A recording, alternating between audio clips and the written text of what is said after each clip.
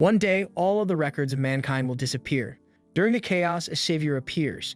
An unknown system called Zeus appears and creates the VR game Olympus. You can bring the items from the game into reality, and the game maintains modern civilization. However, the boundary between the game and reality soon breaks. Reality did blossom into a brilliant civilization, but it created a social class system that depends on your game rankings and wealth. It became a world where the poor struggled to be rich.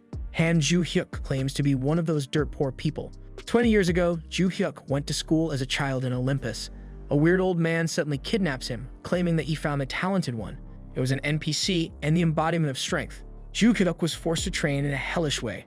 10 years pass by and Ju-hyuk hears about the level 89 top ranker. The old man claims someone below level 99 is not a ranker. The old man claims Ju-hyuk should trust him because there are some things that cannot be revealed. He claims he will make Ju-hyuk the strongest. However, Ju-hyuk doesn't have money or items. The old man claims that level and stats are everything. Many winters and springs have passed and the old man claims he doesn't have anything to teach the 26-year-old Ju-hyuk anymore. Ju-hyuk, the old man, dies fast. He is still jobless in reality and all he did was go through hellish training for 20 years. Ju-hyuk tries to act like a filial son to the old man and expects a quest from the NPC. Claiming that Ju-hyuk is his successor, the old man gives him a map. Ju-hyuk thanks his master with all his heart and bows down. The old man laughs, saying that the world will soon kneel in front of Ju-hyuk. When Ju-hyuk stood up, the old man had already died. Feeling relieved that 20 years of hell are over, Ju-hyuk checks his status window. His stats are all maxed out except for luck. Ju-hyuk tries to leave the place where he has been secluded for 20 years, but the system announces an error. It detected Ju-hyuk's abnormal leveling method. Zeus resets his level. Ju-hyuk can only cry as his level reaches 0. Disheartened, Ju-hyuk checks his status again. He is surprised to see that his stats are still the same. Despite having restrictions, Ju-hyuk can easily level up with these stats. Feeling hopeful, Ju-hyuk leaves for the starting village of beginners. This is now the true beginning of his life. Ju-hyuk arrives at Urkus. He is happy to be back after 20 long years. He immediately heads out to the hunting grounds, but a guard stops him for being low-leveled. The guard doubts that Ju-hyuk can kill a fanged rabbit. Ju-hyuk ignores the guard and moves forward. Ju-hyuk suddenly gets a quest to relieve the guard's anxiety towards him. The guard notices Ju-hyuk waving at him. He panics as he sees the fanged rabbit attack Ju-hyuk. Ju-hyuk notices it and defeats the monster in one hit. He continues killing more rabbits that are attacking him. The guard is speechless. He is surprised to see a strong level 1 player. Just then, a wild boar appears and charges at them. Ju-hyuk tells the guard not to worry and kills the boar in one punch. Ju-hyuk levels up and completes the quest. He is surprised to get tons of gold right away. He notices that he can't invest in his stats anymore because they are already maxed out. At least his stats are the same as those of a level 99 player, so Ju-hyuk won't have any problems at all. Ju-hyuk thinks things will be smooth sailing for him. However, he gets marked as a murderer. Ju-hyuk got mistaken for a wanted person, and NPCs keep trying to kill him. He reflexively countered a surprise attack and killed an NPC. He ends up getting a chaotic penalty. Soon after, players also started going for him. You can become a hero if you kill a chaotic user. Ju-hyuk gets cornered and he doesn't have a choice but to fight back in order to live. At least he gets to level up thanks to them. Weeks later, Ju-hyuk fully accepted his situation and planned to hide for a year. He stops pursuing his goal of becoming a hero and lives as a bad guy instead. He wonders if this scenario was created by Zeus for him. Just when he had a lot of questions in mind, Ju-hyuk meets a group of people bowing to him. They call him the successor of the absolute ruler. Ju-hyuk gets an SS rank quest. In the long history of Olympus, only 3 SSS ranked quests have been recorded. It is a scenario at the national level. Ju-hyuk realizes that he has gotten himself caught in a bigger story than Zeus had prepared for him. Ju-hyuk gets to read a long story related to the quest. He finds out that his master is actually a descendant of Shaltera, a person feared by heroes. He also discovers that there is a huge penalty if he doesn't get recognized as the absolute ruler. He gets the benefit of commanding the Sky Devil Elders. He asks the people in front of him if they are the Elders. Taking the mantle of his master, he asks them to lead the way. Ju-hyuk soon finds out that the experience gained by Elders will be transferred to him. He then tells Luxo, the first Elder, that he currently has restrictions and can't use the skills learned from the Master. The Elders knew about it, but Ju-hyuk promised to lead them all the way. He got more loyalty than expected. Back to reality, Sia, Ju-hyuk's sister, tells him about the recent serial killer, Getrak. Ju-hyuk hopes she's not talking about him. Sia describes Getrak with dual-wield pistols and around level 40. Ju-hyuk is shocked that the guild will only give her a small share when they catch Getrak. Sia wonders why Ju-hyuk has looked tired lately. It is because of his negative luck. Ju-hyuk logs back into Olympus. Getrak suddenly appears, mad that Ju-hyuk is impersonating him. Ju-hyuk is worried about the gap in equipment, but he won't fight alone. He calls Luxo and orders him to kill Getrak. Getrak confidently pulls up his pistols. Luxo disappears from his sight, and his point of view starts to shift sideways. Getrak gets easily beheaded in one strike. Ju-hyuk is surprised as he didn't see anything at all. Luxo presents Getrak's head, and Ju-hyuk gets a level up and a head worth 100 million gold. Ju-hyuk tries to abuse the system and orders the elders to wipe out everything in the place for him.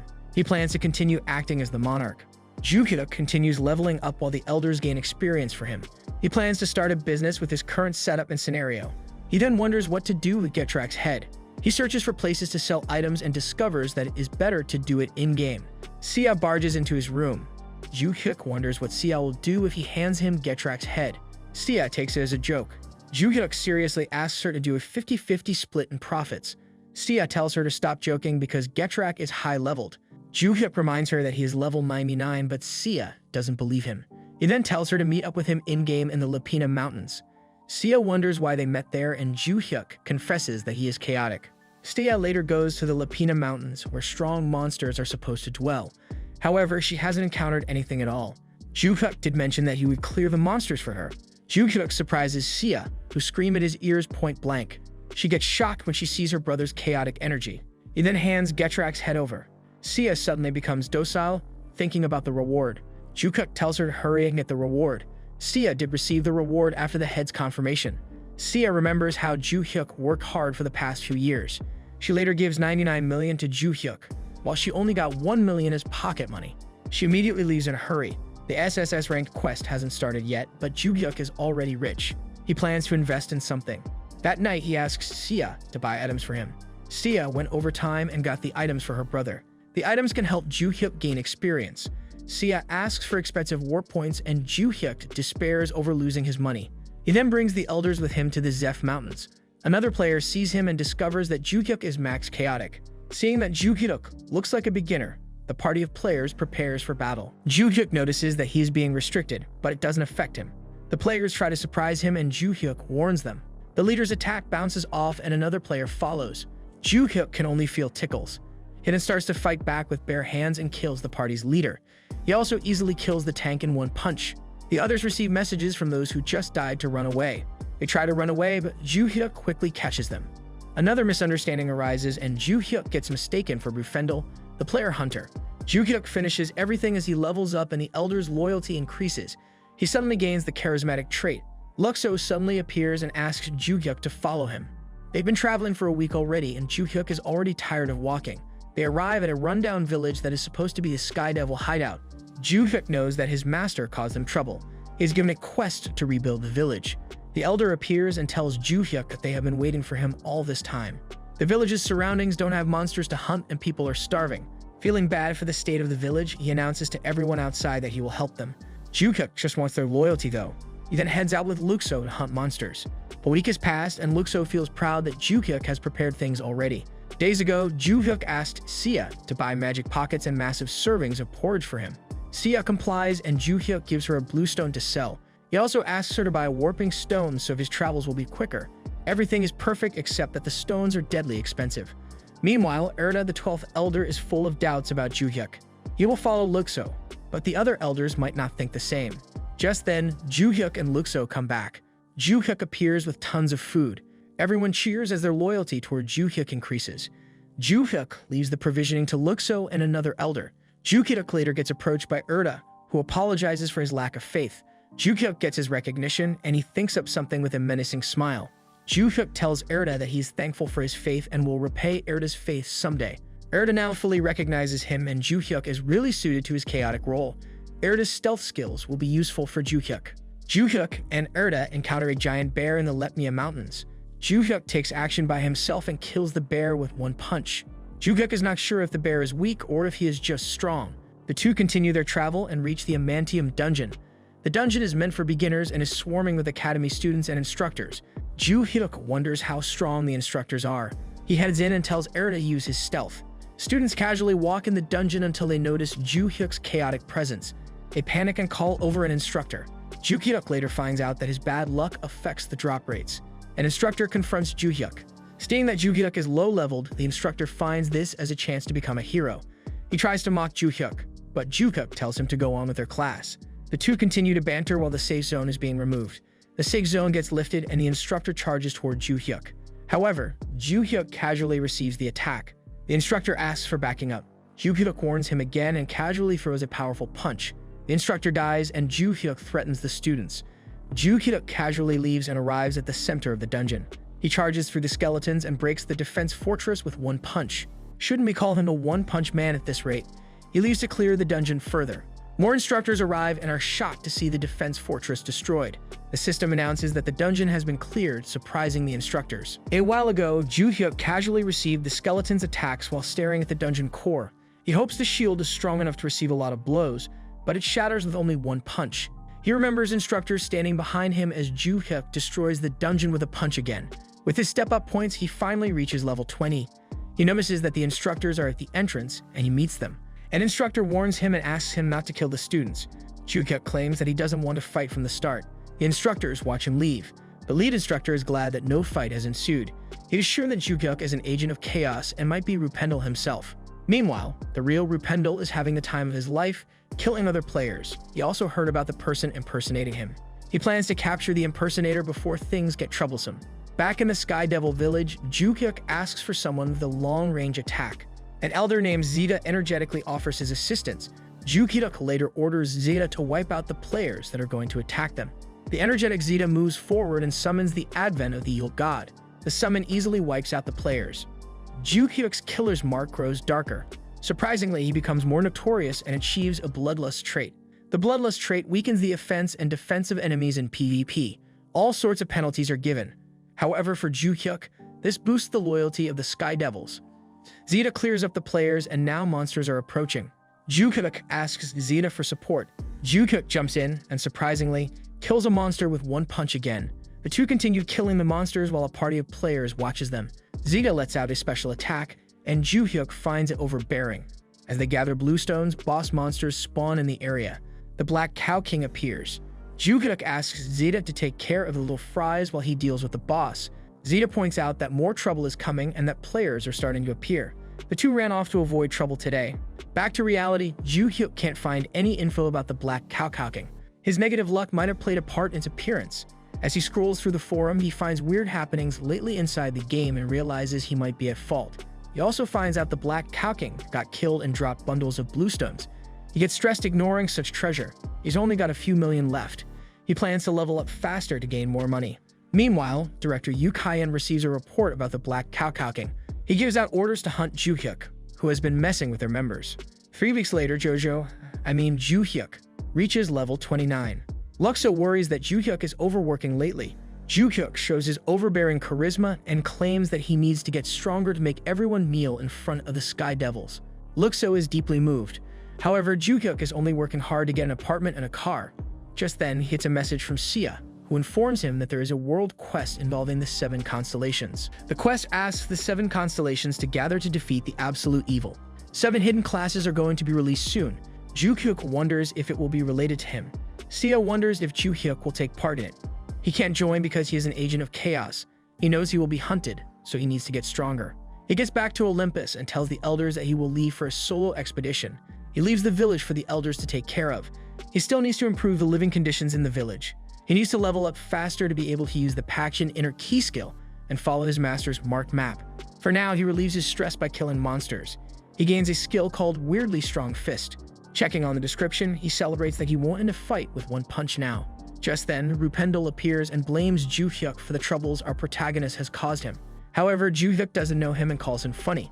Rupendel snaps at Jukuk and gets mad for being impersonated. Rupendel keeps complaining while Jukuk is dumbfounded. Jukuk asks for a match and Rupendel angrily attacks him. Jukuk is disappointed that the infamous Death Nail only decreases his HP by 3%.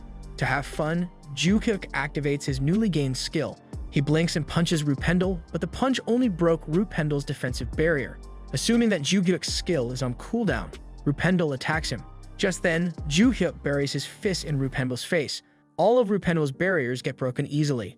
Rupendel gets pissed off and activates his sure-killing skill, Heart Attack. Jukuk gets excited and turns off his skills. Rupendel sees that Jukuk doesn't have his skill anymore and attacks him. The two clash with their attacks. Rupendel can't believe Jukuk didn't die. Ju-hyuk looks disappointedly at Rupendel's corpse. He comments on how weak Rupendel is despite being highly leveled. Both find it weird that Rupendel didn't drop any items. Ju-hyuk discovers that he broke everything. He ignores it and leaves. Rupendel swears to make Ju-hyuk pay for this humiliation. Just then, Rupendel's soul gets restricted. A person appears and laughs at how he comes across a high-quality corpse. Rupendel becomes enslaved and restricted by the strange person. Rupendel thinks the person is a necromancer, hidden class. Rupendel then suggests getting Ju-hyuk too with his help. Back to reality, Ju-hyuk and Sia celebrate at McDonald's with Sia's favorite burgers. Sia wonders if there is a catch and Ju-hyuk suddenly gets serious. He states that he is having a hard time getting drops, so he asks Sia to create a startup with him. Sia calls him crazy. She worries about the stagnating market and her upcoming promotion in the union. She tries to hear out her brother first. Meanwhile, Yuk-hyeon hears that Ju-hyuk won't harm them as long as they don't bother him. They also record a fight between Ju-hyuk and Rupendel. They assume that Ju-hyuk has a martial arts-related hidden class. Yuk-hyeon also reports that they receive a rare quest to capture someone called Ramtadian. They wonder if Ramtadian and Ju-hyuk are the same person. Yuk-hyeon asks the leader for 30 men to participate in hunting the Chaos-aligned agent. The leader also agrees to the huge amount of funding. The bounty is huge and they can get a huge share. The leader doesn't care who dies as long as he gets the money. Ju-hyuk and Sia meet in-game. Sia brought spell books and worries that his brother will reset his character. However, for Ju-hyuk, he can learn them because he is still jobless. He doesn't want to stay as the Korean Saitama. Sia freaks out knowing her brother is jobless, and she even quits her job to join him. Ju-hyuk thanks her because they are making history. Ju-hyuk tests his healing spell on Sia, and her little sister can't believe how effective it is. Ju-hyuk gives Sia buffs and tells her to fight the giant bear, which usually needs a full party to kill it. Sia kills it in a few minutes and she finds it insane. They also buy bluestone that they can sell for full price because they are unaffiliated. They then move out to gain levels. In the dark wilderness, Ju-hyuk casually aggroes a horde of monsters like Sia, who is casting a spell. Sia lets out the massive spell, which kills the monster horde. More bluestones drop and Sia can feel the money coming in. However, players are still attacking Ju-hyuk.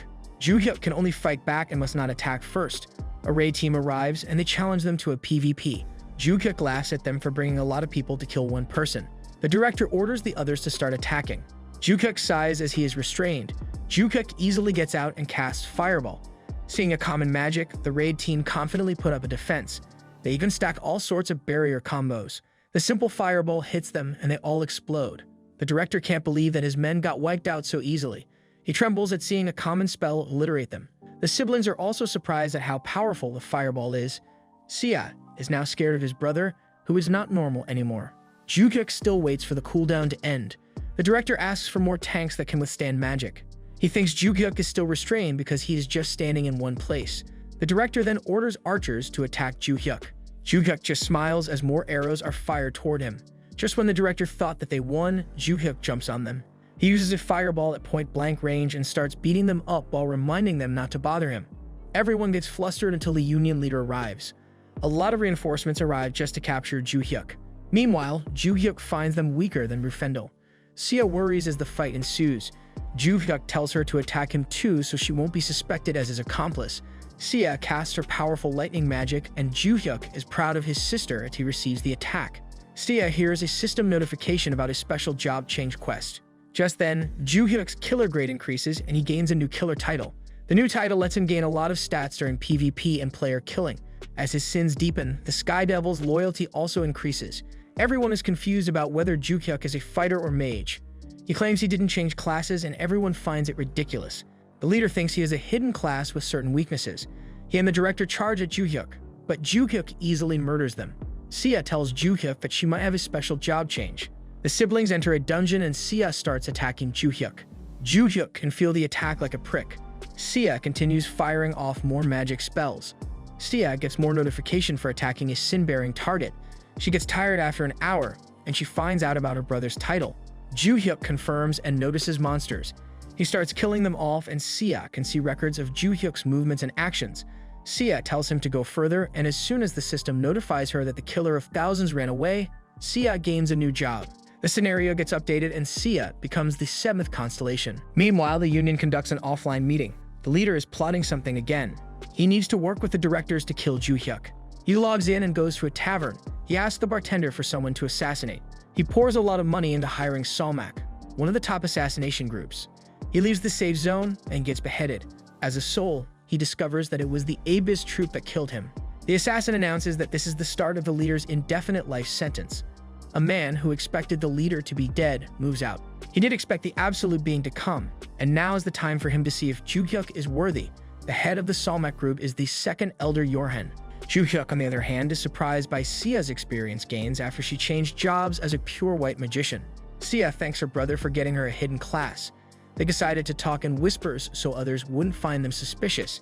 Simply hitting Ju-hyuk made Sia a platinum rank hero. Ju-hyuk tells her to be careful when hitting him. However, the sister is excited to kill her brother instead. She expects some sort of killing reward. Sia promises to share the reward. Ju-hyuk agrees, but it must be in a situation where he needs to die. Days later, the siblings clear a dungeon together.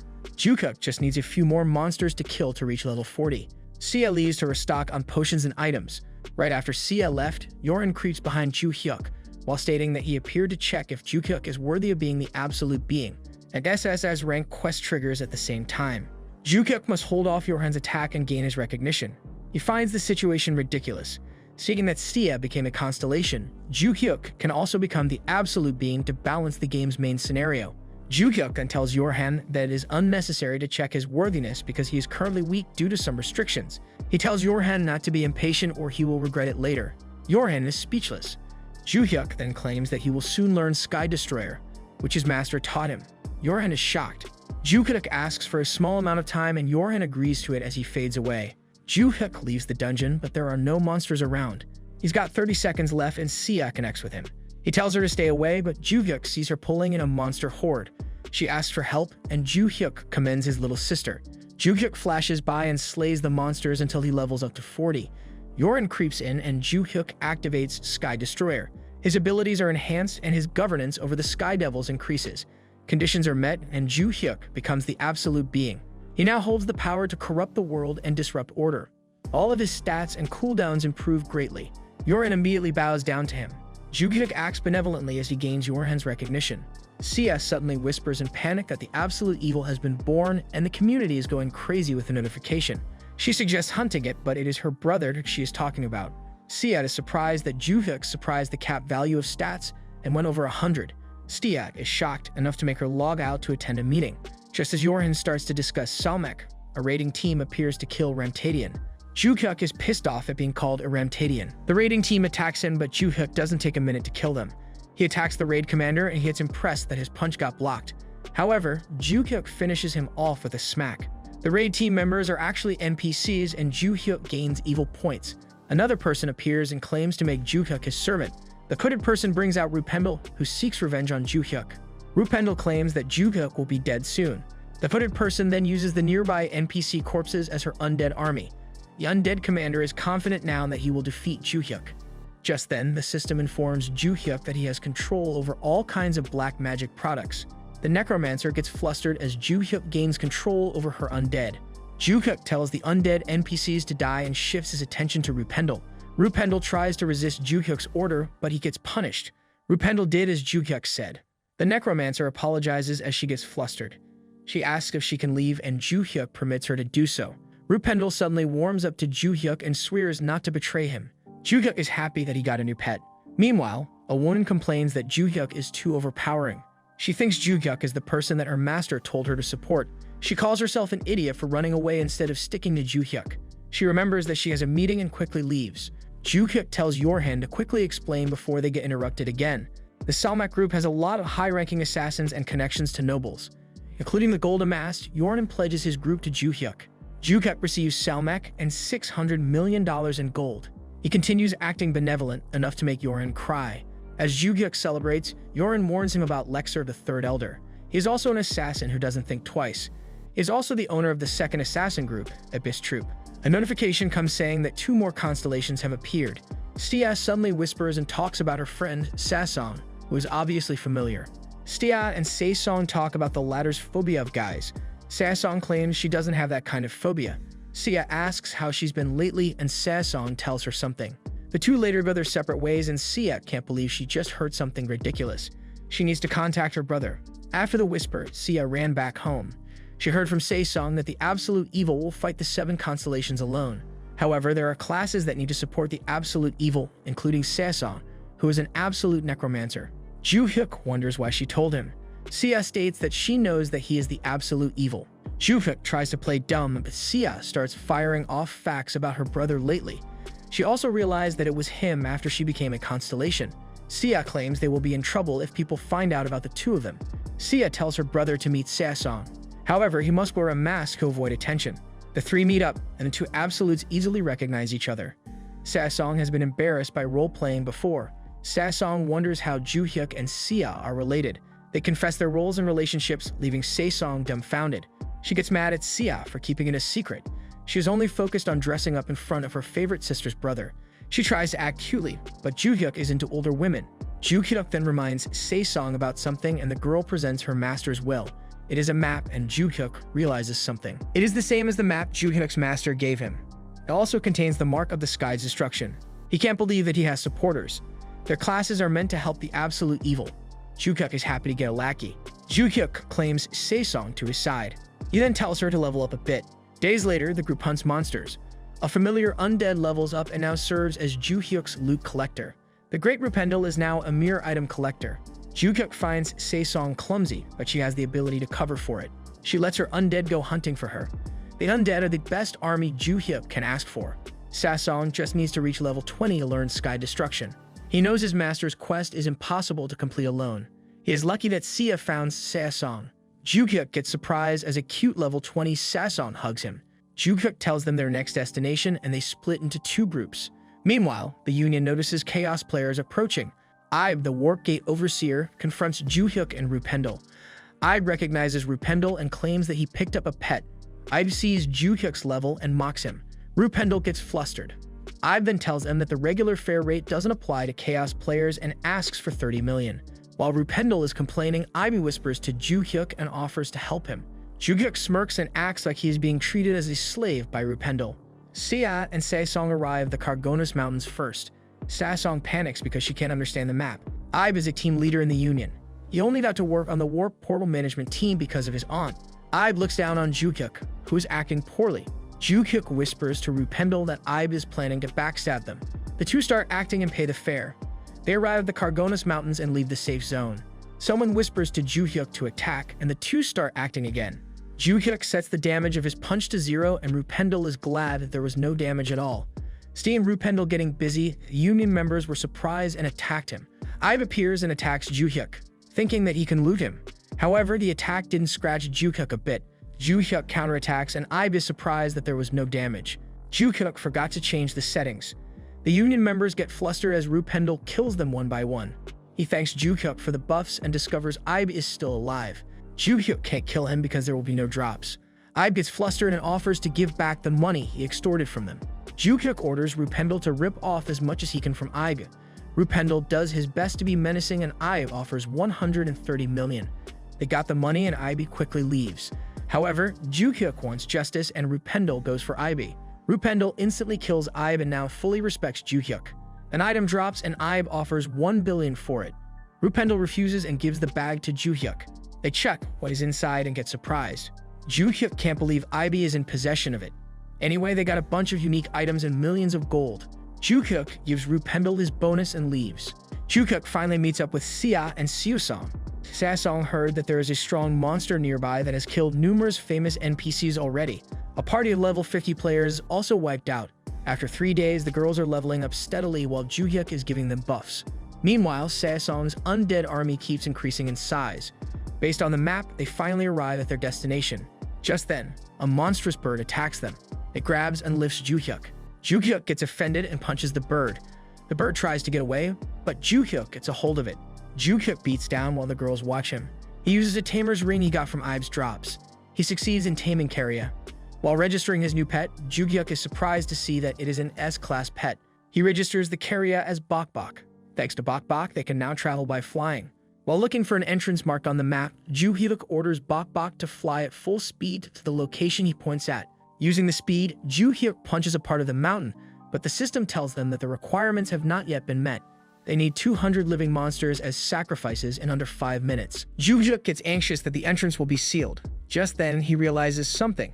He asks the girls if Se-song's undead army is over 200 strong. However, Se-song feels bad about sacrificing her kids. Ju-hyuk tells her not to sympathize with them, and Sia just witnessed the first time she saw Se-song pout. Ju-hyuk reminds her that this is their first step toward being above others. Se-song hesitates. Ju-hyuk knows there is a side effect of her job class, and he reminds her once again about their goal. Se-song complies, and she sacrifices her 200 undead. She screams in pain as a side effect, and Ju-hyuk does his best to heal her. The system recognizes Se-song's decision and grants her a stat increase and rewards. The group later gets inside the underground cave, and they discover it is the inheritance of Kelt. Kelt is Ju-hyuk's master. The system checks for requirements. The absolute evil must defeat the 7 constellations or get strong helpers. The 3 helpers must give their consent or Ju-hyuk's account will be deleted. Ju-hyuk just realized that the 20 years of training are meant for this, and he can't escape it. Sia, Se-song, and the pet give their consent. The trial gate opens, and the group enters with confirmation. Meanwhile, Ivy, or Byung-gun in real life, it's a warning from his higher-ups. He just found out that Ju-hyuk was a Ramtadian. Ivy has already posted a subjugation quest to hunt down Ju-hyuk. Just then, someone calls him and claims to have become a constellation. Kang Moo-suk swears to avenge Ivy. Ju-hyuk enters the trials and notices that he is alone. He immediately faces a giant crow and defeats it in an instant. Remembers fighting it as a child. Kelt really plans to make Ju-hyuk the ultimate embodiment of evil. He levels up and reaches level 50. Meanwhile, Sia levels up and her magic spells rank also increases. Marina also leveled up and got more undead for her army. She feels happy seeing her undead evolve. Bok Bok, on the other hand, enjoys feasting on the bluestone drops. All of them clear the gate trials at the same time to meet up again. They all gain 10 levels. The system announces the start of the main gate trials. Ju-hyuk tries to warn them to be careful, but Kelt's voice interrupts him. Kelt congratulates him for being the absolute evil. They get surprised by Kelt's hologram. He keeps rambling about his teachings. He then asks Ju-hyuk to lead the Sky Devils to prosperity. The main quest suddenly is updated. The scale gets higher, and Ju-hyuk needs to create the world of the Sky Devil. Kelt also mentions someone who can control the dead and who will help him. Kelt's hologram fades away as he says goodbye. The quest is to find the absolute necromancer. But wait, Se-song is the absolute necromancer. They surprisingly complete the Kelt's legacy. Ju-hyuk is glad that he met Se-song early on. Ju-hyuk receives nice rewards related to his evilness. Sia freaks out seeing a red, and Ju-hyuk tells her to keep it. Meanwhile, Se-song receives unlimited mana as a skill. Sia congratulates her and invites her for a meal in reality to celebrate. Ju-hyuk can't believe Se-song received a cheat skill. Just then, Bok Bok evolves as a reward. Ju-hyuk uses his evil points to strengthen the skill Destruction. Destruction turns into true destruction, and it activates its effects. Outside the cave, Ibe looks for Ju-hyuk. The first constellation Moo-seok accompanies Ibe for his revenge. They also brought in an army of players. Just then, they notice an ominous portal on a cliffside. Ju-hyuk's group comes out of it, and everyone immediately recognizes the evilness coming from Ju-hyuk. For clearing Kelt's legacy, another reward that Ju-hyuk received is that his stats increase once again. The others congratulate Ju-hyuk, because the higher your level is, the harder it is to increase one's stat points. Since the quest Kelt's legacy is now clear, the dungeon starts disappearing, and they are notified that their accounts would be deleted if they don't escape within the allotted time. Ju-hyuk curses his master one last time for leaving such a trap, and they escape by riding Bok Bok. They were about to leave when they noticed the army of players below them. Ju-hyuk realized that they must still think that he's Ramtadian and is there to hunt him down. One of the players suddenly blasts off into the sky in a sea of fire to confront Ju-hyuk. Ju-hyuk and his friends are contemplating whether they should just run away when the flying player abruptly calls out to them. It was the first constellation, Kang Moo-suk. Kang Moo-suk commends Ju-hyuk for surviving until then, but warns him that he will now meet his end. Below them, the other players start streaming the fight since it was the first time they saw players flying around. Moo-suk was glad to see this because he wants to take this chance to improve his reputation by defeating Ju-hyuk. He summons his flaming sword and asks Ju-hyuk to surrender. If he manages to subdue the absolute evil, then their group Nova or Shinsong would be considered the strongest alliance in the world. Moo-suk's flame makes Bok Bok panic, and he grabs Moo-suk with his talons and throws him into the cliffside. The watching players are disappointed upon seeing Moo-suk getting manhandled by someone's pet. Ju-hyuk then approaches Moo-suk and tells him that they could not just fight. However, Moo-suk gets insulted by his offer. He changes his plans from capturing Ju-hyuk to murdering him. Moo-suk releases his full strength and activates his flare armor, wrapping him in flames. The girls ask Ju-hyuk if he needs help, but Ju-hyuk tells them to remain hidden in their cloaks. They could be tracked if people saw their behavior patterns, manner of speech, and other small habits. This would be especially dangerous for C, who's now the 7th constellation. Meanwhile, Ju-hyuk faces Musuk, completely unafraid despite facing an alliance director. He wonders if he should murder Musuk even though this would make the Nova Alliance his enemy. However, he decides to murder him because he would confront them in the future anyway. After all, he is the absolute evil.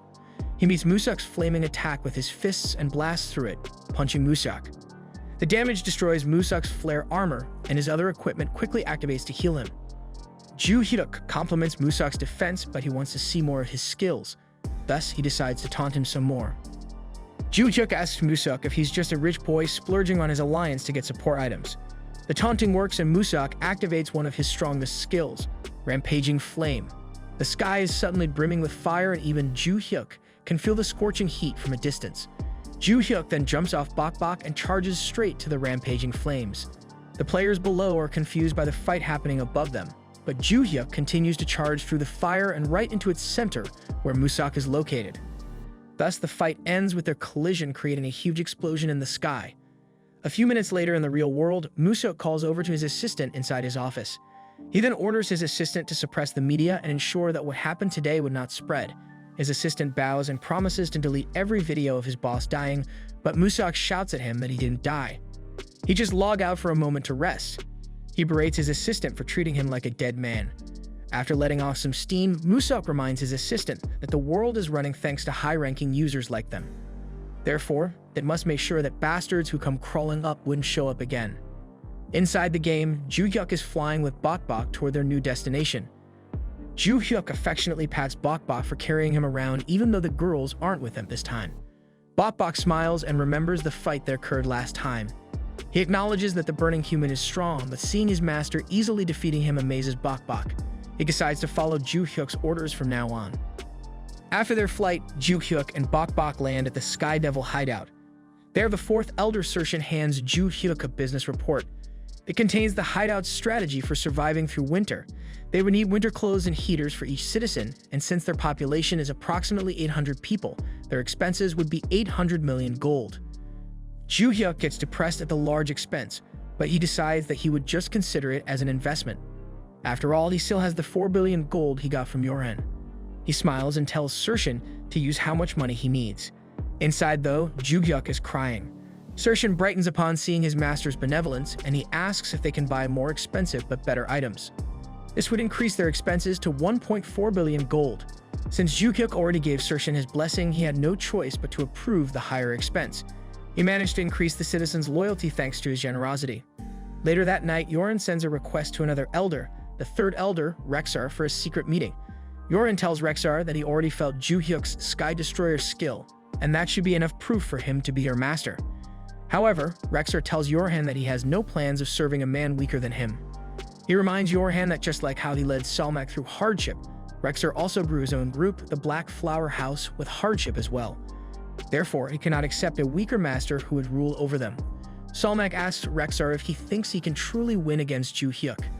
Despite Ju-hyuk still under some restriction, Yoren had noticed just the other day when Ju-hyuk returned from his expedition that Ju-hyuk is getting even stronger. Now, he doesn't believe anymore that Ju-hyuk would lose even if he fought with the elders. Yoren also tells Rexar that Ju-hyuk decided to supply winter clothes and tools for the citizens. Rexar points out to Yorhan that this would drain Salmak's funds, but Yoren confesses that this just made him see Ju-hyuk's great potential even more. He even tells Rexar that Ju-hyuk already has a plan to get more funds. In the real world, news about Nova Alliance's successful monster regeneration project spread all over the internet. This would mean that if Shinshin managed to get it commercialized, then dungeons or hunting grounds would become obsolete. Steve points out to Ju-hyuk that this news might be conveniently released to bury the news about Ju-hyuk defeating the 1st constellation. However, Ju-hyuk tells Sia that he doesn't care about that. Instead, he advises Sia to hide her identity and use her connections with the other constellations well. Sia asks him where their next destination will be, and Ju-hyuk answers that it will be the river flowing to the sky. Sia reminds Ju-hyuk that river flowing to the sky is currently the exclusive hunting grounds of the Nova Alliance. They are using them to gather red stones for their research, so why would Ju-hyuk head there now? Ju-hyuk admits that that is exactly the reason why they are going there. The river flowing to the sky is the only place where the high-level boss monsters Big-Eared Elephant, Water Gun Hippopotamus, and Two-Headed Crocodile appear. Because of these monsters, many Alliance members have been stationed there to ensure a reliable supply of their red stones. As such, he decides to take along the 6th Elder Zeta, who specializes in AoE damage, to accompany him. Ju-hyuk also decided that he won't be boasting to the world about him being the absolute evil, but he won't necessarily be hiding it either. At the warp crystal going to the river flowing to the sky, Ju-hyuk instructs Zeta to go invisible and follow him while he meets up with the other players. Sia, Sejong, and Rendel excitedly greet him. Rendel informs him that his undead status would go away soon, but he still wants to serve Ju-hyuk. Ju-hyuk wonders if he should accept Rendel's offer when he wants freedom just a few days before, but he decides to acknowledge Rendel's enthusiasm. Rendel then asks the girls to make him undead once again. With a quick lightning bolt from Sia, Rendel dies and Sejong revives him into an undead while shackling him this time to Ju-hyuk. Rendel is ecstatic upon learning that his status is now much higher than before. Thanks to Kelt's legacy, both Sejong and Ju-hyuk's skills leveled up, resulting in Rendel now being much stronger than his previous self. Ju-hyuk then tells them the plan for their excursion to the river flowing to the sky. They will split into 2 groups, the girls and the boys. Then the boys will warp through first, followed by Marion. Sia, being the 7th constellation, needs to be more careful, so she will only come over when Ju-hyuk ensures that the other side is safe. It was a normal day for the guards in the Nova Alliance's warp gate when they suddenly detected a full Chaos character approaching. They panic when they recognize this newcomer as Rantadian and quickly inform their HQ. However, to their surprise, HQ orders them to amicably let Ju-hyuk pass. Ju-hyuk wonders why they are letting them pass, but he, Rendel, and Bok nonchalantly walk past the guards and enter the warp. It was quiet on the other side of the warp gate, so they decided to wait for the others to catch up. But suddenly, a huge barrage of magic spells came hurtling down at them. Thankfully, Ju-hyuk smiled since he predicted the obvious ambush from the very beginning. Rendel casts protection spells to block the magic barrage while Ju-hyuk buffs him. Rendel remarks that the area might be too big for him to block all attacks, but Ju-hyuk assures him he can use protection magic too. Behind them, the warp gate activates again as Sejong passes through the portal. She has no idea that a magic barrage is currently ongoing. She's right on target. The battlefield is filled with debris and smoke as the Nova Alliance stops their attack. The leader of the attack, Nova Director Flaming Noodle Soup, is confident that no one could have survived that onslaught. But suddenly, a bird flew out of the smoke and into the sky. It was Bok with Ju-hyuk, Rendel, and Sejong on his back. Ju-hyuk asks everyone if they're okay, prompting Sejong to touch his shoulder and recall how he had saved her from getting burned. She was fine thanks to Ju-hyuk, so she asked him to let her join the fight this time. The 3 players jump down from Bok's back while the Nova Alliance prepares themselves for a fight. One big player comments how Ju-hyuk and his friends were able to withstand their attack, which means they have high defense. Thus, their attack should be low. He volunteers to stand in front of their group and serve as the tank, while the others attack from behind. Meanwhile, Rendel prepares his camera to record the upcoming fight. The big player comes forth and tells them to surrender. Armed with a huge battle axe and a great shield, he is one of Nova's directors, Han Axe. Han Axe tells Ju-hyuk that if he apologizes to Musuk, then he would ensure that Ju-hyuk would not get the death sentence.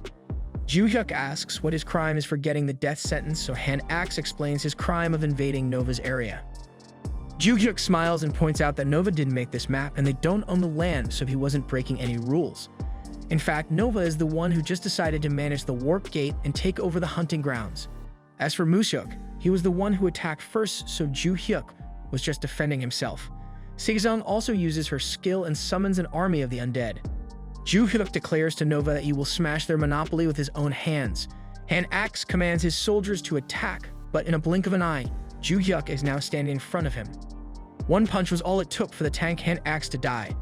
Ju-hyuk then orders their undead army to attack, and the 2 forces collide. The other director, Flaming Noodle Soup, is baffled by Han Axe's death. Not only that, but the number of undead enemies doesn't also seem to go down. He couldn't believe that the rookie necromancer, who was famous in the community forums, was on the absolute evil side. He realizes that the necromancer must be running out of mana by now and orders his subordinates to charge. Ju-hyuk instructs Sejong to pull back along with her undead as he faces off with the charging players. He then activates his skill, 100 slashes, and slices at the enemy. Director Flaming Noodle Soup orders his tanks to block the attack, but surprisingly, Ju-hyuk's slice goes through all of them, destroying everyone in one hit. Ju-hyuk earns more evil points for murdering a heroic ranked player. A notification window appears before Ju-hyuk, informing him that he can spend the absolute evil points to remove the unfair elements in his body for a short time. In the real world, the directors of Nova are having a meeting. They cannot forgive Ju-hyuk for wreaking havoc at their monopolized hunting grounds. To add insult to injury, videos of it are also being uploaded on the web, further disgracing their organization's name. Thus, they decide to send the Semi-Alliance head to join in the fight. Back at River Flowing to the Sky, Sejong casts her undead spell on the corpses littering the battlefield. The defeated Flaming Noodle Soup slowly rises again and can feel the command for him to eliminate his allies. Flaming Noodle Suit screams in pain as he tries to resist the command. Ju-hyuk then releases him from his misery and murders him, allowing him to take the red stones Flaming Noodle Soup dropped from dying. Ju-hyuk is curious about what unfair elements the notification window earlier is talking about, so he uses his evil points to temporarily get rid of them. This turns out to be his negative luck, and for the next 3 hours, his luck would finally be positive. A few moments later, Nova's reinforcements arrive. It was the trio of Nova's Semi-Alliance heads, the Three Swords of Nova. Rendel explains to Ju-hyuk who the 3 men are. First, there's Kelt, the bare-chested close-range martial artist who made his name as a max chaotic. Next is Assassin, who is known to have a hidden class associated with the blade. And lastly, the armored player named Rufin, who specializes in defense. Kelt speaks up and tells Ju-hyuk that if he surrenders quietly, then they won't exterminate him. But since they cannot just stay still, they will attack. Kelt then walks toward Ju-hyuk and suddenly charges with his skill Lion Fist. However, Ju-hyuk was unfazed and managed to catch Kelt's fist. He then responds with his own punch, blasting Kelt back. Everyone was stunned at the sudden development, and Rufin realizes that Ju-hyuk might be stronger than what their intel said. Meanwhile, Ju-hyuk acknowledges Kelt's strength since he was the first person to survive getting hit by him. He instructs Rendel to step back and record the whole thing. Rufin tells Ju-hyuk that they acknowledge his strength, so they want to negotiate. If Ju-hyuk joins Nova, then they will give him the right to hunt in their hunting grounds and use all the Alliance's warp stones freely. They will also pay him 100 million won a year. Ju-hyuk replies that Rufin is just monopolizing the hunting grounds and warps as they please, and he already promised earlier that he would destroy their monopoly. If he was an ordinary player, they would never have offered such good conditions. Even now, low-ranking players are crawling beneath the Alliance just to have permission to enter a hunting ground or warp that they're controlling. Ju-hyuk's speech is also being broadcasted through the internet by Rendel. People comment about how stupid Ju-hyuk is for rejecting such a gracious offer, but they also hate Nova for monopolizing everything. The 3 players recognize that Ju-hyuk would never accept their offer, and they charge at Ju-hyuk. Ju-hyuk uses his slash at the approaching enemy, and Kelt was easily sliced apart, murdering him. From up in the trees, Assassin observed that he would never be able to get to Ju-hyuk. Thus, he decides to attack his teammates instead, more specifically the girl Necromancer. Her ability means that she must be an important strategic partner for Ju-hyuk, and since she's a Necromancer, her close-range combat must be weak. Assassin leaps from his spot and falls towards Sejong in the hopes of taking her hostage. However, Yornan suddenly appears behind Assassin and murders him. The only leader left is Rufin, and he has no idea what to do. He recognizes Yorhan as the leader of Salmek, but he has no idea why their leader is here. He has never revealed himself until now, so why would he have a relationship with the max chaotic Ju-hyuk? Meanwhile, Yornan continues to assassinate Rufin's soldiers. Sita also appears and casts his spell Advent of Diva, summoning a huge devil which he ordered to attack Rufin. Yorhan apologizes to Ju-hyuk for suddenly attacking without permission. Ju-hyuk also receives another communication from Rufin asking for one more chance to negotiate. He confesses that he was blind not to see Ju-hyuk's power and for offering only a measly 100 million. He promises to give him the best treatment the Alliance can offer if Ju-hyuk accepts their condition. Ju-hyuk rejects his offer once more, but this time he punches Rufin to death. After the battle, Rendel collects all the dropped items from the defeated Nova soldiers. Meanwhile, Ju-hyuk introduces Sejong to his followers, the Sky Devil Elders. Ju-hyuk was about to count the gold Rendel collected when an ominous feeling suddenly washed over him. He quickly orders Rendel and Marian to get on Bok and retreat while he faces this new threat. In the distance, something was making its appearance. The unexpected quest Boss Monster Raid has been created. The game announces that the descent of the Absolute Evil on the land has been confirmed. Thus, the Absolute Evil's energy and the Monster Field's energy have met special conditions to summon the legendary boss monsters. The 3 monsters, the big-eared elephant, water-bound hippopotamus, and 2-headed crocodile have now been formed. Up in the air, Sejong's eyes twinkle when she sees the big monsters. She shouts out to Ju-hyuk that he should give the monster's corpses to her after the fight. Meanwhile, Yorin informs Ju-hyuk that Zeta and he would not be enough to defeat the powerful creatures, and since it would be dangerous for Ju-hyuk, who's still under restraint, then they should just retreat and come back later. Ju-hyuk rejects Yoran's plans and instead tells them that he himself would fight. They can just trust and watch him. The announcement earlier mentioned that the boss monster's appearance was due to the energy of the absolute evil. Then that means that these bosses are event monsters that are adjusted so that Ju-hyuk himself can hunt them. He activates his aura, and as expected, his energy is having a synergy effect on the monsters. Ju-hyuk casts his attack, White Slash, once more and slices at the monsters. Ju-hyuk's attack creates a synergy effect once more and a special condition is met. The boss monsters tremble in fear upon getting hit by Ju-hyuk's attack. Meanwhile, the elders are mesmerized by how quickly their master is growing. Not only did he defeat the Alliance members, but he also subjugated the boss monsters. As for Ju-hyuk, he was granted multiple hidden skills for accomplishing the special condition. He obtained the skills Hidden, Overpower, and Deadly Fist. In the real world, an important meeting is being held at the Nova Alliance corporate building. Supervisor Director Blazing Hot Jampong had just finished reporting all their information about the max chaotic player that invaded their hunting ground. They are ashamed to learn that the attacker was just level 50. The Nova Alliance leader, Kang Moo-hwan, observes that their defeat at the hands of Ju-hyuk had made their status fall. After all, even the 3 semi-alliance heads lost against him. The 3 heads apologize to their boss for getting defeated, but their boss tells them that he doesn't want their apology. They lost because the enemy's powers were beyond what they expected. However, it is regrettable that they didn't learn his enemy in advance and offered negotiation terms that fit his abilities. They recognize that the Max Chaotic is not a standard player since he was so strong despite being just level 50. He is also smart for using social media to gain attention, while the other alliances are also starting to recruit him. And yet, Moo-hwan still orders the extermination of Ju-hyuk. Ju-hyuk is still Max Chaotic, meaning that he defies society at the end of the day. Based on his track record, they also believe that Ju-hyuk might truly be absolute evil, and they will announce this in the media to drive public opinion. No matter how strong Ju-hyuk is, they would have to show him that he can never surpass the majority. In the hunting grounds, Ju-hyuk continues to destroy the 3 boss monsters. As a reward, he obtains more gold and evil points. In addition to this, he also gets 3 black stones. The stones immediately shocked Ju-hyuk, who couldn't believe that he got such a rare item. Among the existing monster stones, the black stone is the highest grade. In fact, in the 200 or so years since Olympus came into operation, the appearance of a black stone is so rare that it only happened thrice in history. Ju-hyuk was still appreciating the 3 stones when 2 guest players suddenly arrived. It was a director from the Great Alliance, Ellen, Blueheart, and the head of the Justice Alliance, Captain. Yorin immediately sneaks behind their backs and orders them to stop. Thankfully, Ju-hyuk orders him to let them go. The 2 players then approach Ju-hyuk to start their negotiations. They have arrived to scout Ju-hyuk out for their own organizations. Blueheart starts the negotiation by offering Ju-hyuk an annual salary of 300 million won, a unique tier set of items, unlimited access to Ellen-operated hunting grounds and warp maps, and the support of their whole organization. After Blueheart, Captain lays out his offer of a 500 million annual salary, as well as a rare item set. As Ju-hyuk thinks over their offers, Blueheart reminds him that it would be difficult for him to survive without the protection of an alliance. After all, he couldn't even use any trading institutions within the Korean peninsula. Ju-hyuk unleashes his aura and tells the 2 recruiters that he doesn't need their trading institutions. He has his own routes to get items and sell them. And as for their salary offers, Ju-hyuk demonstrates how he can easily destroy monsters and obtain their red stones. He then tells them that he can easily earn their offered salary by just hunting monsters. Captain panics and quickly ups their offer.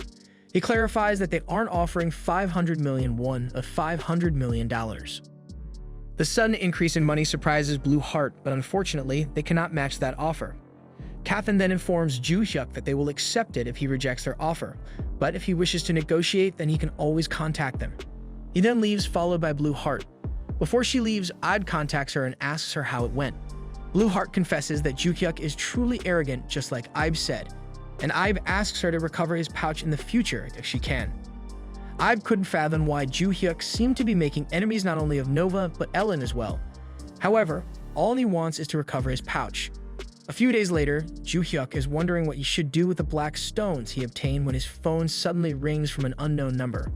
Upon answering, Sezon's voice enthusiastically greets him. It turns out that Sia was with her. and she wants to meet Ju-hyuk in the real world.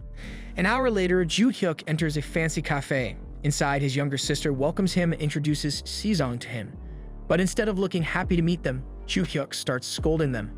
He originally had no intentions of meeting the two girls offline, but after a little consideration, he decides that he needs to warn the two kids at least once.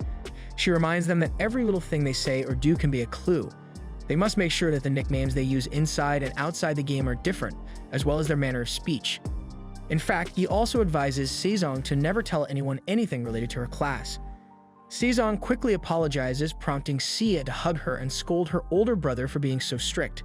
However, Ju-hyuk also scolds her for giving away his numbers so freely. After giving warnings to the two girls, Ju-hyuk leaves. Sia apologizes to Sejong for her brother's behavior and assures her that her brother isn't usually like this. Sejong wanted to meet him because from the moment they met online, she felt very comfortable around him. He also saved her from getting murdered, so she was hoping to thank him.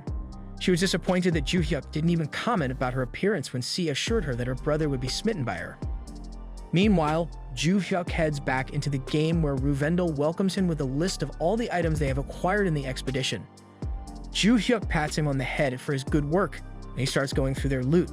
The first thing he sees is the loot they took from Ibe, a video record stone. Ju-hyuk browses its contents and learns that it was video evidence of all the warp and hunting ground exclusive rights that Ibe bought and sold with kickbacks. That would explain why Ibe was willing to pay 1 billion won if he returned the pouch. Ju-hyuk then summons Yorhan and orders him to head to the Great Alliance Ellen. There, he would find a team captain named Ibe, and Ju-hyuk wants Yorhan to assassinate him. When Yorhan asks why, Ju-hyuk replies that he just doesn't like him. He plans to use the new evidence he has to pressure Ellen. In the real world, Ibe is reading through the forums annoyed at how Ju-hyuk is becoming famous after his fight with the Nova Alliance. He smiles when he reads that the Nova Alliance had declared Ju-hyuk as an absolute evil.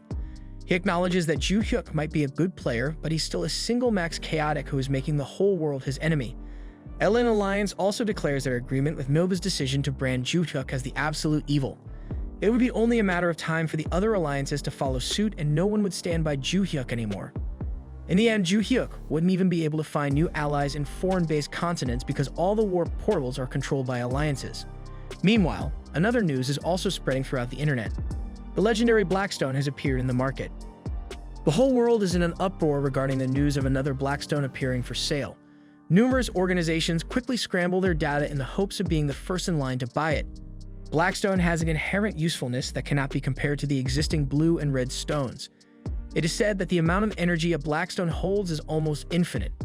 According to the actual results from a research laboratory in the United States, Blackstones may even be able to control natural disasters if used.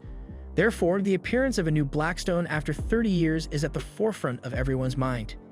In the Nova headquarters, the Nova Alliance leader, Kang Moo-hwan, receives some grave news.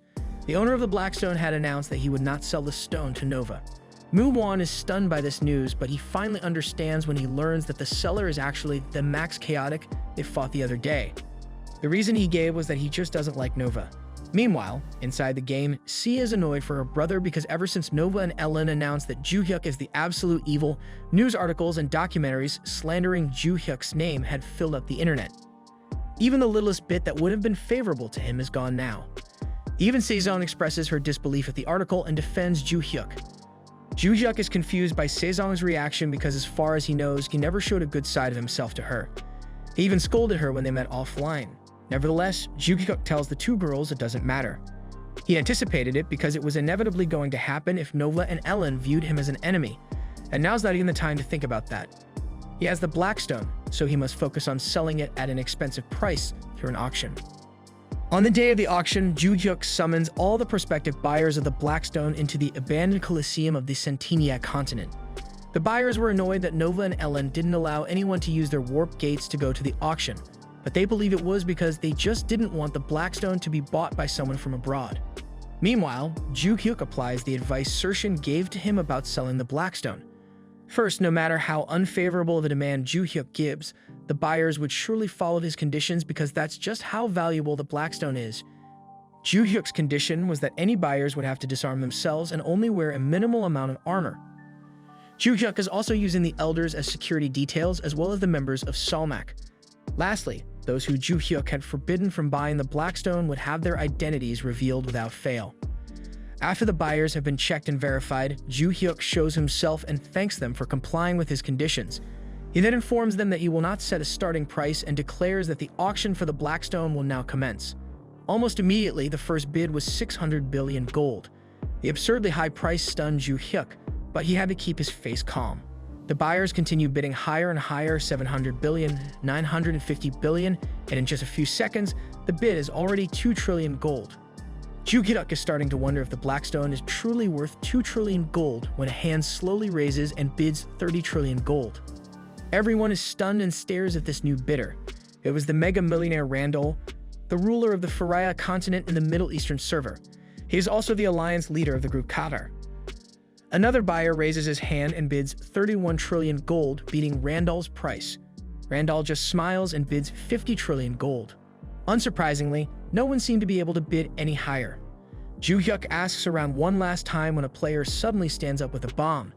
The player yells out that the absolute evil has ordered him to murder everyone there and detonates the bomb, creating a huge explosion in the audience stands.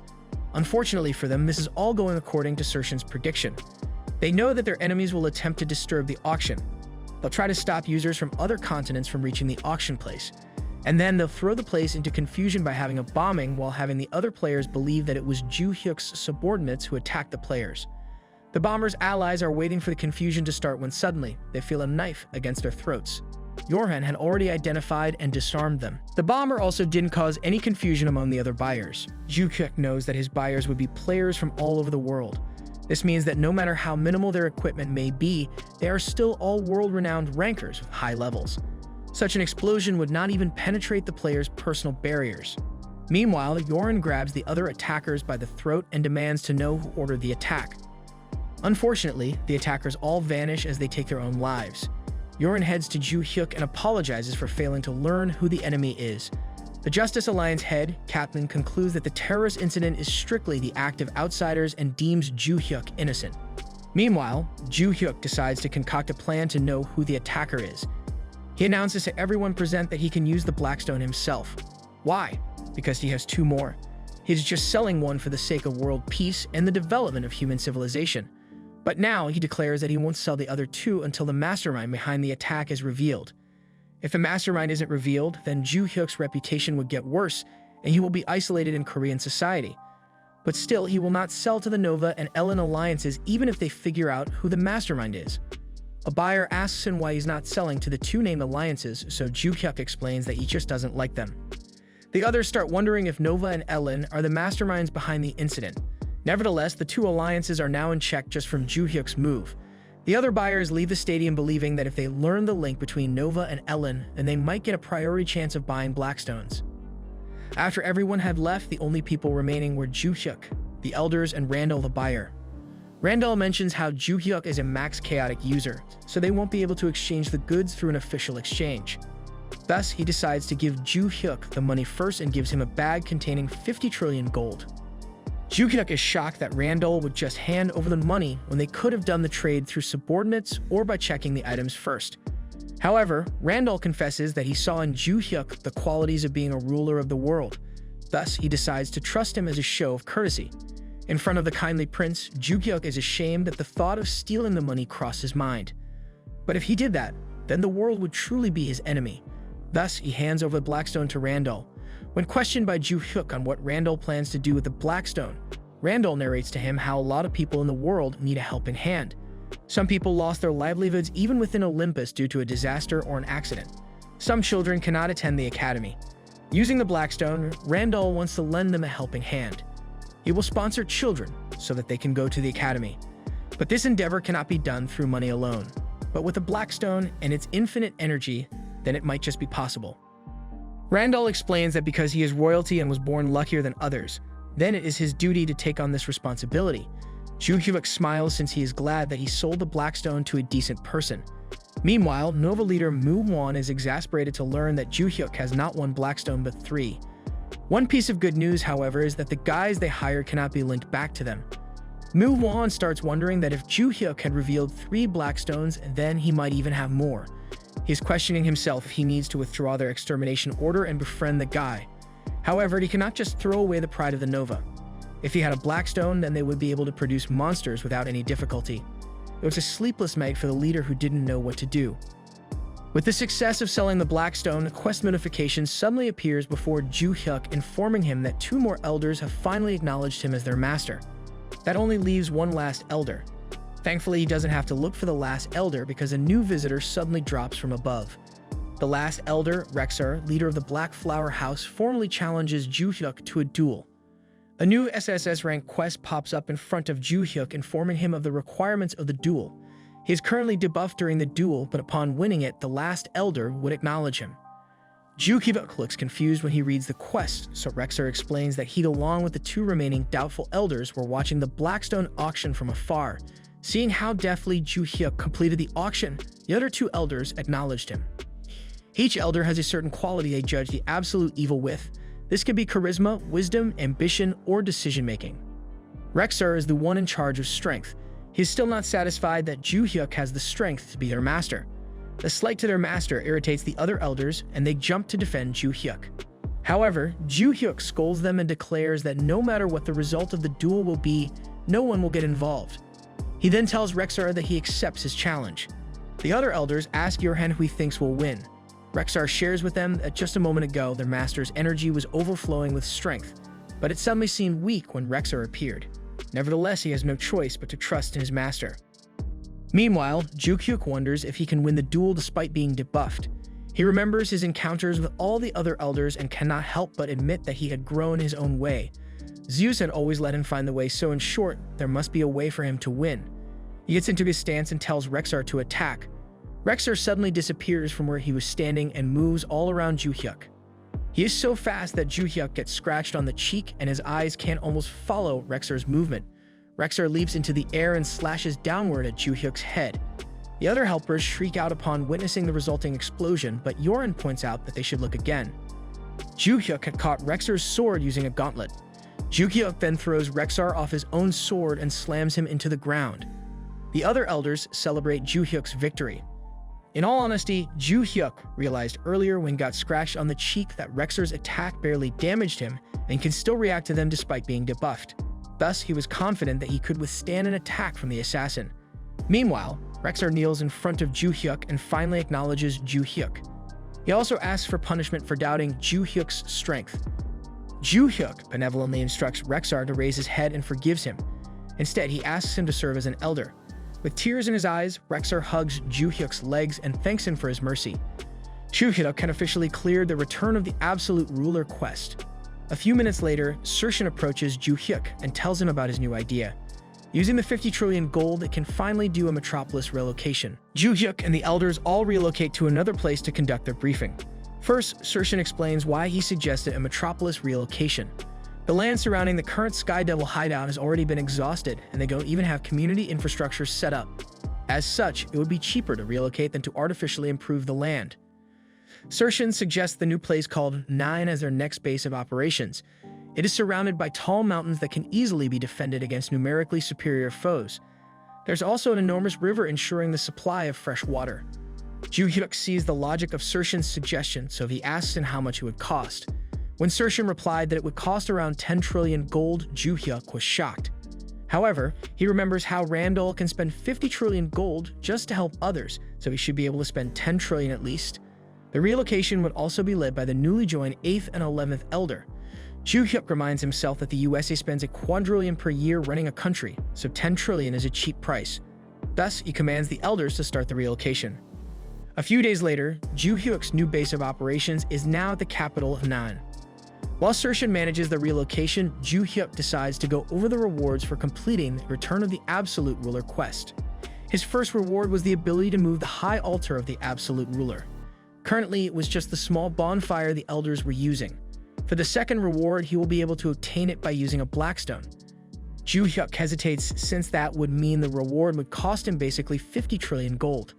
However, he realizes he has no choice but to accept the reward, so he allows the Blackstone to be used. Suddenly, mana explodes around Ju-hyuk and the announcement explains that a job change will occur. He will now get the job Absolute Evil. It was the first time in history that someone had both a job title and class with the same name. The terrifying magic energy even worries the 2 elders guarding Ju-hyuk. Thankfully, the job change just means another unbelievable specs boost for Ju-hyuk. Almost all of his skills leveled up, and he even got 2 new skills. Rexar insertion approach to ask him if he's okay, but Ju-hyuk just smiles and tells them to help him check something out. Meanwhile, in the real world, televisions are abuzz with the news of the 7 constellations finally confirmed. The first assembly of them in the Earp's Imperial City had just been completed successfully. Ju-hyuk asks his sister Si how the meeting went, and Si narrates how it was amazing. 5 of the 7 constellations turned out to be Korean, and one of them even has a level over 130. Ju-hyuk recalls how his master before told him that one can only be called a ranker when his level is over 99. Musa was also in the meeting, but he was all angry and trying to hype others up to fight the absolute evil. Lastly, Sia also shares that she received a constellation-exclusive quest, and they must do it together. Thus, she probably won't be able to accompany Ju-hyuk for a while. Ju-hyuk advises her to just think of it as a good opportunity. Since the other constellations are gathered, then it would be easier for them to gather information about them too. He instructs Sia to find out each constellation's characteristics and weaknesses. Sia's eyes sparkle at the thought of acting like a spy. Ju-hyuk then tells Sia that she should go out with him tomorrow. They are going to buy an apartment in her name. The 2 siblings head to a nearby real estate agency to start the purchase. A real estate agent happily welcomes them and asks them for their desired price and location. Ju-hyuk points to a nearby fancy apartment complex, surprising the real estate agent because the siblings look too young to afford such a place. She offers them a yearly lease, but she was shocked once more when Ju-hyuk corrects her and informs them that he will be purchasing the apartment in one lump sum. Being the perfect customers, the contract was quickly signed. Ju-hyuk had made 50 trillion, so it was easy for him to buy a 500 million one home for his sister. He could have bought something much nicer, but they would stand out too much if they abruptly moved to a really nice place in one go. Of course, he also placed the property in Sia's name so she could say that she became wealthy when she became a constellation. Nevertheless, he must be as careful as possible since his sister is now in contact with the other constellations. The possibility of her identity getting revealed will always exist. He must get even stronger so that he can protect them both. A few days later, Ju-hyuk heads back to Olympus and meets Rendel and Sejong. The destination for their current expedition is the cave of Jurassic. Rendel is apprehensive about entering the cave because it is teeming with centipedes, snakes, and ants. Tens of thousands of them usually attack the players at the same time, so one would usually need a flame magician with them. Meanwhile, Sejong isn't even scared and tells Rendel that if they stick with Ju-hyuk, they'll be fine. Sejong's already above level 50 and her growth is even faster than Sia. Her countless undead army also keeps getting larger and stronger. Despite that, it's not enough. If the constellations are gathered and doing quests together, then they also can't be just relaxing either. Inside the cave, another group of players are hunting the monsters. They are using the common strategy of flame magic against the insects and burn them to the ground. The group's name is Hyria, and it is led by their leader Markin. After exterminating the nest of insects, Markin is happy to see a red stone dropped by the monsters. He was formerly a captain in Nova, but he resigned from the Alliance due to internal politics. He then made a small group with his 2 subordinates who left with him. Half of their earnings are still paid to Nova for using their hunting grounds, but he is happier now in their new way of life. Inside the cave, Markin was notified by a subordinate that a max chaotic player was approaching. The player was accompanied by a colossal eagle-looking pet, a necromancer, and another max chaotic player. Markin immediately recognizes the leader as the absolute evil. Not wanting a fight, their group bows and lets Ju-hyuk and the others pass through. Markin remembers that the ants are about to respawn again, and he notices that Ju-hyuk's group doesn't have a flame magician with them. He was about to offer the services of his group when the large birds suddenly attacked and hunted the insects. Markin realizes that this might be a situation they cannot handle and tells his subordinates to pack their belongings. Their hunt is now ruined. Meanwhile, back in the real world, Musok is talking to another player, a girl beastmaster named Yujin. Yujin tells him that she saw the video of Musok's defeat at the hands of the absolute evil. However, she still believes in Musok's strength. After all, he was still chosen as the first constellation, and even her own guild, Sons of Heaven, acknowledged his strength.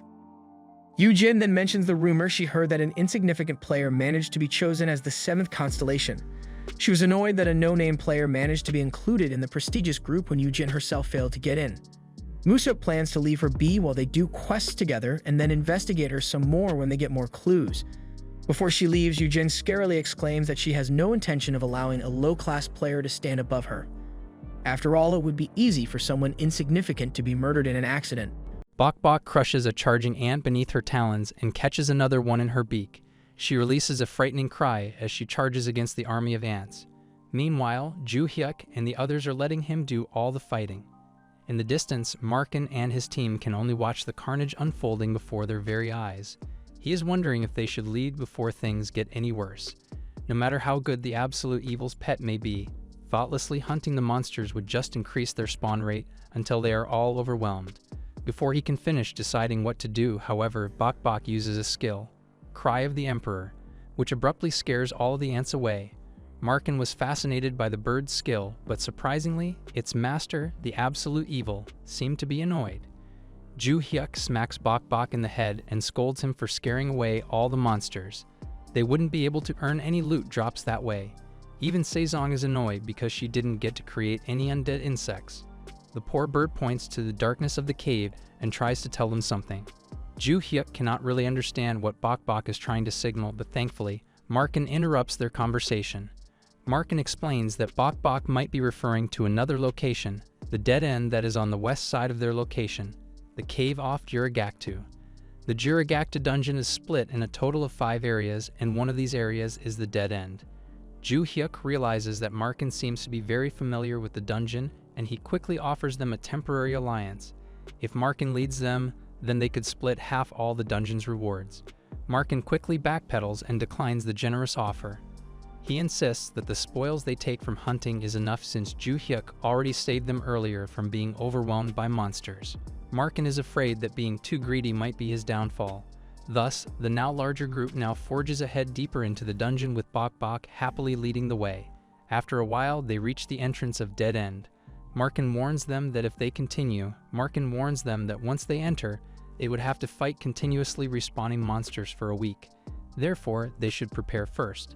His words fell on deaf ears since Ju-hyuk and his friends just nonchalantly entered the cave. The system acknowledges their entrance and seals the other exits off. Deeper in the cave is an army of ants. This is where they have all gathered after being chased away earlier.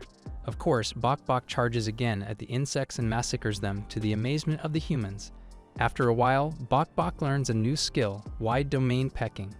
The skill activates and Bok Bok's beak attacks fill the room, destroying each and every ant or centipede in sight. The insects drop red stones all over the floor, and he cries in joy at this yummy feast. Unfortunately, before he could even eat the stones, Rendel had already gathered them and offered them to Ju-hyuk. Ju-hyuk praises Rendel's quick action while Bok Bok glares at them with fire in his eyes. Rendel smirks and declares that he is still the #1 pet, prompting Bok Bok to screech his arguments. Meanwhile, Markin is stunned at Ju-hyuk's haul. Markin and his friends go hunting every day in the hopes of getting 1 red stone in a month, but Ju-hyuk easily obtained a handful of them. One of his subordinates catches his attention and points out that the monsters are gathering once again. Not only that, a new passageway seems to be forming from the walls. The system then announces that a condition has been filled and a new passageway in the dungeon is discovered. They were asked if they would rather be moved to the new passageway or be rejected out of the dungeon if they decline. Markin decides that it would be best for his group to leave instead of risking any more of their lives today. As Bok Bok fights off the new army of insects, Markin voices out their departure to Ju-hyuk. He points out that he doesn't know the way in the new passageway anymore, so he cannot offer any more help. Ju-hyuk thanks them and bids them farewell. Markin's group materializes at the front entrance of the dungeon, and he starts thanking his members for their day's work. They were about to call it a day when someone abruptly approached them from behind. Markin was surprised to see this person here of all places.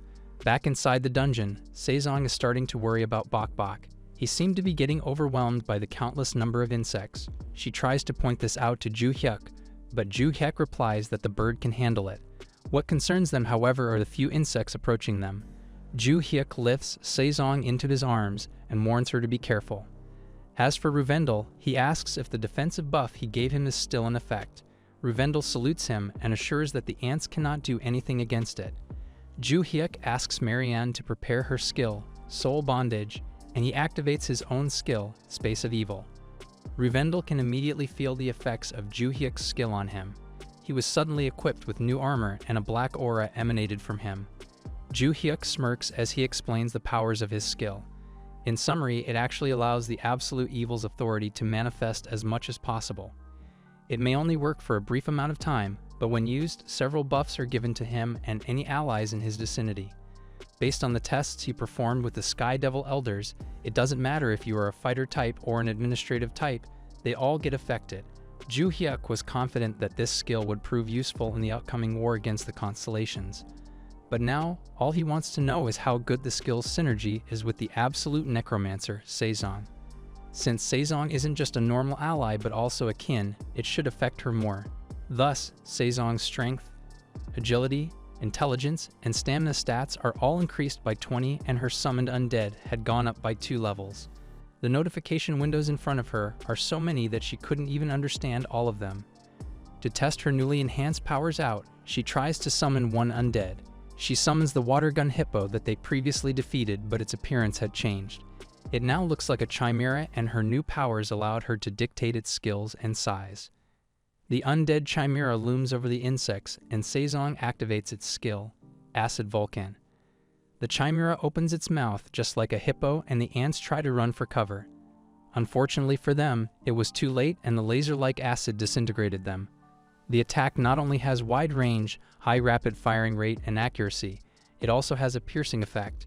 Ju Hyuk is starting to get jealous since his only one-shot skill is the small white slash. Thanks to the effect of Space of Evil, the experience points earned by Saezong are also shared with Ju Hyuk. Ju Hyuk tries out another skill, Evil Encouragement. This made every demonic creature inside Space of Evil to get additional power. Saezong's skill, Soul Bondage, which allows her to control a corpse, evolved into Troop Bondage. Now she can summon undead from multiple corpses, and her army cap is increased to 10,000.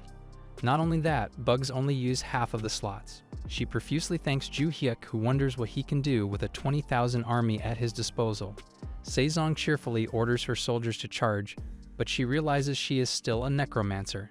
She schools her face and coolly orders them to attack. She still has to create a heavy and imposing vibe as a necromancer. Unfortunately, the Space of Evil deactivates after a few seconds.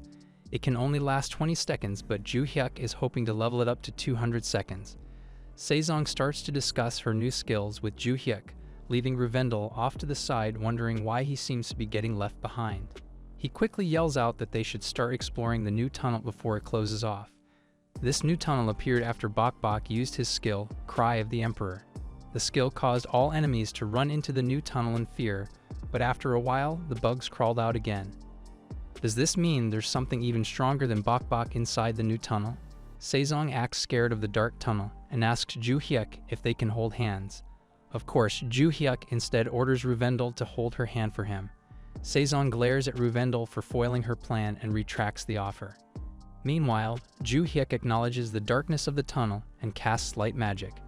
The light magic illuminates the whole place, and Rendel covers his eyes. All of a sudden, Ju Hyuk pushes him behind. Confused, Rendel tries to see, but he can only see Ju Hyuk looking worried while hugging Saezong to his chest. He follows his line of sight, and Rendel is suddenly petrified. Ju Hyuk was looking at a humongous basilisk snake towering over them. It was actually hiding on the cave ceiling all this time. The system congratulates Ju Hyuk for finding the hidden boss monster, Juragaktu's alter ego. Thankfully, he also resisted the petrification status effect. He keeps Saezong still in his chest, so she won't accidentally look at the basilisk and get petrified. Juragaktu's dungeon was discovered 80 years ago, but no one knew there was a boss inside until now. Not only that, the system told him that this boss is an alter ego, which means its real body must be somewhere else. Bok Bok is still attacking from the side, but the basilisk doesn't seem to be interested in the bird, which is why it's not petrified. Bok Bok takes offense at being dismissed so easily, and he attacks the snake. The snake quickly turns toward Bok Bok and opens its mouth wide, ready to swallow Bok Bok whole. Thankfully, Ju Hyuk jumps in and punches the snake before it can continue. The snake's head swivels from the impact, but its gaze gets turned towards the petrified Rendel. Rendel couldn't move a muscle as the snake approached him. Ju Hyuk attacks again, this time using his deadly fist skill, and it finally murders the snake, who slowly disappears. The snake's death also removed Rendel's petrification, who still couldn't move due to fear. Meanwhile, Saezong is still turned around with her eyes closed, wondering what is happening. Ju Hyuk gets Juragaktu's skin as a reward for beating the hidden boss. Saezong tries to revive the boss as an undead, but since it's only an alter ego, her magic fails. In addition to the boss reward, a hidden quest was offered to Ju Hyuk if he attempts to clear another portion of the dungeon. Ju Hyuk guesses that the earlier skin is a prerequisite item for the hidden quest, and upon completing all hidden quests, the true reward will be given upon hunting down Girigaktu's actual body. The system also gave him a 36-hour deadline, so he decides to rest for now before continuing the dungeon. Ju Hyuk logs out of Olympus, and his sister greets him in the real world. Confusingly, C's eyes seem to be puffy and red. He asks her what is wrong, but she denies anything happened. Ju Hyuk recalls that the constellation gathering was today and asks her if something bad happened there. C finally admits that the other constellations warned her not to meddle in arrogantly. She was already lucky to become a constellation, but since she is just a random player with no background, they told her to keep her mouth shut and follow orders. Ju Hyuk asks her who specifically made her cry, but C doesn't know their names. All she knows is that the constellations already know each other. This of course includes Musak. C buries her head in her hands and cries out why they are being discriminated against. Is it just because they didn't come from a rich prominent family or from a large company? That's not a crime. She is not embarrassed of her normal non-rich parents.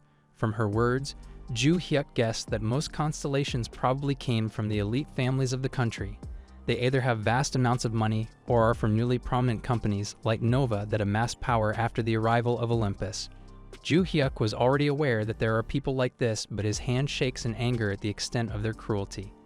Just because someone doesn't have any money doesn't mean they can just ignore and hurt them.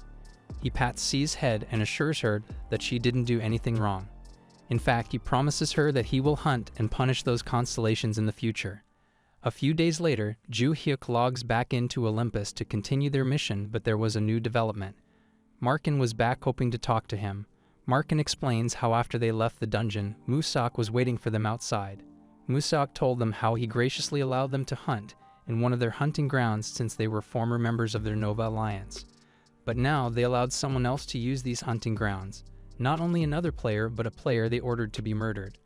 Markin tries to explain himself, but Musak just revokes their right to hunt in Girigaktu's dungeon.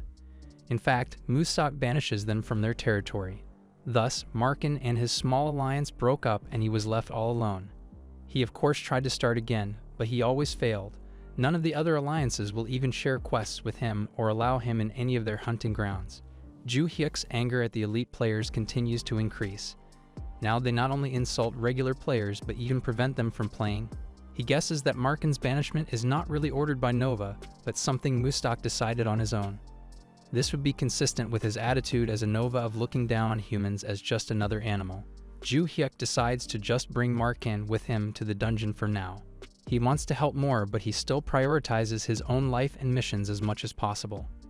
Markin admits that his daughter's college tuition is actually coming up. Not only that, he used all his savings in establishing his old group and expanding his now broken up alliance. He apologizes for the trouble of asking for their help, but if he can only get one red stone with them, he would be fine.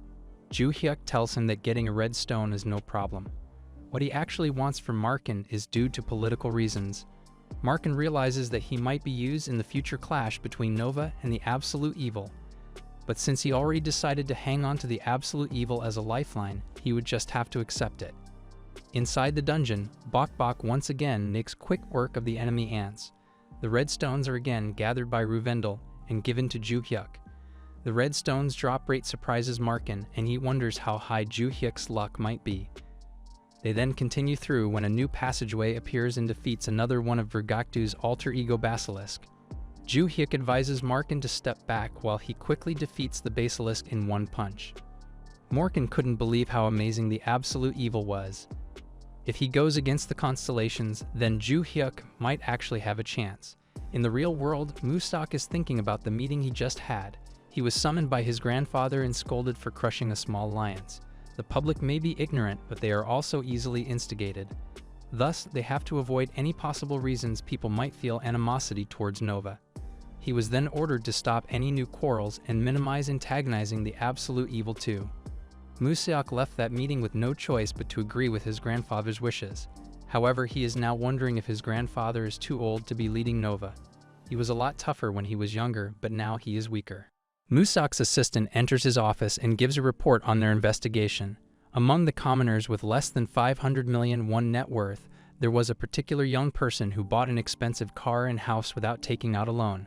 This young person is a girl named Hansia. Under the circumstances, there is a high chance that this girl is the 7th constellation. Musak reveals that this investigation is actually in the hopes of finding the absolute evil, but instead they found the 7th constellation. He guesses that the absolute evil must also be careful with his movements in the real world. Learning the 7th constellation's real identity instead isn't meaningful information for them. His assistant abruptly suggests why they don't try to recruit the 7th constellation. Since she clearly came from a common background, she would be happy to become Nova's pawn. Moreover, if it became known that their great alliance has 2 constellations, it might also boost their public relations. This piques Musak's attention and he starts planning with his assistant. Ju Hyuk and his team are currently in the dungeon's southern zone called Caves Cliff. Markin warns them to be careful in walking because the path suddenly ends in a 70-meter drop. In the past, Nova tried to explore the bottom of the cliff, but they always got massacred for some unknown reason. Ever since then, any new exploration was prohibited. After all, they can still clear the dungeon without exploring the bottom, so most don't really attempt it. Ju Hyuk wonders if one of Juragaktu's alter egos is hiding down the cliff edge. It wasn't an official boss monster, so people wouldn't be looking for it. One would just focus on hunting the insects and farming red stones. The cliff wouldn't be a problem for Ju Hyuk since he can just ride Bok Bok up and down it. He calls Bok Bok and thanks Markin for the info. Markin notices that Bok Bok is the one usually fighting the insects. He wonders if this is the reason red stones appear more. For other teams, they only get 1 red stone a month, but Ju Hyuk's team already gathered a handful of them just today. He wonders if even Beast Master Yujin can tame such a legendary pet. Later, the group rides down the cliff on Bok Bok's back. During the journey, Sejong asks Ju Hyuk if she can join the next battle. She already filled 2,000 of her undead slots, but she still hasn't had the chance to use them properly. They are soon swallowed by the cliff's darkness, and Ju Hyuk prepares his light magic once again. Rendel tries to volunteer in doing it since Ju Hyuk always overpowers his magic, but it is too late. Ju Hyuk releases his light, blinding everyone around and illuminating the place. Unfortunately, Rendel lost his footing from Bok Bok's back and he fell into the darkness. A giant basilisk suddenly catches him in his mouth and Rendel promises to log back in after 48 hours before completely dying. Since they already found Juragaktu's alter ego, they quickly engage the boss. Sejong steps forward and starts casting her magic. Markin was nervous since they already lost 1 member of the group. Would it really be alright if they let the girl handle the fighting? To his horror, his whole surroundings was suddenly filled with undead ants. Furthermore, these ants look bigger and stronger than the normal ants he fought. The undead army covers the whole cliff face, and he realizes that he underestimated the girl necromancer. Meanwhile, Space of Evil's effects once again cause an ant to evolve. The once normal ant is now a cave queen ant, and its innate unique abilities were activated. The queen ant summons more soldier ants. Even Ju Hyuk is starting to get impressed by the number of undead. He advises Sejong to keep an eye on her MP and HVP, so Sejong drinks an MP potion. She then orders her undead army to attack, and they were like a wave of insects drowning the large snake. Juragaktu's alter ego can only scream in pain as the insects make short work of it. Markin couldn't believe what he saw. He wonders if the constellation even has abilities like the ones he just witnessed. He decides to stick with the absolute evil even in the far future. Since they had just murdered another one of the alter egos and was given another 36-hour grace period, Ju Hyuk decides that they should rest first. He dismisses everyone while Sejong asks him for some more compliments. But before they can leave, Musak appears before them and offers a deal. Musak remembers his grandfather's words and decides to befriend the absolute evil. Then he can just stab him in the back later on. Unfortunately for him, Ju Hyuk is still angry at the constellations with the way they treated his sister, and he quickly punches Musak in the face. A few seconds later, Musak is confused when he shows up as a ghost nearby. The system then warns him that he had just lost against an absolute evil class user. He loses 4 levels and a constellation point. Meanwhile, Ju Hyuk smirks as he steps on Musak's body. He had just earned an absolute evil point. Musak screams in anger while Ju Hyuk just leaves the area. He is feeling refreshed after murdering one of the people who made her sister cry. He wonders if he should just do that every time he meets a constellation. Back in the real world, Ju Hyuk tells his sister what he just did. However, his sister became angry.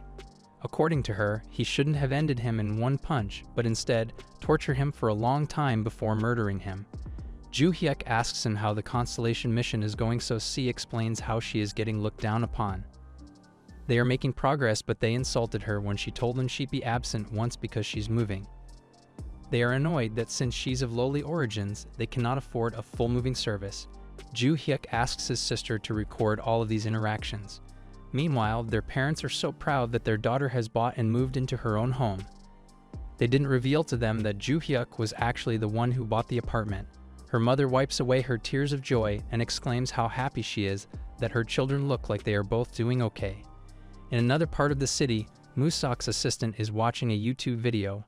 It seems like the absolute evil had created a channel and are now posting videos of him murdering Musok. According to the video, he murdered Musok just because he's ugly. The assistant wonders how he can safely report this to his boss. 24 hours later, Joo-hyuk and his party re-enters the dungeon. They quickly head to the North Zone, the only zone remaining, and destroys Jirigaktu's alter ego there as well.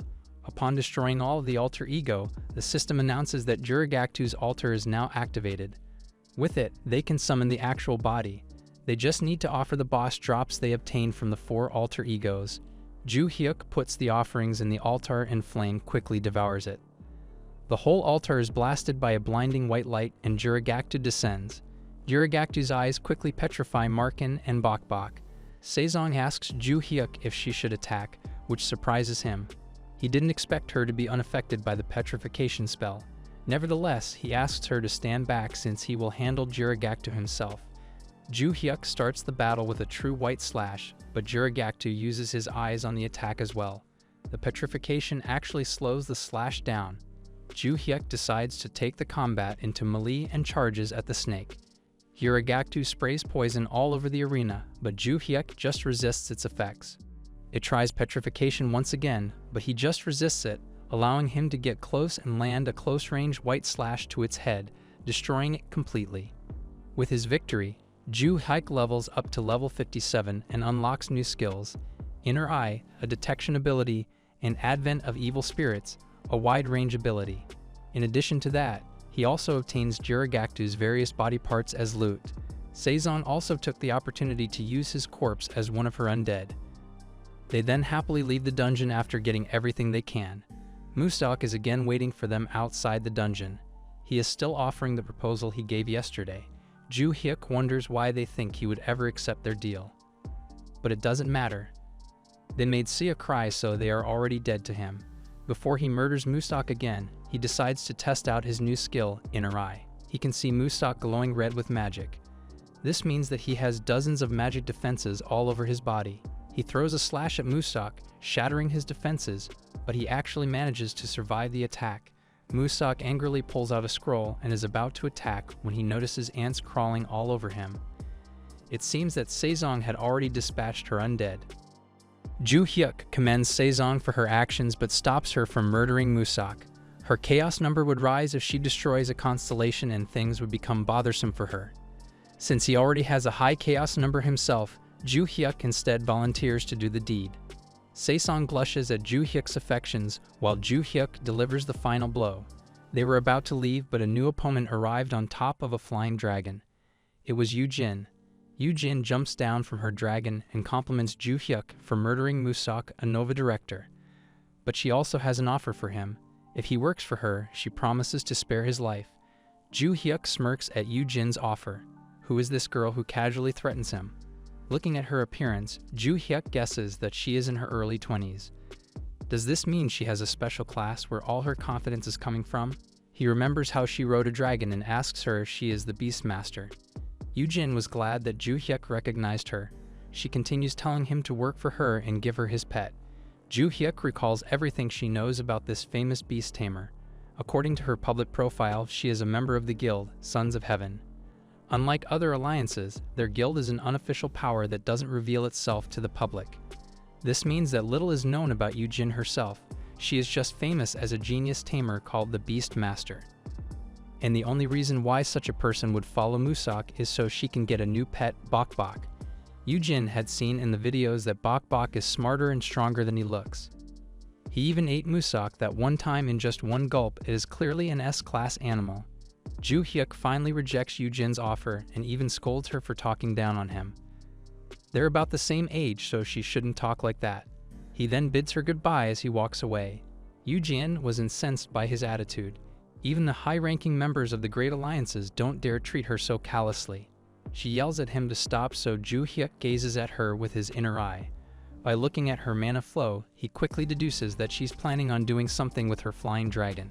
He tells her to stop, but Yoo-jin just considers this as further insult. She orders the dragon to attack, so Ju Hyuk also orders Bok Bok to get ready. He buffs out Bok Bok, who instantly flies to the sky towards the dragon. Ju Hyuk actually also wants to see the Beast Master's skill in action. She's renowned as being a top-tier tamer, so how would his own pet fare against a dragon? Surprisingly, Bok Bok immediately grabs the dragon by its neck and pecks at it. Ju Hyuk was disappointed because he thought dragons should have been a lot cooler than that. How can a lower-leveled Bok Bok easily beat it up? Meanwhile, Yoo-jin is shouting at her own pet and ordering it to fight better. Ju Hyuk was disappointed to see that she also doesn't have any ability to control her pet. She's on the same level as Saesong, but Saesong specializes in the number of minions, so control isn't important for her. Bok Bok grabs the dragon and launches itself into the ground in a steep dive. They crash into the earth, and to Yoo-jin's horror, her pet dragon, Vernivern, is dead for the next 72 hours. Ju Hyuk couldn't believe how Yoo-jin was so boastful earlier when her skills were, in reality, this poor. She's not good at combat support, and it doesn't look like she has any other pets. Yoo-jin angrily walks toward Ju Hyuk and slaps him in the face. She continues to be angry at him for murdering her pet, while Ju Hyuk just stoically takes her hits. Secretly, he was messaging Saesong and asking her to record this interaction for his YouTube channel. Saesong is shaking in anger and wants to punish Yoo-jin herself, but Ju Hyuk stops her. Ju Hyuk himself was getting annoyed with how Yoo-jin keeps berating him and calling him low class. Is this really how rich people act against poor people? He just teases him in response over his dead pet and orders Bok Bok to put her out of her misery. Yoo-jin continues her shouts as Bok Bok pecks her in the back until Yoo-jin's whole HP runs out and she dies. Surprisingly, Yoo-jin drops an item after her death. Markin quickly picks up the item and offers it to Ju Hyuk, just like how the missing Rendel used to do. Inside the bag were more than a dozen red stones. Yoo-jin must truly come from a rich family as she's walking around with this many stones in her pocket. He tosses some stones to Bok Bok to eat, and hands one to both Saesong and Markin. Markin was confused why he also gets one when he didn't do anything, but Ju Hyuk whispers to him that they are still on camera. He's trying to get the public's support on the fight against the Great Alliances, constellations, and aristocratic families of their country. He wants Markin to help him achieve this, and he promises to pay him handsomely for his help. Knowing that they are still on camera, Markin loudly thanks Ju Hyuk for his kindness towards subordinates. Back at their base, the administrative elder Sershin praises Ju Hyuk's effort in spreading propaganda and following his plan. It seems that Sershin's strategies is actually more effective in today's modern era. Sershin then suggests the next part of their plan, since they still have funds from the Blackstone's sale, and they had already relocated Sky Devil's capital. Their next project should be the creation of an advanced base for their continental expansion. This would mean they would expand from one base to two, the start of their eventual takeover of the world. Ju Hyuk gives the go-ahead for the plans, but he laments his dwindling supply of money. Back in the real world, the Great Alliance Nova's leader, Muwan, is having a drink with a mysterious person, Karma, another member of the Sons of Heaven.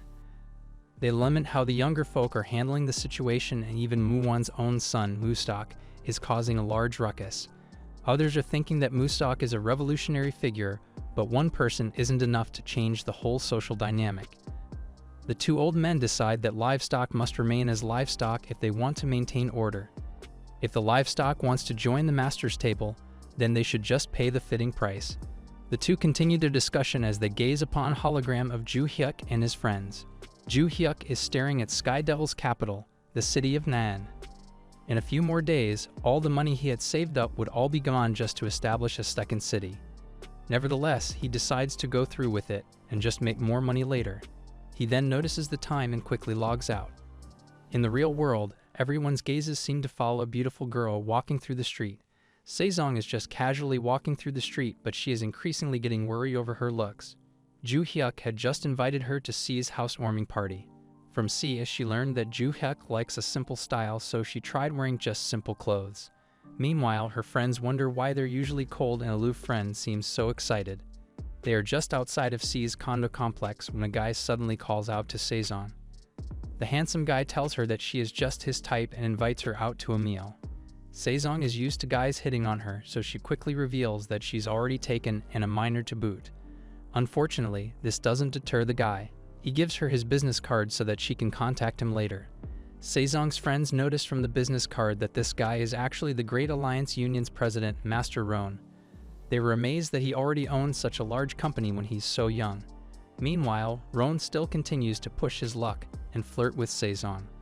Unfortunately, Saison quickly runs away when she spots Joo-hyuk. Roan was surprised to learn that she actually has a boyfriend, but he quickly gets disappointed when he sees Joo-hyuk. He looks so poor and mediocre compared to him. A few hours later, back in Olympus, Saison is ranting to Joo-hyuk about her friends. Earlier in the party, her friends keep pushing her to give the rich guy a chance and leave Saison. They point out how Saison's so pretty that it would be wasted on a normal guy like Joo-hyuk. Instead, she should choose the good-looking guy with a Lamborghini and has his own business. They keep disparaging Joo-hyuk throughout the party, even in front of Sia. Sia, of course, was offended for his brother and tries to point out that it's bad to judge people based on whether they have a car or not. Due to this incident, Saison tells Joo-hyuk that she's just going to cut off her toxic friends from her life. Meanwhile, Joo-hyuk doesn't really get what's going on and looks confusedly at her. Instead, he advises her that she shouldn't talk much about him because he doesn't want it to get out that they are on the same side. Rendel finally also joined their group after his 48-hour respawn time.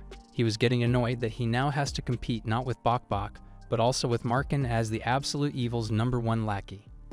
In the past day, their other plans also started. Markin was put in charge of external affairs since NPCs have a bad reaction to the Absolute Evil. As his first task, he bought a sizable territory where they will establish their forward base.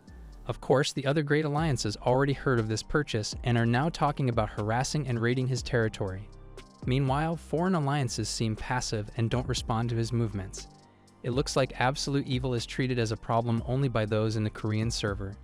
It also helped that the two of the top guilds in the world, Justice and the Arabian Guild, were friendly with Joo-hyuk. His 2 extra black stones probably also played a role since people don't want to antagonize someone with such resources. Since the Nova Guild and Ellen Guild are targeting his territory, Joo-hyuk's movements are tied with defending it.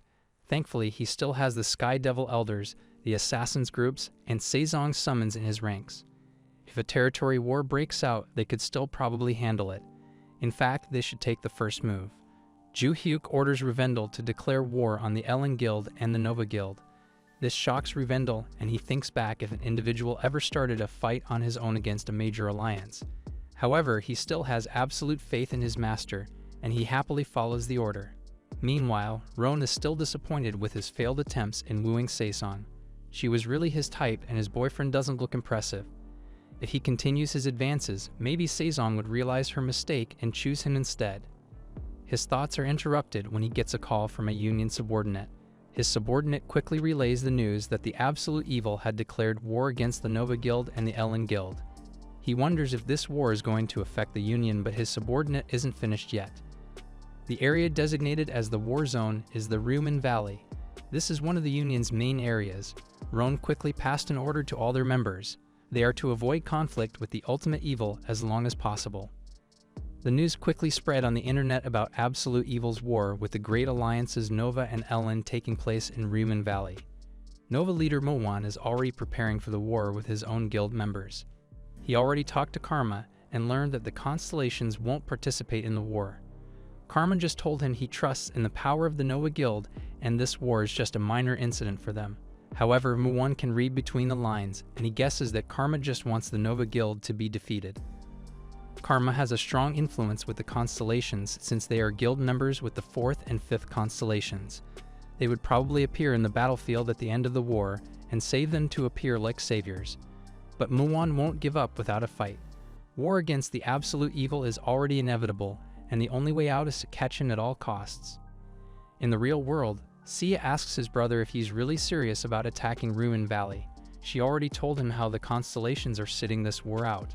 They aren't really sure why, but since the fourth constellation declared it, everyone agreed. Ju Hyuk asks her about who this fourth constellation is, so she explains that this person is just called, as you say, and she looks like a necromancer class. She's really strong, but C also doesn't like her. Absolute evil may be evil, but the constellations are also just social weirdos and losers. They all think that resisting injustice makes C a trash, but in her eyes, the great alliances and the constellations who look down on others are the real trash. That's why she fully supports her brother in his endeavor to rule the world. The two fist bumps and promise to help each other out. At the Rumen Valley, the Nova Guild is preparing an ambush. True to its name, the Rumen Valley is literally a valley. Players position themselves on top of the valley and shoot down on the monsters below. They even place mines throughout the field and prioritize long-distance attackers on their group. It was literally a death scenario for the monsters down below, so why is the absolute evil entering and walking so casually and nonchalantly in the road below? Ju Hyuk approaches the valley with Rendel right beside him. He stares at the other players looking down on them atop the cliffs. He guessed that he took them by surprise by entering from the bottom of the valley. The great guilds might have planned for him to fight in a guerrilla style, but that's not actually what he's aiming for. Ju Hyuk pulls out a megaphone stone from his pocket and starts addressing the numerous players. He warns them that they may be just employees of the guild ordered to murder him, but he will murder them back. There might also be mercenaries here forced to fight. For those people, he wants them to raise their left hands. He will not murder these people. His fight is only with the great alliances and its members. In summary, the Nova Guild is probably just using them as cannon fodder. Rufin, one of Nova's 3 great swords and the one leading the ambush, realized that Ju Hyuk plans to instigate the mercenaries against them.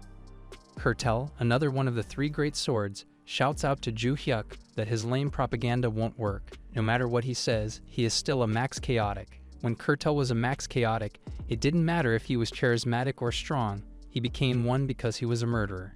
This means that no matter what he says or acts like a social revolutionary, Ju Hyuk is still a murderer. The last of the great swords, Assassin, uses his detection skills on Ju Hyuk. He sees that Ju Hyuk is walking while avoiding all the mines, which means Ju Hyuk has a detection ability of his own. In reality, Ju Hyuk is just waiting for the monsters in the valley to respawn. When they do, they can become natural shields against the landmines. Of course, Nova knows about this and they will start the battle before it happens. 3 Nova members leap across the valley and fall towards Ju Hyuk. Ju Hyuk can see these 3 carrying explosive magic scrolls, meaning that they plan to self-destruct to murder him. He orders Rendel to cast his defensive magic boosted by the buffs they prepared before coming here. The whole valley shakes in the ensuing explosion, but Rufin knows their enemy is not a crazy player. Ju Hyuk is a strategic player, so they need to inflict as much damage as possible. When the dust settles from the explosion, Ju Hyuk stands unscathed and addresses the people again. He criticizes Nova for ordering its members to self-destruct just to take him down. Will Nova really compensate these players for their deaths? He reminds everyone present that no matter how hard they fight, Nova won't promote them or anything. Rufin can see his companions getting shaken by Ju Hyuk's words. Even Rufin, a high-ranking member of the guild, knows that the guild only sees them as throwaways. In fact, he also has a self-destruct scroll of his own. Nevertheless, Crystal screams out that this doesn't change the fact that Ju Hyuk is a murderer. He reminds his companions that they are 2,000 strong, so Ju Hyuk can't do anything alone. But Rufin spots something in the distance. It was a large bird hurtling downwards at great speed. It was Ju Hyuk's allies coming to join the fight. Ju Hyuk quickly activates his skill Space of Evil, and the moment Saison gets into range, she summons her Legion of Undead. A few hours earlier, before the fight started, Saison asks Ju Hyuk if she should just become a max chaotic player herself just like him. Ju Hyuk points out the various negative effects of becoming a max chaotic, but Saison insists because she's the absolute necromancer. She became strong thanks to him, but in the end, she is still a class that is designed to support the absolute evil. Becoming a max chaotic is in her destiny, so it doesn't matter if it happens now or in the future. Ju Hyuk smiles and finally allows her to decide for herself. Back in the present, Saison summons the 3,000 undead she prepared for the fight. A legion of evolved bugs thanks to the effect of Space of Evil emerges from her magic and proceeds to devour the Nova players. Rufin tries to rally the fire mages to incinerate the bugs, but their high level means that they built up a resistance to explosions and fire. However, they still choose to stand their ground. They just have to wait for the enemy necromancer to run out of mana. Rufin then feels a chill coming down his spine as he realizes that Ju-hyuk is now on top of the valley. In the past, Ju-hyuk would have murdered them one by one using his fists. But now he has an AoE skill he wants to try out. He activates Advent of the God in Evil, but its effect surprises him. He expected a large muscular monster like the Elder's spells, but what appears to be a cluster of smoky monsters. The monsters immediately attack the Nova players and suffocate them in their smoky bodies. Rufin realizes that this absolute evil is much stronger than the ones they faced before. But all they need to do is hold on a little longer.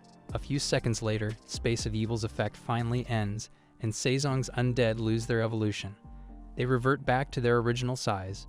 The Nova Guild tries to fight back, and on the chaos of the battlefield, one player wonders what he should do. The mercenary players who raise their left hands aren't actually being attacked, just like Ju-hyuk promised. Should he also raise his hand and try to survive? But doing so would definitely put him in the Nova Guild's bad side. He won't be able to use their hunting ground in the future. If he's going to die, he's going to do it with flair and catch the attention of Nova. He charges at Ju-hyuk in a suicidal attempt to at least land one hit. However, he immediately runs into Ju-hyuk's fist and dies, and yet he still cries out the glory of Nova Guild as his body disintegrates. The whole battle is being live-streamed by Ju-hyuk, and Sezong is getting a lot of fans. The viewers wonder if the Necromancer is actually even stronger than the Absolute Evil himself. Others discuss whether the Absolute Evil is actually evil or the Great Alliances are the bad ones for monopolizing the game. Slowly but surely, the Absolute Evil is converting public opinion to his side. Muwan, leader of Nova Guild, is also keeping track of these discussions. He orders his company to keep the media under control and make sure it doesn't become an issue for them. The Absolute Evil isn't just fighting in the game, but also in real life. That's why even without the help of Karma, Muwan wants to end Ju-hyuk right here, right now. Rufin and his allies do their best in leading the remaining Nova forces, but Muwan has another ace up his sleeve. All of a sudden, magical chains wrap around Ju-hyuk and immobilize him. It was a large-scale binding magic prepared by the Nova Guild. They had mobilized over 300 mages just to catch him. Even Ju-hyuk's natural resistance to magic fails to dispel the magical chains. His stats are almost 130, but he couldn't move a muscle. Kelt approaches the tied-up Ju-hyuk and asks him how it feels like to be trapped. He then punches Ju-hyuk in the face. Up on Bokbok's back, Sezong messages Ju-hyuk and asks if he's okay. Sezong asks Ju-hyuk what she should do, but Ju-hyuk advises her to just wait. Meanwhile, Kelt takes out a pair of shackles that he plans to put on Ju-hyuk. They are called the Shackles of Recovery, designed to block the automatic recovery of HVP and MP, and last for up to 3 years. Kelt walks right up to Ju-hyuk's face and demands to know who his boss is. Ju-hyuk points out that if he has a boss, then they would be a famous Max Chaotic too. Kelt was about to put the shackles on him, but another newcomer stopped him.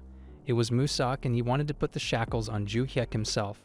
Ju-hyuk asks him why he's acting like a king, but Musak just saunters over, caging him to speak arrogantly later when he's all shackled up. However, Ju-hyuk tells him he can't listen to his boasts anymore. He then abruptly breaks his chains, shocking Musak, and punches him right in the chest before he can even recover. Everything that had happened was already predicted by Ascension. They know that the Great Alliances want to make the Absolute Evil just an ordinary criminal and make him look helpless. To achieve this, they would need an army of mages to cast numerous status ailment spells and binding magic. They cannot subdue Ju-hyuk by force, so this is the only way to stop him.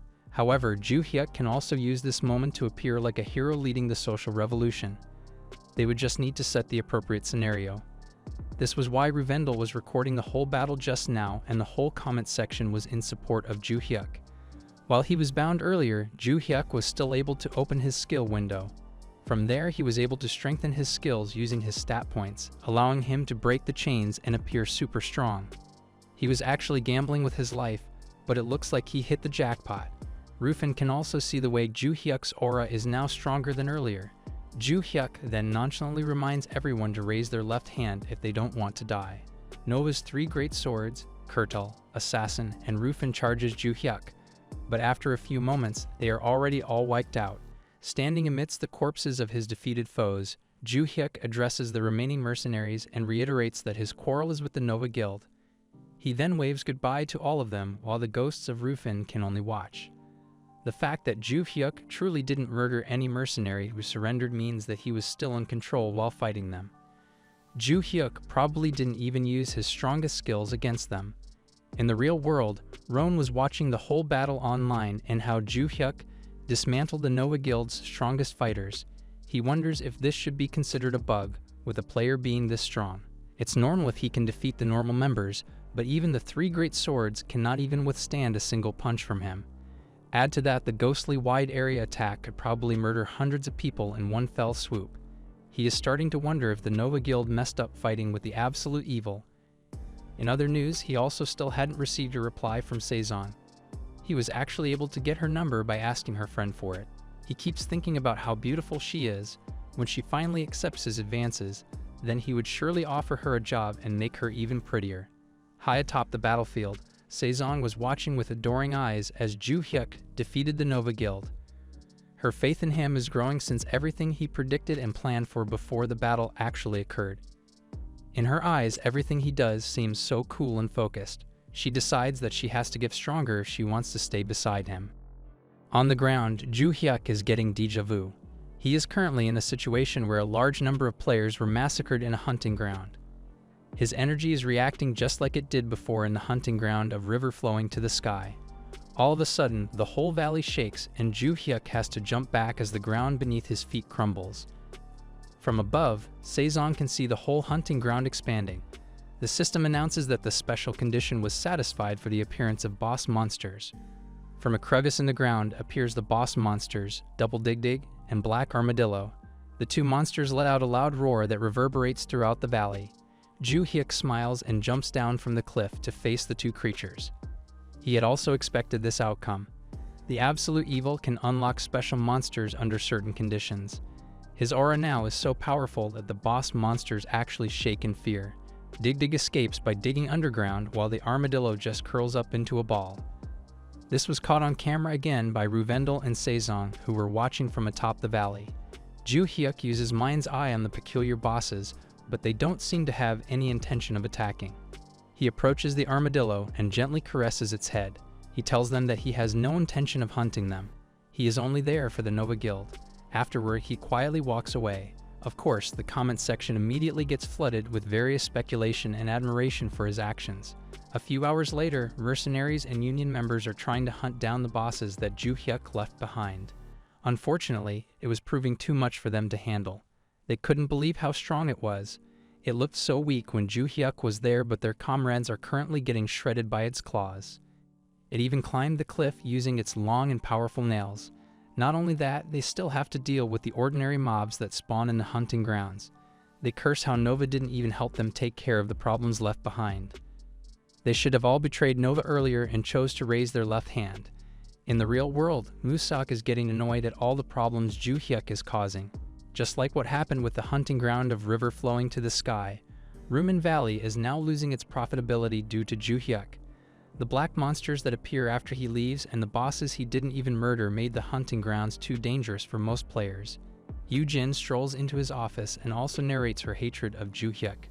She scolds Musak for being too weak despite being a constellation. Now Musak is also getting annoyed at Yu-Jin and all her complaints. If she didn't have a strong guild backing her up, he would have already answered back to her. Someday he will also punish Yu-Jin for her behavior. Inside Olympus, Ju Hyuk is continuing his hunt for Nova Guild members. He had already attacked and robbed 5 of their hunting grounds.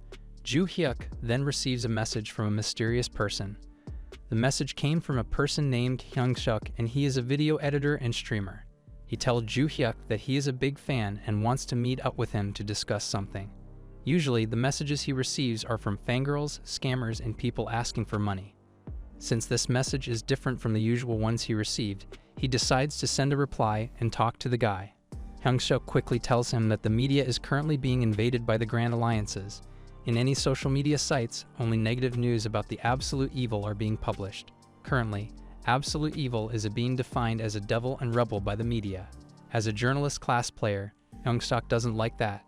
As such, he wants to join Ju Hyuk's team and help him with a media campaign. He will read at the Absolute Evil's videos and publish it in his streams. That way, Ju Hyuk can share his own viewpoints. Ju Hyuk thinks it over. He doesn't have to do anything since Hyungstok will do all the work, so he decides to give it a try. He orders Rendel to give Hyungstok a copy of their videos and start on their propaganda campaign. A few days later, a new type of video showed up on YouTube. There, they reject the claims of the other news outlet that Ju Hyuk turned the Ryumin Valley into hell. Instead, Ju Hyuk actually came back and defeated the strong boss monsters. Then, the other players were able to focus on the black monsters and learn strategies against them. These led to them being able to farm blue stones easily. The monopoly of the Grand Alliances on hunting grounds is now broken since Ryumin Valley is open to everyone for free. Ju Hyuk's new propaganda campaign reaches the ears of the Grand Alliance Nova. They cannot let someone just disrupt the market like that and cause chaos in society's hierarchical order. Thus, they cannot wait any longer. Muon finally reciprocates and declares war against the absolute evil. Nova Guild leads their army to the absolute evil's territory, Sirmia. The internet was filled with news that the army is 20,000 soldiers strong. Of course, Ju Hyuk also goes on live and happily accepts the declaration of war. Sershin acts as their main strategist and tells Ju Hyuk their plan. Nova would probably assume they would be defensive during the war and only focus on guerrilla tactics. This would mean Nova's main strategy is to besiege them and just wait for them to get tired and die. Historically, Ju Hyuk is in a very disadvantageous position because he has fewer troops. However, it's not like Ju Hyuk hadn't prepared anything. He smirks as he wonders if he should show the world what they can do. In their apartment, C asks his brother if he is really sure of what he's doing. He only has one territory, so if he loses that, then it's all over. Lords who lose a territory can be executed by the rival lord. To assuage her fears, Ju Hyuk reveals to C that he actually has a different main base. Even the NPC's kingdom, the Olympus Empire, doesn't know the existence of the Sky Devil's first capital, Nan. If the NPCs can't even find it, then the players probably can't either. Even if their newly purchased territory collapses, it's not game over for Ju Hyuk. He is also stronger than Muon, and he has a trashy skill to use against the Nova army. As for the constellations, C reports that they are all still busy with their own quests. They would probably become stronger after completing it, but she still wants her brother to beat them all up. Yujin is even butting in their meetings and insulting her even though she's not even a constellations. Meanwhile, Muon is also in a meeting with his war council. They are in an advantageous position, and they even prepared lots of fire mages and fire scrolls to combat the previously seen undead bug army. Their huge difference in numbers mean that the absolute evil has no choice but to engage in guerrilla warfare.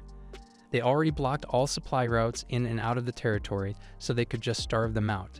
If all NPCs in a territory die, it is recognized as a territory defeat. Sirmia is a barren land, so they can't even grow their own food. The longer the war drags on, the more favorable it is for Nova. In another part of the map, at the capital of the Olympus Empire, the NPC's intelligence agency is having a meeting of its own to discuss the players' movements. It still doesn't affect them, so they decide to just watch and wait for now. Later that night, Nova's camp was attacked by assassins.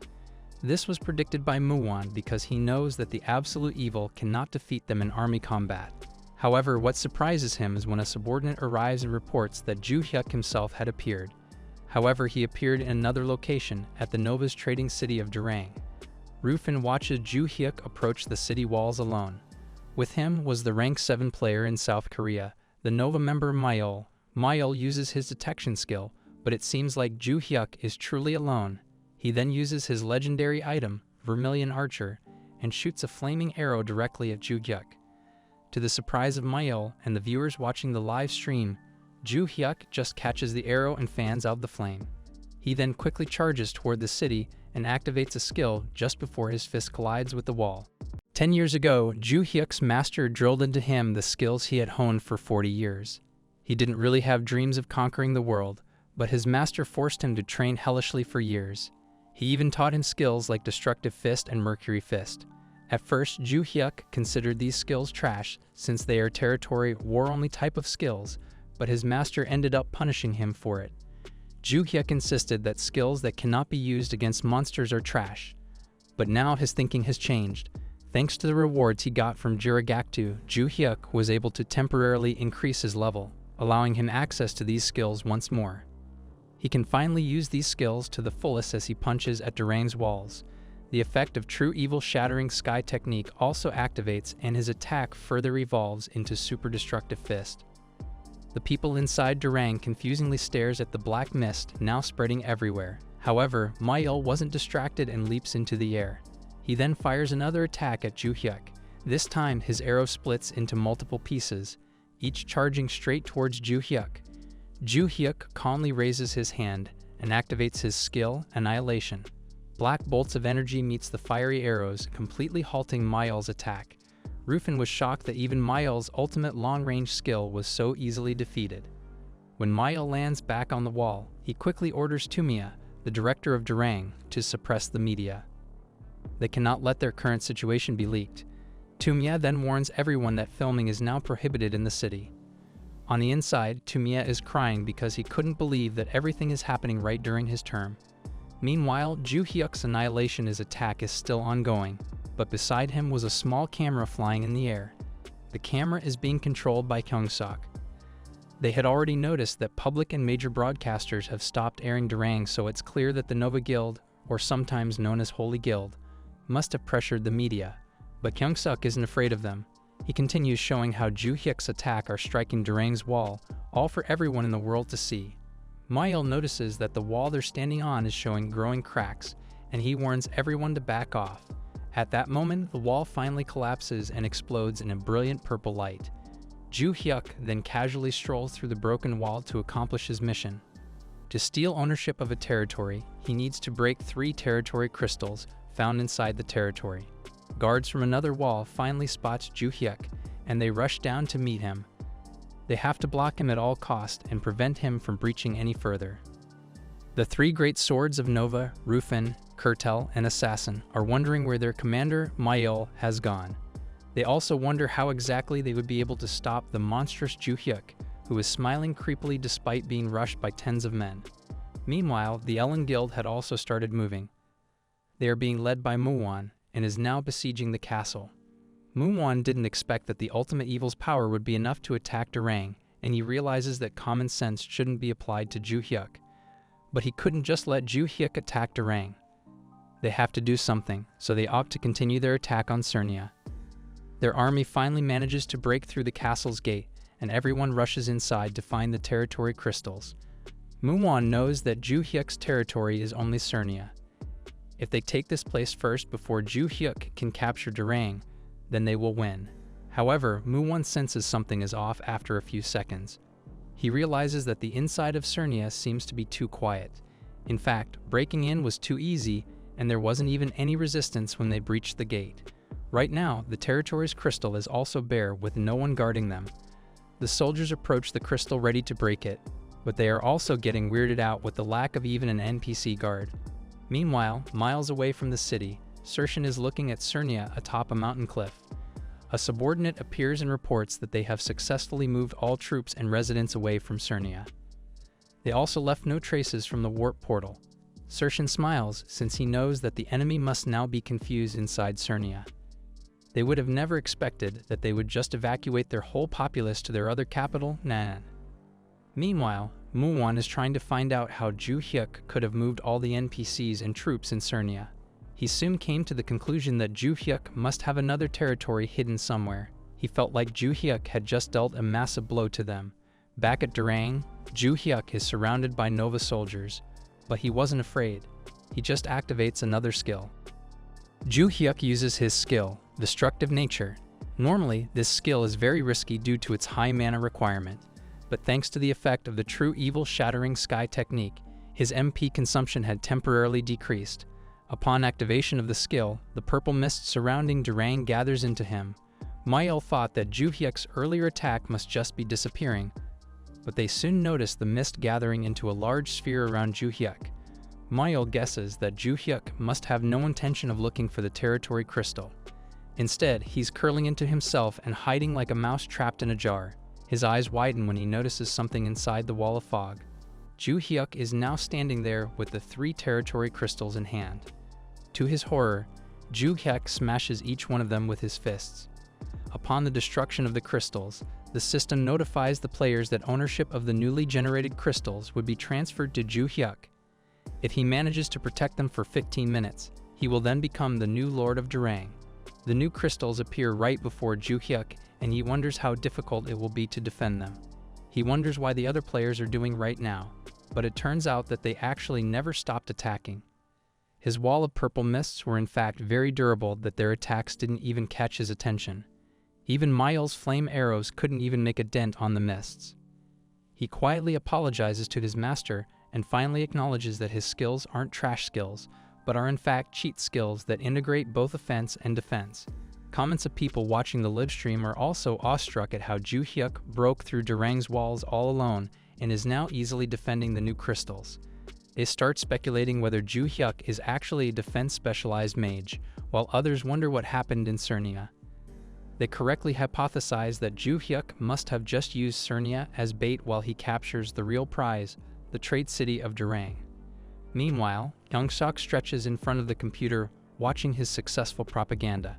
His number of viewers are currently on the rise and has already passed 1 million viewers because he is the only one showing the real event. Youngsuk then notices that Ellen is also conducting a press conference. Bangwon acts as the spokesperson of Ellen, and he acknowledges that Ju Hyuk has too much power as an individual. However, he also reminds everyone that Ju Hyuk is still a murderer and cannot be trusted based on his recent actions. Youngsuk relaxes since this is the usual spiel the guilds speak about the absolute evil, but he then notices that the comments are all in support of Ellen. They make fun of Ju Hyuk's fans for supporting a serial murderer and label them as having middle school syndrome. Youngsuk guesses that the guilds must be raiding and trolling his streams, but he's not worried. Youngsuk has a lot of experience as a streamer already, and he knows what to do. He logs into his account and starts banning the bots and trolls raiding his stream. But this isn't the only weapon Youngsuk has. Ju Hyuk had also given him a special video to be used in the right moment, and Youngsuk decides that this is the right moment. With one click, he uploads the video to the internet. After the press conference, Bangwon receives a call from his aunt. When he answers it, his aunt shouts at him to hurry back to the conference room. Bangwon was confused, but his aunt explains that a video of him selling exclusive warp and hunting rights is spreading on the internet. His aunt starts scolding him, while Bangwon couldn't believe that the ultimate evil actually uploaded the video. A few days later, Ju Hyuk is creating another video lambasting the guilds for hypocritically calling him a criminal when they, in fact, are actually criminals themselves. He also teases to the audience that he uncovered new interesting things in Durang about the guilds. Youngsuk gives Ju Hyuk a thumbs up after shooting the video and promptly logs out to edit it. Ju Hyuk then turns towards Sershin, who is inspecting the management records of Durang. According to Sershin, the guilds controlling Durang collected a lot of taxes from everyone, but there was no record of spending. Thus, the tax money is probably embezzled. Sershin smiles as he already makes a plan on how best to use this information to their advantage. The next day, the upper management of Nova are having a meeting at their headquarters. They are talking about the notice posted by Ju Hyuk about Durang. First, Ju Hyuk was promising support to any player who switched their affiliation to Durang territory. Ju Hyuk would give them a free potion, a white stone, free use of hunting grounds that Ju Hyuk captures from the Nova and Ellen Guild, and lastly, an open level-up quest. Since this announcement, the number of players moving to Durang are exponentially increasing. Moreover, administrative specialized NPCs are now the ones reorganizing Durang's management. Rumors are now circulating about the corruptions of past administrations. Muwon looks worried about this news since he knows some document or ledger must have been left in Durang showing proof. The amount of money laundered in Durang must already be hundreds of billions, so this would be a huge controversy for them. They have to deal with this situation before Ju Hyuk finds this critical evidence. To reclaim Durang, the Nova Guild and Ellen Guild once again formed their alliance. Of course, they also use their influence with the media to bring along reporters and sway the public opinion. They made the invasion under the pretext of eradicating social inequality. Unfortunately, no matter how much they try to manipulate the media, it has reached a point that truth cannot be hidden. South Korea's top 100 guild are having their own discussions on how they will react to the clash between Ultimate Evil and First and Second guilds. They know that the key to determining the winner would be dependent if the Ultimate Evil can use his powers that he had shown in the earlier territory battles. On the other side, the unification of the Nova and Ellen Guild means that they can push their decree of exterminating the ultimate evil. In fact, if the other smaller guilds don't agree with them, they might end up becoming disliked by the public. If they don't do anything and the ultimate evil loses, they might also be criticized for being too passive. But if the ultimate evil wins and he becomes stronger, they have no idea what he might do next. With these conflicting decisions, the guilds decide that the best course of action for now is to just observe a little, even though this might make the public dislike them. Back inside the game, Rendel happily reports to Ju-hyuk that he had gathered all the drop items from the players murdered in Durang. In fact, Rendel even chose the skill Quick Acquisition to quicken his task and be Ju-hyuk's #1 pet. Ju-hyuk rummages around the bag of loot and then tosses one item to Rendel as a reward. Rendel's eyes shine as he gladly receives the 7 million won worth necklace. He already earned 30 million won this month, and being Ju-hyuk's pet was the best decision he ever made. Meanwhile, Ju-hyuk learns from Sershin that they have already got 10,000 registered users in Durang after their announcement of rewards.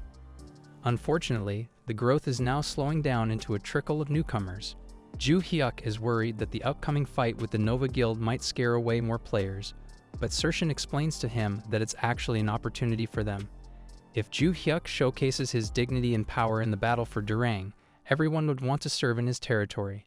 Ju-hyuk wasn't really sure if Sershin's plan would work, but he decides to trust in him and promises to exert more strength this time. Back in the real world, Byung-moon is getting grilled by his superiors about the leaked footage of him taking bribes. Although the faces in the videos were blurred, anyone who knows Byung-moon can easily recognize him. Byung-moon felt so hopeless, but his aunt then tells him that it's fine. Trying to get ahead in life is just part of society, and lower-class people will always try to make connections just like he did. The real bad people are the ones using the video to blackmail them. Byung-moon profusely thanks his aunt for not punishing him and promises to do better next time. He then asks his aunt if she's going to participate in the Durang territory battle. His aunt replies that she will, which makes Byung-moon express his concern for her well-being. However, his aunt assures him that she will be fine since their top 5 rankers will all gather for the battle. That is how important it is for them to recapture Durang. A few days later, Saison arrives at the Nova Guild's hunting ground Napier Plains. She was the one tasked to take over the hunting grounds around Durang.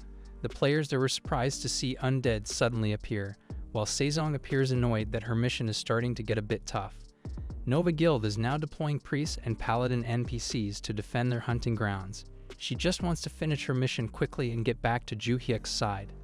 The mercenary from earlier in Ruin Valley, who is actually Roan, spots Saison and decides to sneak attack on her. He guesses that the undead must be draining a lot of her stamina, so he should be able to take her down and earn a promotion from Nova Guild. He leaps at Saison, but he then notices that this person looks very familiar to her. Meanwhile, Saison sees the attacking mercenary, and she just raises her hand to summon another undead. Jiragaktu emerges from the ground and swallows the mercenary whole, murdering him quickly. At Durang, Sershin and Ju-hyuk are standing at the east gate, looking out towards the plain. In the distance, the combined army of Nova and Ellen Guild are marching towards them. This army consists of 200,000 troops, with the top 5 rankers among their ranks. Sershin asks Ju-hyuk if they would need to summon the other elders to the fight, but Ju-hyuk vetoes the idea. If the elders gather at Durang, it might also attract the NPC's kingdom of the Erfis Empire. Instead, Ju-hyuk tells Sershin to watch closely. Ju-hyuk had reached level 60 after taking over Durang, and in addition to his destructive nature, he now also unlocked the skill Defensive Nature. This will be the perfect time to test out his second garbage skill. Ju-hyuk activates the skill and punches down on the wall, spewing purple mists again everywhere. Defensive Nature once again gets enhanced by True Eagle Shattering Sky, so it levels up to Super Defensive Nature. Amidst the army, Mu-won can feel the suspicious air current above Durang's walls. Logically, they should be able to curb stomp Ju-hyuk with their 200,000 strong army, but Ju-hyuk defies logic. He wonders if this purple mist is the same as what Ju-hyuk used when he attacked Durang. The top 1 ranker, Musak, volunteers to test out Ju-hyuk's skill and charges forward with his flaming sword held aloft. He then sends out a wave of fire into the walls, igniting it. Musak is confident that he will win because he specifically prepared for this battle. However, numerous purple beams suddenly hits him, causing him to cough up blood. Ju Hyuk smiles, since defensive nature had automatically notified him of being hit by a fire attribute attack. In response, it also automatically retaliated with 7 energy beams. Purple beams continued to shoot out from the purple mists surrounding the wall. These beasts hit the troops of Nova's army, making Muwon worry. He had confirmed that Ju Hyuk's skill uses counterattacks thanks to Musok's sacrifice. However, since Ju Hyuk is still a player with limited mana, he shouldn't be able to reflect all 200,000 attacks. That was why he ordered an all-out offensive, but now their troops are getting decimated. The Ellen executive and Bingwin's aunt, Blue Heart, watches the battle with her binoculars. She found it strange since Ju Hyuk's skill should be consuming MP, but no matter how much the wall counterattacks, Ju Hyuk hadn't yet drunk a single MP potion. Ju Hyuk is just watching the massacre from atop the wall while grinning at all the ultimate evil points he's gaining. He is amazed at how good the super defensive nature is. Since it's linked with his skill, he knows where and who is attacking from anywhere in the battlefield. Moreover, it also absorbs the damage as MP, so it replenishes itself and hardly consumes any of Ju Hyuk's MP. In fact, the only thing that could probably defeat defensive nature is an ultra-strong one-hit attack. His old master was right, and it seems like the ultimate evil can also specialize in siege warfare. Meanwhile, Muwon is thinking over other possible strategies. He guesses that Ju Hyuk might have an MP absorption skill, so they can't just continue attacking recklessly. However, they can't also just order their rankers to attack, since if they all get beaten, then it's basically game over for them. Taking risks is only for commoners to do, not for rankers and leaders like themselves. For now, Muwon decides that they should just step back and wait. When Ju Hyuk sees the enemy army retreating, he wonders if they are trying to wait out the duration of defensive nature. Then Ju Hyuk jumps out of the wall, surprising Sershin. He decided that if they won't come to him, then he will just come to them. Ju Hyuk also wants to use some of the ultimate evil points he gathered, so he decides to use 5 of them to temporarily activate a disabled ultimate evil exclusive skill. In the skies of Jurang, Sezong is hurriedly going back to Ju Hyuk. She laments wasting too much time venting her frustration on Roan. She is worried that Ju Hyuk might get angry at her for being late, but she then notices that Ju Hyuk is outside the walls of Jurang. From what they planned earlier, he should be on the walls. She was about to send him a message when Ju Hyuk finally activates his exclusive skill, Azure Destruction of Nothingness. A huge pillar of energy suddenly explodes on the battlefield. The pillar hits the sky, and it immediately darkens, making the whole territory overcast. The video feed couldn't handle the amount of energy, and it starts to blur, making Hyungsuk moan in disappointment. They couldn't even broadcast this epic scene that would sure attract more fans of Ju Hyuk. Even the public network's television broadcast fails, and remote-controlled drones fall from the sky. Hyungsuk looks at his VR gear and wonders if he should log into the game and video the whole battle himself. He hesitates since he might get caught up in the battle. Back inside the game, the pillar of energy moves as Ju Hyuk walks forward. When he approaches the army, players and soldiers are flung violently into the air. This skill is actually locked until level 99, and it's the strongest AoE skill that the ultimate evil can learn. Once cast, all the skills of the ultimate evil are fused together, creating a chain reaction of effects in combat, including attack, defense, and crowd control. In short, it massacres the enemies. The fact Ju Hyuk's old master acknowledges this skill is proof of its strength. Ju Hyuk was planning to go deeper in the enemy's ranks and defeat their leaders, thus finishing the battle quickly. He is sorely disappointed at the high rankers for using ordinary users as cannon fodder on the front lines. Of course, Ju Hyuk had no choice but to deal with these ordinary users as quick as possible. He waves his hand and a bolt of lightning falls down from the sky, exterminating hordes of players and leveling Ju Hyuk up. Ju Hyuk is starting to think that this power might be even too much for him. Meanwhile, the leaders of both Ellen and Nova are covering their faces in shock. Players all over are calling for healers, while a subordinate reports to Muwon that their frontline troops were evaporated. In a single strike by Ju Hyuk, 100,000 troops were wiped out. Muwon clutches his fist in anger and orders Blue Heart to face Ju Hyuk.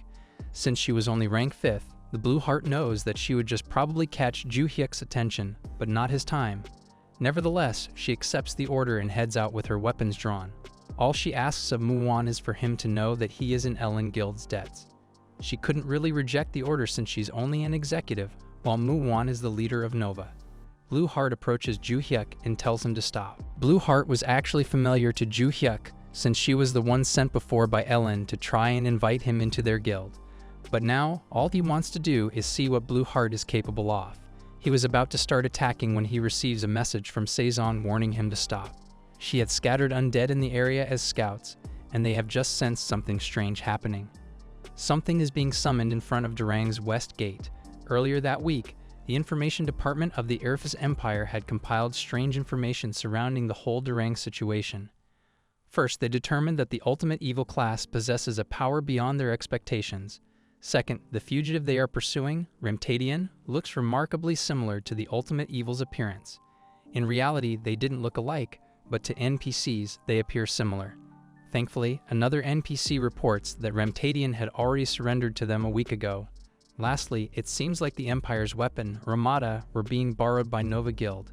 The NPCs wonder if it's truly okay to use Ramada in a war between players, but since their king had allowed it, they have no choice but to follow. The NPCs compliment the players for successfully negotiating the loan of Ramada. Even though it's only a third-class siege weapon, it's still quite powerful. They didn't really give the players precise information for its usage, so the players should only be able to draw out half of its power. Nevertheless, even that should be enough to destroy Durang. In one shot, it would obliterate the territory crystals inside Durang. Back in the present, Ju Hyuk receives Saisong's report about a giant cannon on Durang's west gate. He plans to head there quickly, but Blue Heart shouts out a challenge to him. However, Ju Hyuk is truly pressed for time, so he instead activates his speed skill and runs past Blue Heart. If there really is a giant cannon in the west gate, there might be a chance that his skilled defensive nature might not block it. Up in the sky, Saison is getting nervous as she watches the players prepared to fire Ramada.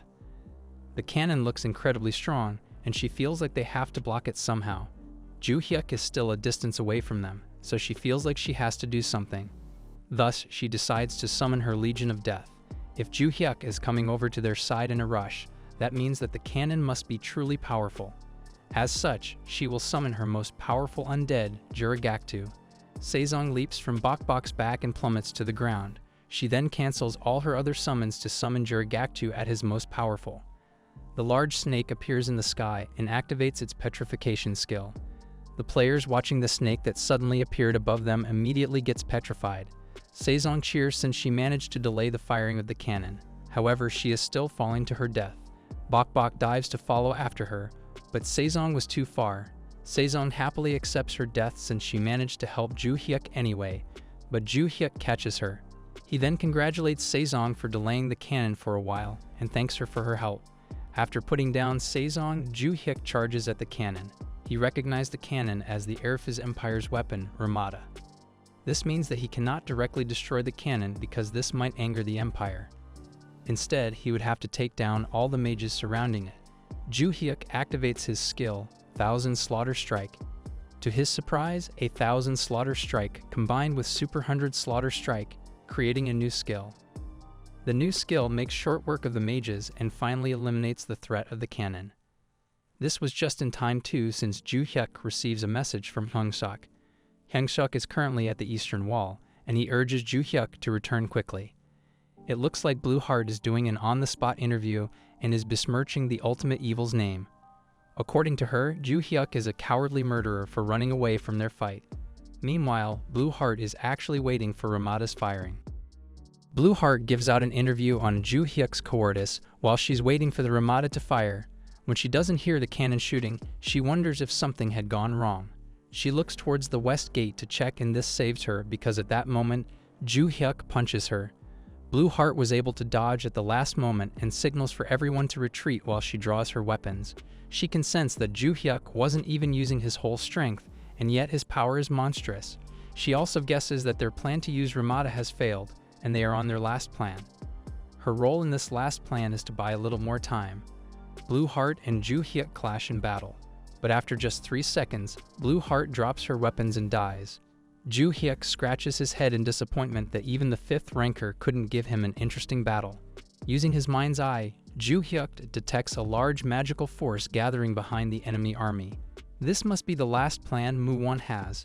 He strolls to the army and continues with his current plan, hunting down the rankers and leaders of the army. Soldiers rush in to delay him even a few seconds while the 3rd rank mage, Lanian, casts her binding magic. Under her wing were 300 more mages to lend support to his magic. If all goes well, they should tie Ju Hyuk up for a few seconds. In that few seconds, Mu-won should be able to put the golden shackle on him. Lanian then uses level detecting to determine Ju Hyuk's level. Seeing that he's level 70, Lanian is confident that her magic would work. A magic circle then appears below them, which signals the start of the binding process. The requirement of this binding magic to work is for the caster to have a higher intelligence level than the target. Since Lanian is a pure mage, she should be able to win in this battle of numbers. Unfortunately, Lanian sees the error of her calculations by way of Ju Hyuk's fist. Technically, Lanian's calculations weren't wrong. For a normal level 70 player to resist Lanian's binding spell, they would need to invest all their stats into intelligence. Unfortunately, Ju Hyuk's base stats are actually too high for his level. His base stats all began at 99, and this was further enhanced by Shattering Sky technique. Thus, it was impossible for Lanian's magic to work on him in the first place already. Ju Hyuk's punch was like a nuclear bomb to Lanian's face, and she dies in one hit. Mu-won watches another of their rancor die, and he remembers the last time he saw such a monster. The karma of the Heavenly Emperor was the first monstrous player he saw, but now it looks like Ju Hyuk is another one. More soldiers rush again to attack Ju Hyuk, but Ju Hyuk's other cooldown have just finished. He just activates his skill once more and the massacre continues. A few days later, news websites are all reporting about how one person defeated 200,000 people. Mu-won and the other Nova executives are at their headquarters contemplating on what they should do next.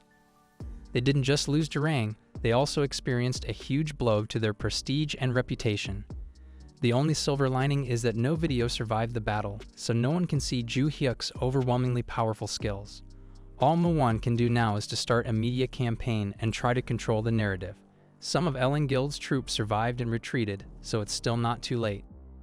A subordinate then barges into the office and delivers some bad news. It looks like a video of the Ultimate Evil's battle has been uploaded into the internet. Despite all remote video recording being destroyed during the battle, it looks like one person have manually recorded it. Of course, this person is no other than Hyung-suk. Mu-won shakes in rage and throws the tablet playing the video away.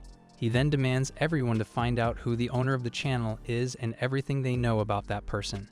His employees quickly leave to follow his orders, while Mu-won sits back down in his chair. If he only knows the Ultimate Evil's real identity, he would even issue a death sentence for him. Unfortunately, the Ultimate Evil is too careful in real life. Meanwhile, Ju Hyuk learns from his elders that the Nova Guild has started to track Hyung-suk. Since assassins might come after his subordinate, Ju Hyuk assigns Yorhan to protect him. Ju Hyuk is realizing how dangerous their life really is now that even internet broadcasters are being targeted. Thankfully, a newcomer has arrived to distract him. It was Landor, the ruler of the Fire Continent in the Middle Eastern server, and the Guild Master of Qatar. Landor offers his hand in greeting and remarks how much trouble Ju Hyuk seems to always stir. Ju Hyuk and Landor shares a conversation over a cup of tea. Landor explains that he always wanted to engage in trade with South Korea. The country boasts of excellent educational infrastructure, so it's the best place for nurturing talents. Unfortunately, Landor found it difficult to sign any contracts on the country due to opposition from the major guilds in the country. Landor further explains that the guilds oppose his contracts because it would cause the price of monster stones to decrease in South Korea. Since the Middle East has a high supply of blue and red stones, the crashing of its price would also decrease the profits of the guilds. Landor further points out how the major alliances are already calling themselves nobles while deliberately preventing common people from getting economic independence. He hates this kind of people, and he noticed that the Ultimate Evil is also against these guilds. Thus, he wants to offer his support to Ju Hyuk. Ju Hyuk knows that Landor is also using him so he can open trade with Korea and destroy the Grand Alliance. However, since Ju Hyuk isn't opposed to these reasons too, Ju Hyuk accepts Landor's offer and shakes his hand. As a start, Landor even offers offline security for both Ju Hyuk and any of his subordinates. A few days later, the alliance between the Ultimate Evil and the Middle East is shared on the internet by Hyung-suk. The internet, of course, was in a frenzy again about this news. Nevertheless, only few of them truly believe that the Ultimate Evil can destroy the monopolistic Grand Alliances in the country. But everything changed after an announcement a few days later. Ju Hyuk visits Sershin and asks him how his mission of organizing their data is going. Sershin's eyes show lack of sleep, but he happily reports that they finished everything. Now all they have to do is release this information bit by bit to stir the people's emotions. Of course, the guilds would probably try to retaliate, but they don't have to worry too much about that today. A few hours later, C and Sezong are hanging out in the real world when they notice a new topic trending on the internet. Yangshuk had posted the information about the misdeeds of Nova Guild during their management of Durang. 3 misdeeds were leaked. First, it turns out that the Olympus pension promised to players by the Airfis Empire was being intercepted by Nova Guild and was being embezzled. Second, the Nova Guild deliberately put subcontracted players in dangerous situation where their characters could die and be deleted. Then they only compensated them with little money, forcing these players to retire from the game. And lastly, 3.5 billion gold was paid to Beast Master Yujin for some unknown reason, even though she's not affiliated to the Nova Guild in any way. C was surprised that her brother had revealed all of this information. She knew that they found a lot of incriminating details at Durang, but she never expected him to start a whole controversy. Even the comments are starting to wonder whether the ultimate evil can survive putting these rich people in full blast. Back in the game, Ju Hyuk is just using his skills to take over another city, the port city of Marin. He has nothing else to do but to continue his territorial war against the Nova Guild and try to invade their lands. Nova Guild has approximately 360 territories, and Ju Hyuk invades about 1 or 2 territories a day. Then every time he took over a territory, he gave all the data he found Ascension to sift through and find more incriminating evidence for them to leak. Ju Hyuk is getting concerned about Ascension since before. He seemed tired after working a lot, but now, he just seems so happy.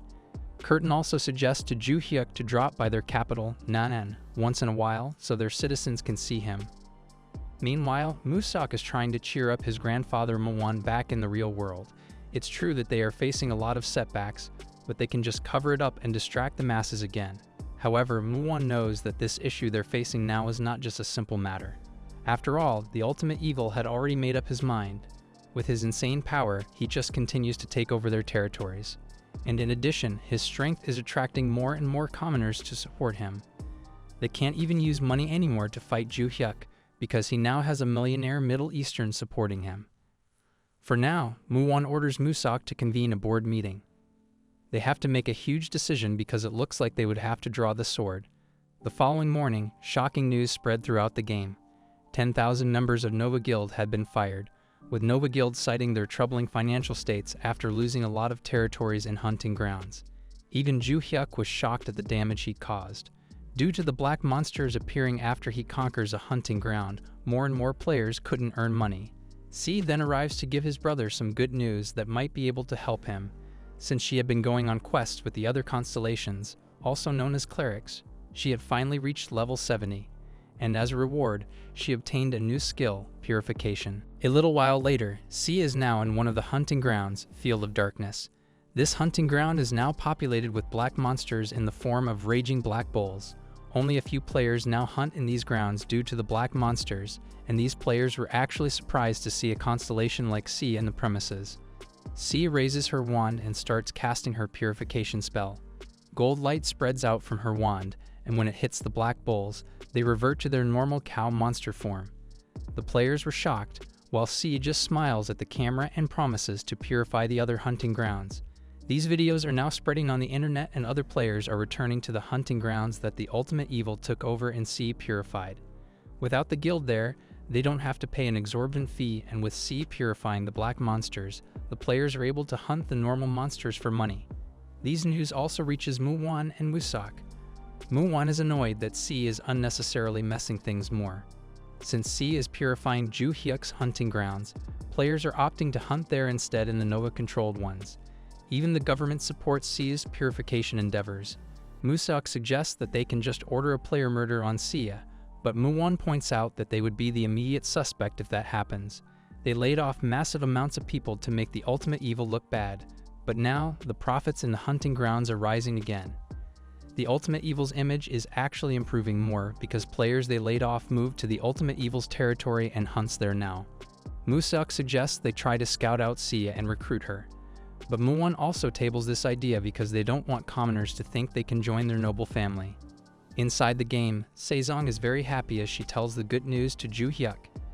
His reputation is continuously improving as more and more people can earn stable incomes on Ju Hyuk's hunting grounds. In fact, people are even starting to think that Ju Hyuk can really take down the Nova Guild.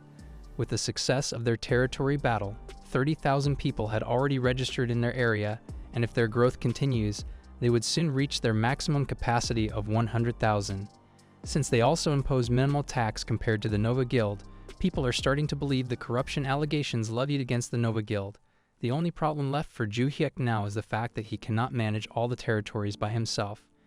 If the large alliances split their armies and attack simultaneously, he cannot defend them all. In fact, some of the territories he captured were recaptured back by Nova Guild almost immediately after he left. While Ju Hyuk is deep in thought, Season is staring at him with love-struck eyes. Meanwhile, Markin abruptly appears carrying a file. It was the ledger of the Welfare Foundation. When Durang fell, all personnel handling the Olympus pension ran away, so Markin was exploring their office to look for any useful data. Under some books, he found the ledger with a very important information on it. The ledger states that the chairperson of the K Welfare Foundation, the foundation in charge of the pension, is known as You Say. Not only that, this person is one of the constellations. C had mentioned how the fourth constellation is a director of the Nova Guild and is a woman feared even by Musak, the first constellation. Sershin also notices in the ledger that at the time of the Foundation's establishment, major guilds like the Nova Guild and Ellen gave massive amounts of funds. The ledger also contains information about reshuffling of Nova personnel, including Markin himself. Markin wonders if he was actually kicked out of the Nova Guild just because of the Foundation's influence. Back at his house, Ju Hyuk is trying to connect all the dots they discovered. Initially, he thought that the Foundation was created just for Nova Guild to embezzle the pension funds, but it looks like this conspiracy goes deeper. The Foundation was created using the Nova Guild's funds, but it also influences Nova's management. This foundation is also led by the fourth constellation, a person that even Mustak feared. C then arrives with some big news. She had just returned from meeting with the other constellations, and she found out that Beastmaster Yujin is actually a disciple of the fourth constellation. The mention of Yujin reminds Ju Hyuk of the 3 billion gold paid to her by Nova Guild too. And now this person is the disciple of the player known as You Say. Ju Hyuk smiles as things seem to be falling into place. In Olympus, if a character gets deleted, the player would have to start again at level 1. When a subcontracted player of the Holy Guild encountered a special monster that has the power to delete characters, this player would have to start again from scratch. This kind of incident didn't just happen once at Nova Guild. Nova Guild had used other players to find monsters with special abilities. They'd also sacrificed them to uncover enemy abilities. They even used mercenaries to be sacrificed in research of traps or items that could cause character deletion. These players lost years of their work building up their characters due to the Nova Guild. Currently, 15 victims are known. Thus, the Ultimate Evil volunteered to take care of these players and invite them to Durang. He registered them in his territory and promised to support them over the next 10 years until they can get back on their feet. What the Holy Guild failed to do, the Ultimate Evil promised to correct. This is the new video propaganda that Kyungseok had just posted on his channel. People wonder if this is just a popularity move by the Ultimate Evil, but Ju Hyuk just gives them a question to ponder. He was able to support these people with only the taxes collected in Durang. So did the Nova Guild chose not to just support these people in the past? Or is the level of corruption in Durang that high in the past? Ju Hyuk's continued social media campaign further drives new players to register at Durang. From the opening of the hunting grounds to free support for citizens, player opinion is now changing regarding the Ultimate Evil. No matter how much the Nova Guild tries to deface their reputation, their real work is producing results. The only problem now is that the number of people who gathered in Durang is around 1 million, and they cannot accept them all. They soon put up a full sign on their gates, which forced the waiting players to just head to other cities owned by Ju Hyuk. Even if the Nova Guild invades, these players would want to defend their new homes. This is actually the plan concocted by Sershin to fix their security problem. Since Ju Hyuk cannot defend all their territories at the same time, the players now living there would have to defend themselves and buy time until he arrives. This would in fact stabilize around 10 of their territories. Since Sershin had just fixed one of his most pressing problems, Ju Hyuk decides to visit Nyan for a while. The elder stationed at Nyan immediately kneels upon his arrival, and the whole city welcomes him. He was walking through the city when a system notification opens up in front of him. Nayan's central altar had responded to his presence and is verifying his qualifications. Since he now has 10 lordships, he had just met the conditions for a new linked quest, Overlord. Since it's a linked quest, Ju-hyuk quickly guesses that this must be connected to the main scenario quest of the Ultimate Evil class. It looks like he's truly fulfilling his master's wish of conquering the world. Upon opening the quest, it orders him to obtain 300 territories and 3 million residents in under 2 months. Ju-hyuk was shocked at this harsh requirements. It took Nova Guild 150 years to achieve something like that, and now he's expected to do it in under 60 days. He wonders what penalty he would get if he fails. He couldn't even believe that he's been clearing the previous main quests until now. His mind then immediately goes to Saison. Saison had helped him tremendously in all his quests. The Cliff of Ages quest wouldn't even be clearable without Saison, and even in the recent war with the Nova Guild, she did all she can to stop the siege weapons from firing. Ju-hyuk tells the elders that he'll be going back immediately. He will definitely conquer 300 territories. He'll just have to be a bit busier. Meanwhile, a press conference is being held back in the real world. Jung Gongjin, the head of NZ, the third largest guild in South Korea, had just returned from sabbatical. And not only that, he is also praising the Ultimate Evil's efforts of overturning their evil society. Thus, their guild would be supporting Ju-hyuk from now on. One of his subordinates tried to protest since Ju-hyuk is still an unknown factor and is like an untested boat, but Gongjin points out that Ju-hyuk is doing the things they should have been doing in the first place. They should have been the ones opening the hunting grounds for free and introducing reforms. The Ultimate Evil is doing all of this on his own, so in Gongjin's eyes, Ju-hyuk is in fact a hero. If they follow Ju-hyuk's lead and use their influence, they can stop the aristocratic forces controlling their country and create a better South Korea. Moreover, if people are worried that Ju-hyuk is an untested boat, then he will just be the captain of that untested boat. He then warns the older generation to prepare for a new era. A few days later, Ju-hyuk meets up with Gongjin at Durang and finalizes their alliance. Through their cooperation, they can now protect and hold 50 territories. Ju-hyuk acknowledges that NZ is a good guild compared to the others. It has a proven track record of good deeds, and its leader, Gongjin, came from humble beginnings. However, it is still a conglomerate, so Ju-hyuk doesn't trust them 100%. He is just using this opportunity to achieve the 300 territory he needs for his quest. Gongjin then introduces his granddaughter, who turns out to be a follower of Ju-hyuk's work. She is the Warp Master, Lee Jurang, and she pledges her services to helping Ju-hyuk's cause. Jurang is actually a famous player despite not being a ranker. She plays through the game only using her warp skills and without engaging in direct combat. She provides free warp portals to injured players and NPCs, as well as move lost or isolated merchants. In fact, the limits of her warp powers aren't disclosed to the public. There is no place in the Korean-based continent that she cannot travel to. Ju-hyuk smiles upon acquiring a new useful team member, and he explains his plan to Gongjin and Jurang. He will conquer 300 territories in 60 days. The father-daughter duo was stunned at his preposterous goals. Hyung-sok later posts the announcement of alliance between the Ultimate Evil and NZ, the third-ranked alliance in the country. Public opinion now positively views the Ultimate Evil, and they even take Ju-hyuk's announcement seriously that he will conquer 300 territories. As for his first target, it will be the Taurus Fortress, one of Nova Guild's top defensive territories. It has never been breached in the 150 years since Nova Guild took over. The entrance to the fortress is located on a narrow gorge, and it even has specialized defense weapons to protect it. At Durang, Ju-hyuk explains to his companions that the attack would only consist of him and Warp Master. Saison, meanwhile, is looking concerned over a whole different topic. Jurang is so pretty and capable that she is afraid Ju-hyuk would fall for her. Ju-hyuk notices Saison's worried looks and misinterprets it as her worrying about his winning chances. Ju-hyuk pats her on the head and assures her that he is stronger than Taurus Fortress. Saison is so happy that Ju-hyuk touched her that she cheers them on. Meanwhile, the Taurus Fortress immediately jumps into attention when they spot the Ultimate Evil. One of the players assigned to protect this fortress is the Great Mage Lanyan, who is hoping for a rematch with Ju-hyuk.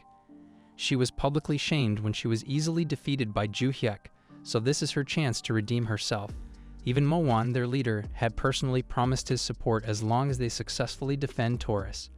Lanyan activates Taurus' special weapon, the Cannon Dragoon.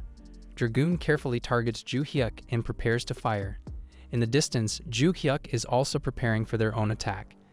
If he was on his own, it would have taken Ju Hyuk a while to reach this territory. But now that Jurang is on their side, it has become much easier. He can just warp to any location at any time. Ju Hyuk approaches the fortress while using his mind's eye to observe the surroundings. There were no mines around, unlike the Rumen Valley, and he can see the huge concentration of magic around the Dragoon weapon. He is disappointed in them for over-relying on only one weapon. Meanwhile, Lanyan fires the Dragoon at Ju Hyuk. She was planning to just incapacitate Ju Hyuk so she can shackle him later, but she put too much mana on the weapon that it might actually murder Ju Hyuk. Green bursts of mana bullets streak toward Ju Hyuk, but Ju Hyuk just lifts the item in his hand. He then activates the magic item, and to everyone's surprise, the mana bullets stopped in midair. Ju Hyuk had used the eyes of Juragaktu to counter the Dragoon. The eyes had just frozen the mana flow of the bullets. Juragaktu's eye is one of the 3 rewards Ju Hyuk received after defeating Juragaktu. The other rewards, Juragaktu's Extract and Tear, were already used on the earlier battle for Durang to temporarily increase Ju Hyuk's level. Meanwhile, Juragaktu's eye has the ability of allowing the user to momentarily use one of Juragaktu's abilities. Ju Hyuk had used the eye to replicate Juragaktu's Petrifying Eyes, which freezes the flow of mana. When combined with Ju Hyuk's Mind Eye skill, it can even allow the petrification of non-living things like mana bullets. Nevertheless, Dragoon's bullets are still powerful, so the petrification can only last for around 50 seconds. But this is enough time for Ju Hyuk to win. Lanyan shouts at everyone to get ready as Ju Hyuk charges at the fortress wall. Since Taurus Fortress has only one entrance, Ju Hyuk has only one target. He doesn't have to spread out his mana, and he concentrates it all on his fists, enough to break through the wall. Ju Hyuk then uses Destructive Nature but focused on a single point. He throws the concentrated mana at the wall, and it explodes into smithereens. Meanwhile, a remote camera is recording the whole thing and live streaming it on Hyungsok's channel. After breaking through the wall, Ju Hyuk just strolls right in to look for the territory crystal. He looks around, but he cannot see where the people who supplied mana to the Dragoon went to. He wonders if they are preparing for a new strategy when Lanyan blocks his way. Ju Hyuk recognizes her as the 3rd ranker that he fought during the defense battle of Durang, but he decides to tease her a little bit. He acts like he doesn't know her, which immediately ticks off Lanyan. She immediately screams at Ju Hyuk for insulting her when he's just a lowborn commoner. Ju Hyuk points at the camera hovering over them and asks her, is it really okay to say such elitist thing in front of the camera? However, Lanyan just calls him a pig. Ju Hyuk's fist glows with mana as he prepares to use his nuclear bomb punch again on Lanyan, just like he did in their first battle. However, he just instead smacks her on the head for talking trash. The comments congratulate Lanyan for surviving more than one hit this time, but they didn't know that Ju Hyuk was just playing with her. Lanyan tries to counterattack with her staff, but Ju Hyuk just dodges all of her attacks. When Lanyan tires of Ju Hyuk's antics, he calls upon her mage companions and orders them to get ready. She then activates the skill, Limited Blood Explosion, allowing her to absorb mana from her companions so she can cast her ultimate skill. However, it wasn't just absorbing mana. One mage falls to his knees unconscious while others beg for Lanyan to stop. Ju Hyuk is just watching them and waiting for Lanyan to make her move when he receives a message from Hyungsok. Hyungsok warns him that Lanyan's skill actually doesn't just absorb mana from nearby players. It can also delete characters. A player from the mage's group had risked their lives just to inform them. Ju Hyuk tells Hyungsok to relay their promise of help if the deleted players need help. Meanwhile, he also starts feeling the effects of the spell. Red energy surrounds him and damage is soon accumulating on Ju Hyuk's character, causing him to lose some HP. Lanyan is also now getting cocky and expecting to win. She remarks how commoners will always stay as commoners. However, Ju Hyuk raises his hand and activates his skill. The red energy surrounding him immediately gets replaced by purple mist. Lanyan is shocked that her own spell was cancelled. Meanwhile, the purple mist wraps around Ju Hyuk until he is enveloped in a sphere. Then blades made of purple energy waves suddenly pours out of the sphere, cutting everything and everyone around. In an instant, Lanyan was cut down. Ju Hyuk deactivates his skill after confirming Lanyan's death. He acknowledges Lanyan's strength as a 3rd ranker since she had a hidden skill, but he also noticed that her specs were below par. As for the other mages, Ju Hyuk tells them that he won't murder them if they just leave. Thus, Ju Hyuk had successfully conquered Taurus Fortress. As a reward for being the first player to conquer Taurus Fortress in more than a century, a new region called Taurus Wilderness has been opened. Ju Hyuk visits the newly discovered region of Taurus Wilderness and sees that it's full of rare blue-furred deer. This specific creature is actually very profitable, so it looks like this new hunting ground might change the normal operations of Taurus Fortress. Meanwhile, Jurang reports that she had arrived with Rendel. Rendel had already started picking up the loot and shows it to Ju Hyuk. Meanwhile, Jurang is still amazed that Ju Hyuk actually managed to capture Taurus Fortress on his own. Before the battle, she thought it would be difficult to conquer Taurus Fortress and expose the true nature of the nobles. But upon watching the video of Ju Hyuk's attack, she saw how he easily baited Lanyan to show her true colors and the corrupt behavior of high rankers. Even the comments under the video are mentioning how they can't trust rankers anymore. Rendel notices Jurang's deep thought and correctly guesses that she must be processing how amazing their new boss is. He then assures her that she should get used to this. When he himself was traveling with Ju Hyuk, every day was a spectacle. Rendel then bids goodbye as he goes back to collecting the items inside the fortress. However, he hurriedly goes back and warns Jurang that Rendel will always be Ju Hyuk's #1 pet, no one else. In the past, blue-furred deer can only be hunted in the Kagonus Mountains. Its fur is so versatile because it has excellent thermal insulation while still being light. Thus, it's a popular material to create thin but warm clothes. It can also be melted and mixed with other construction materials to create insulation. In fact, its usefulness is so endless that it's considered a dream material. And now, Ju Hyuk has unlimited access to it. C's eyes sparkles as she explains what a boon the Taurus Wilderness is. However, Ju Hyuk reminds her that his identity is still a secret, and he shouldn't catch the attention of the Grand Alliance in real life. He's not even going to monopolize the hunting grounds, since that would make him a hypocrite. Instead, he will use the Taurus Fortress as a hub to buy and sell equipment for players wanting to hunt in the Taurus Wilderness. They can just earn from that through taxes. The blue fur's price might also be affected due to the influx from their new source, so it would be better if they don't interfere. Of course, they would still check the identity of anyone who wants to hunt there. A few days later, a lot of players are starting to head towards Taurus Fortress. They are excited to hunt in the newly discovered hunting grounds. It's such a happy atmosphere that players are even starting to make parties right by the entrance to the fortress. All of a sudden, a bullet shoots one of the players in the head and murders him. It turns out that this player is a member of the Nova Guild, so Dragoon had shot him. Only players registered in the Ultimate Evil's territory are allowed to pass. As for the mage operating it, Ju Hyuk is even offering them 3 times the usual wage. News sites soon start to report about this new hunting grounds. Some are reporting about how it's destroying the market economy, while others are commenting on how crowded it is. Some players are even jealous of the wages offered in Taurus. Thankfully, the chaos brought about by this new hunting ground should subside soon and public opinion should settle. The high density of people in the hunting grounds should also settle once the market price stabilizes again over time. The important thing to remember is throughout Ju Hyuk's territory, whether it is on the port city Marine or at the trade city Durang, players are still continuing to register in these places and populating it. They are making steady progress towards Ju Hyuk's goal of 300 territories and 3 million residents. But they still have a long way to go. It is time to implement the next step of their plan.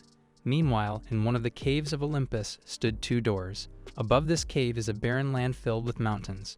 A group of knights braves these mountains riding atop their steeds. They then feel that the time has come. As the sun reaches a certain point, a monster appears and roars a warning. Back at Durang, Ju Hyuk pulls out another one of his black stones, the rarest material on the planet.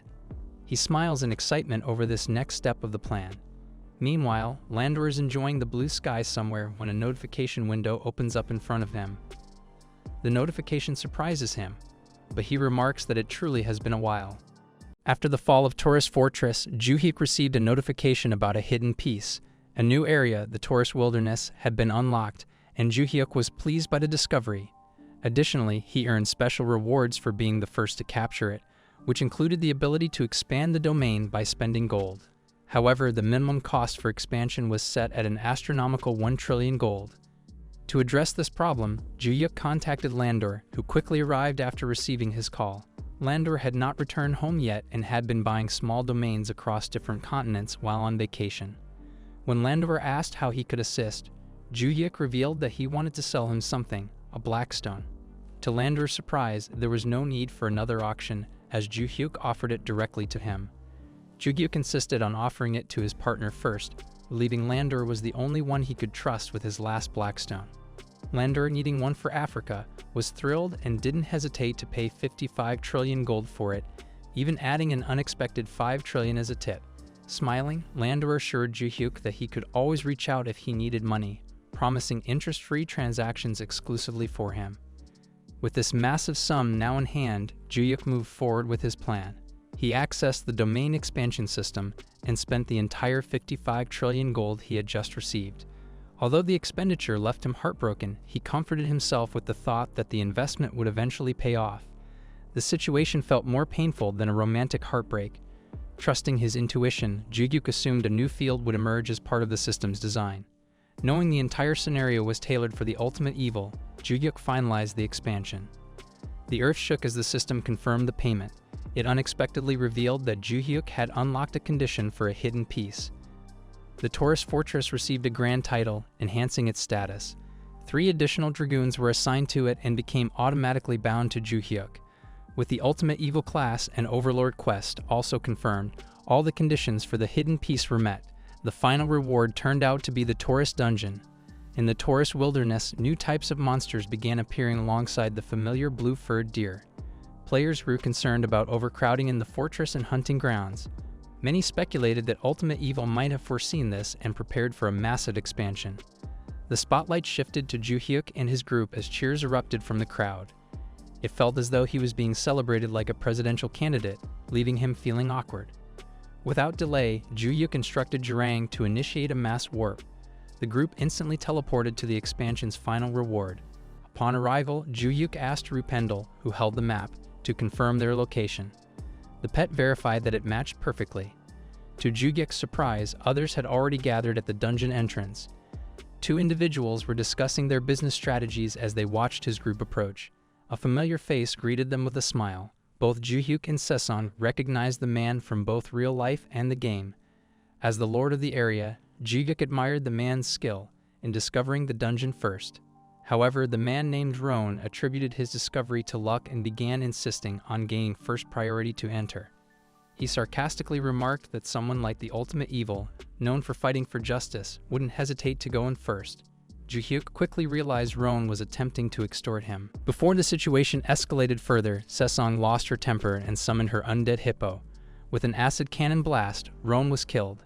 Sesson immediately raised him as an undead and commanded him to sit up and down repeatedly until he died again. Juhyuk briefly wondered about the connection between the two but dismissed it. His primary focus remained on entering the dungeon. Rumors circulated in the forums, speculating whether the Ultimate Evil and the Necromancer were in a relationship. Musa came across these rumors while discussing business matters with someone. The person reminded him about an overdue payment. In response, Musak warned the contractor not to underestimate the Ultimate Evil. The pink-haired woman he was speaking with then remarked that even those with high standards could be swayed. She claimed that charming men was the easiest thing in the world. Observing the Ultimate Evil's rising success, she assumed he would eventually seek out someone beautiful. After the woman left, Musak muttered to himself that he didn't want to rely on honey traps to deal with the Ultimate Evil. However, his holy guild was already in a dire situation, while the Ultimate Evil's reputation continued to grow. Musak decided the only way to tarnish him would be to create a scandal involving a romantic entanglement. He believed that the higher someone climbed, the harder they would fall, especially someone from a humble, commoner background. Meanwhile, at the Taurus dungeon, Juhyuk and his team reached Stage 1, where they were tasked with choosing the correct door. Juhyuk's excitement quickly faded when they received a simple mission that required choosing between doors. The mission relied entirely on luck, something Juhyuk knew he lacked. He called it a nonsensical dungeon created with trillions of gold. Sesson noticed his worried expression and asked what was bothering him. Juhyuk reminded her that his luck stat was abysmal. Sesson reassured him, pointing out that her own luck stat was at 48, which was surprisingly high. Juhyuk remained doubtful, but Sesson explained how she had deliberately raised her luck stat. She revealed that she had been investing her non-recoverable points into it because she thought it was useful. until a friend had scolded her for doing so. Ju-hyuk guessed the friend was likely his sister and recalled that Se-song wasn't particularly familiar with games in the first place. Nevertheless, her high luck stat was a saving grace in their current situation. Ju-hyuk decided to give Se-song a buff, raising her luck stat to 77, and asked her to choose a door. Se-song realized this was the first time Ju-hyuk was entrusting her with something important. Determined to do well and earn his praise, she confidently made her choice. With her enhanced luck stat, Se-song successfully opened the correct door. A golden light poured out, blinding everyone else in the group. In the real world, it was reported that Prince Lander had landed in South Korea. Kang Mu-won was struggling with a headache. His secretary suggested that the Oil Prince might be planning to meet with Ultimate Evil, and mentioned how members of the alliance were growing increasingly anxious. Mu-won was already dealing with the issue of Ultimate Evil, and now Lander had casually entered the country, adding to his troubles. At that moment, Mu-won received a message from Karma. After reading the instructions, he directed his secretary to contact the Blue House and arrange security for Prince Landor during his stay. He stated that this was not the will of the Holy Guild but the will of the Child of God. Mu-won realized that even Karma seemed concerned about the Oil Prince's unexpected visit. Landor automatically became the VIP, and from South Korea's perspective, providing security was a necessary step. However, Lander himself would remain unaware of these arrangements. Meanwhile, Prince Lander's butler informed him that the broadcasting station he had inquired about had just been purchased. Lander expressed satisfaction, as this provided him with a legitimate reason to visit Korea.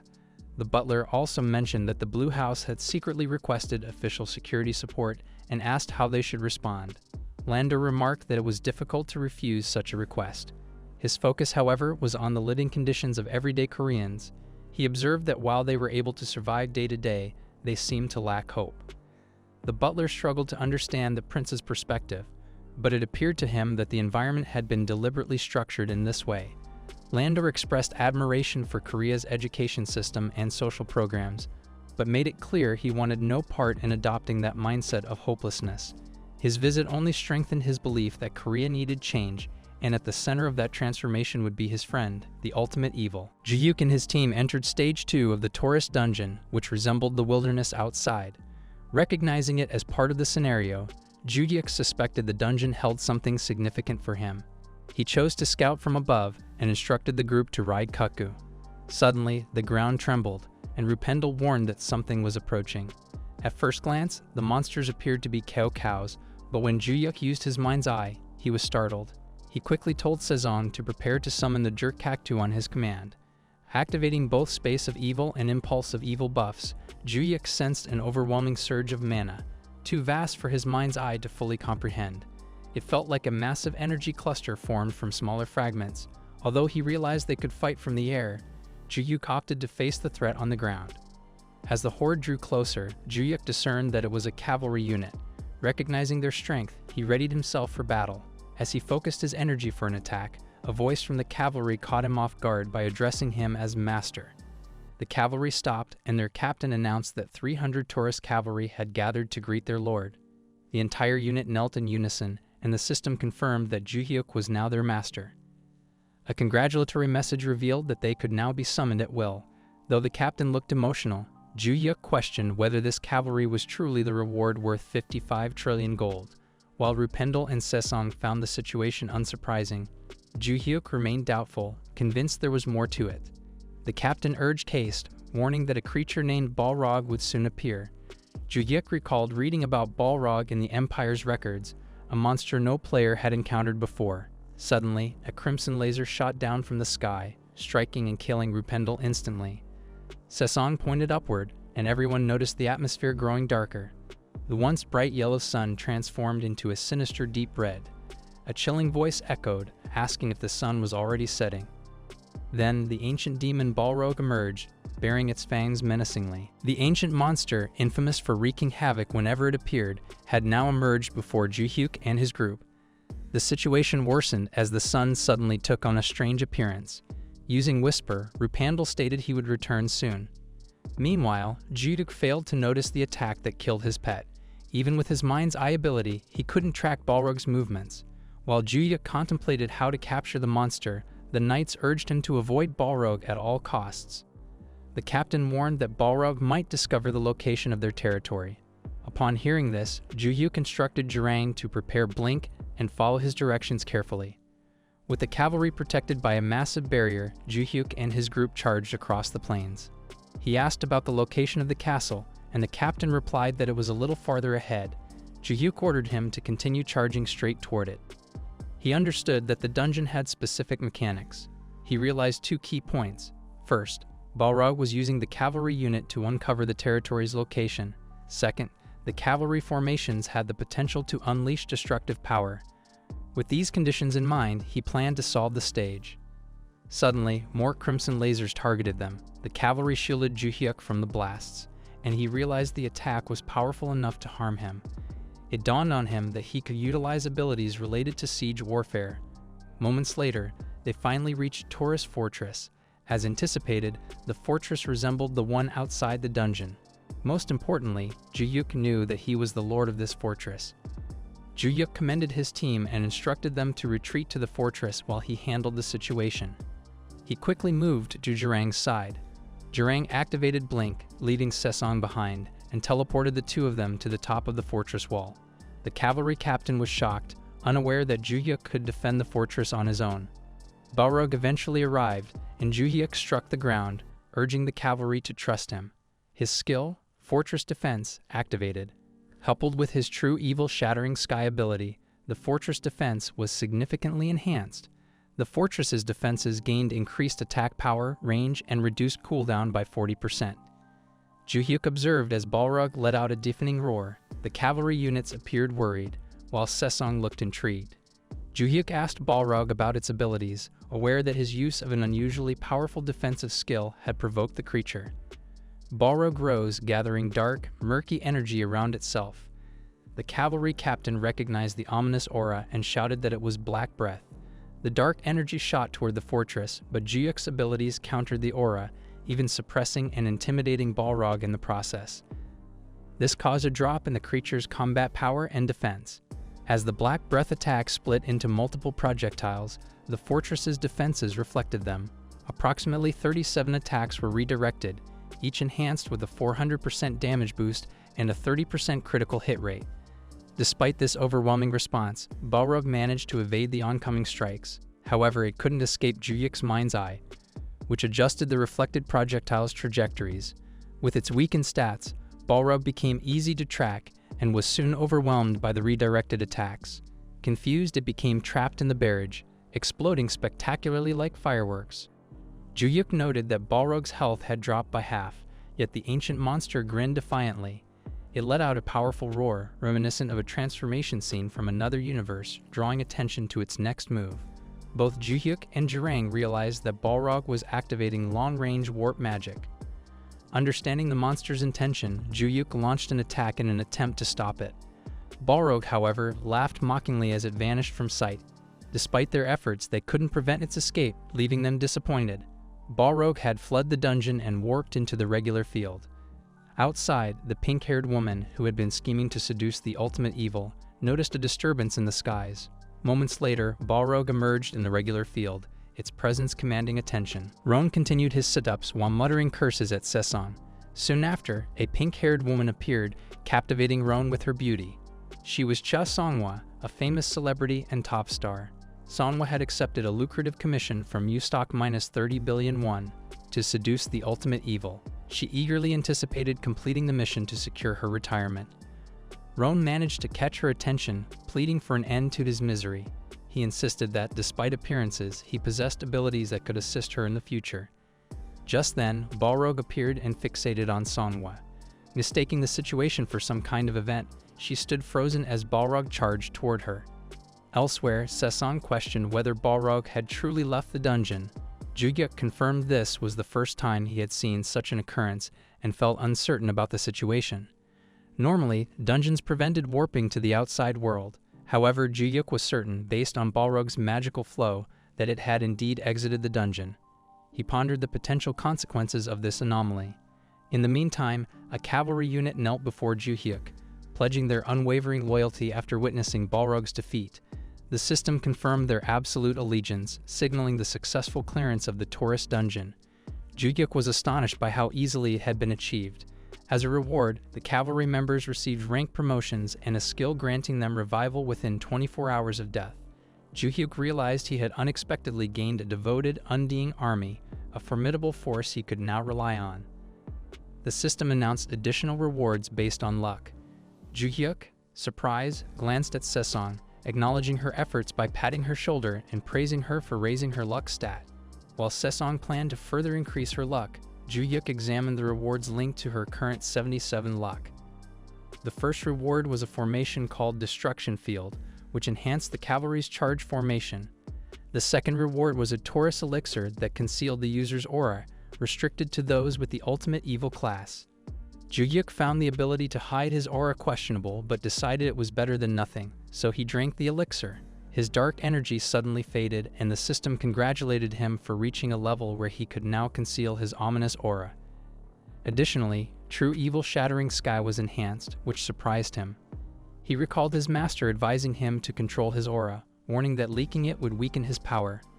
At the time, he had dismissed it as random NPC dialogue from the game, but it turned out to be relevant to the Ultimate Evil storyline. Meanwhile, Balrog launched an attack on the granary of Puruna, adding to Muwan's troubles. Knowing Balrog's ties to Taurus, Muwan blamed the Ultimate Evil for the incident. His secretary reported the deletion of some players, but noted that the information was being kept quiet for now. When Muwan asked if they were from the Holy Guild, the secretary clarified they were subcontractors. Muwan ordered the deleted characters to be listed as Holy Guild members to shift the blame onto the Ultimate Evil. He also instructed his secretary to summon the 7th constellation to Puruna, believing no commoner would refuse a request from a top guild. Unexpectedly, Muwan received a message claiming they had reinforcements. Karma informed him that the 5th constellation had been sent. Muwan doubted this, as Karma had not provided much help previously. Meanwhile, in the Airpeth Empire, the information brokers finally discovered the appearance of Balrog.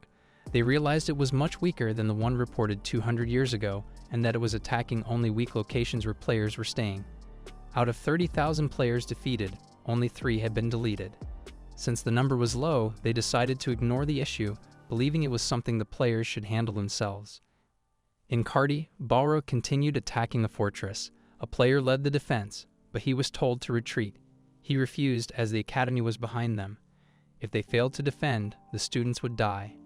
His subordinate was concerned about the risk of character deletion, but the player, being an adult, was determined to prevent the students from being deleted. Amid the heavy tension, Balrog unleashed a more powerful attack on the players. However, it was blocked by someone. Juhyuk was relieved to arrive just in time and told the players that he would take over. Not long ago, Juhyuk and the girls returned outside, noticing that his territory had not been attacked yet. He wondered where the monster had gone, considering it seemed to have a plan. Jurang revealed that she had placed a chaser on Balrog before it escaped. She explained that this skill allowed her to track the target's mana flow. While Juhyuk had been too focused on the monster, she had marked Balrog just as it started to flee. Jurang opened her tracking window and located Balrog near the plains of Puruna, a large area controlled by the Holy Guild. She asked what to do next, and Juhyuk decided they should pursue it. A boss monster from a dungeon worth 55 trillion needed to be captured. By the time Juhyuk and the group reached Puruna, the city had already been destroyed. The area was in ruins, completely abandoned. Sirshan contacted them through Whisper, reporting that Balrog had ravaged the Holy Guild's territories of Reet and Puruna, causing 30,000 deaths. However, further casualties had been reduced because the Holy Guild had quickly retreated. Juhyuk then asked Sirshan about the potential path Balrog might take next. Meanwhile, Gonjin of the NZ Alliance was stunned by a report. Balrog had appeared in their territory, Cardi. Juhyuk asked Jurang to prepare a quick warp to Cardi. Before they left, Sirshan advised against occupying the now empty Puruna. He explained that it could be seen as an aggressive move by the Ultimate Evil, and Balrog's sudden appearance was already raising suspicions. Rumors were spreading online about the situation. Jongsuk added that some characters had been deleted and that the Holy Guild seemed prepared to use the Ultimate Evil as leverage in another public opinion battle. Sirshan also mentioned that the 5th constellation had been sent to subdue Balrog. Knowing someone else might claim the kill, Juhyuk decided to postpone taking over Puruna. He instructed the group to head to Cardi first. In Cardi, Balrog launched an attack on everything in sight. Gonjin led the defense, and his subordinate urged him to retreat to safety. However, Gonjin refused, unwilling to abandon the students sheltered behind the walls. The subordinate suggested seeking assistance from either Ultimate Evil or the Empire. Gonjin dismissed the idea, pointing out that the Empire had not taken any action despite knowing about Balrog's rampage, and their relationship with Ultimate Evil was not strong enough to request aid. Balrog unleashed a powerful destructive attack, but it was blocked by Juhyuk. He instructed Gonjin to fall back before activating Space of Evil and Impulse of Evil to enhance his allies' strength. Sisong, riding on Koku's back, summoned an army of undead, with Jurkakshu leading the charge. Balrog was immediately petrified. Gonjin was shocked by this display, but Juhyuk warned that they couldn't hold Balrog in that state for long. He then instructed Jurang to use Blink to teleport themselves above Balrog's head. In an instant, the pair appeared over Balrog. Juhyuk prepared a devastating punch, amplifying its force with intimidation aimed directly at Balrog. He struck Balrog's head with immense power, ordering the creature to die silently. The impact sent the petrified Balrog crashing into the ground. Watching the scene unfold, Gonjin couldn't help but feel impressed. He hadn't expected Ultimate Evil to assist them, given that they only had a simple partnership. Rankers like him were usually cautious, fearing character deletion. Adding to the surprise, Juhyuk had managed to defeat Balrog using only basic attacks. In Juhyuk's mind, he was relieved that the rumors about him unleashing Balrog to wreak havoc would finally be dispelled. Jungsok's drone hovered nearby, recording Juhyuk's every move. He felt proud as he watched the battle of the lore he admired. The comment section was flooded with viewers amazed by Ultimate Evil's victory and Gonjin's leadership in the siege defense. Both of their reputations saw a boost from this event. Witnessing the first Balrog subjugation in history, everyone eagerly speculated about the rewards. Moments later, a black pouch appeared where Balrog had fallen and died. Juhyuk was confused about its identity, but Jungsok quickly identified it as the Black Stone Bundle. The live stream audience was stunned, their collective screams echoing across the peninsula. The Oil Prince wondered whether he could purchase another one from Juhyuk, while the American Alliance leader was left speechless. Even Jiro, the world's 14th ranked player and a renowned solo player, watched the live stream and expressed his desire for one. He decided to plan a visit to South Korea. The moment the Ultimate Evil obtained the Black Stone Bundle, it was broadcast live around the world via the internet. Up until that point, the Korean government and the Grand Alliance had labeled him as an evil revolutionary. Although foreign powers had ignored this so far, things would soon change with the appearance of Black Stones in the Ultimate Evil's hands. Foreigners understood that, due to his luck, the Ultimate Evil would eventually acquire more Black Stones. Top-tier players began to make moves to establish connections with him, as he was the first to hunt the Balrog and receive the Black Stone Bundle. The bundle contained at least 10 stones. Juhyuk celebrated internally, though he maintained his usual calm and composed demeanor in front of the camera. He wondered if Rendel would buy one from him again. Gonjin quickly approached to express his thanks and congratulate Juhyuk on obtaining something amazing. Juhyuk then asked if Gonjin wanted one, but the Alliance leader claimed he didn't have the money to pay for it. Juhyuk suggested trading some territories instead. Gonjin was taken aback and asked if that was fine. Juhyuk simply stated that he liked land, though it was also for his Overlord quest. Gonjin promised to discuss the matter with his team. At that moment, someone called out to the Ultimate Evil. The fifth constellation, known as the Commander of Light, announced that she would execute him. Musok was also present, along with some reporters. Meanwhile, Sia, as Luna, appeared devastated and conflicted. A while ago, Sia had been ordered to mobilize to Puruna. Musok shared that the Ultimate Evil had summoned Balrog to destroy the city, and Sia was already registered as a temporary resident there. She couldn't believe she was being given orders after being ignored and bullied, and she assumed Musok was just scared of being erased. Sia reminded him that she had no affiliation with them and shouldn't be going in the first place. Just then, a green-haired woman stepped forward and said she would go. Jungsuk, the fifth constellation, said they should step in during these chaotic times. She claimed that Korea would fall if both the Holy Guild and Island were destroyed. Sia didn't understand much about Korea's fall, but she just wanted to see them get taken out by her big brother. Suddenly, all constellations received a quest. Specifically, the 3 of them were assigned the task of stopping Balrog's rampage. That was how Sia ended up in this situation. She whispered everything to her brother. Juhyuk hadn't expected them to come and hunt Balrog, but he had already taken it down. He wondered why they were picking a fight now. Meanwhile, Jungsuk was disappointed to learn that Balrog had already been defeated, but she remembered that their role as constellations was to take down the ultimate evil. She challenged Ju-hyuk, wanting to take the spotlight by defeating him instead.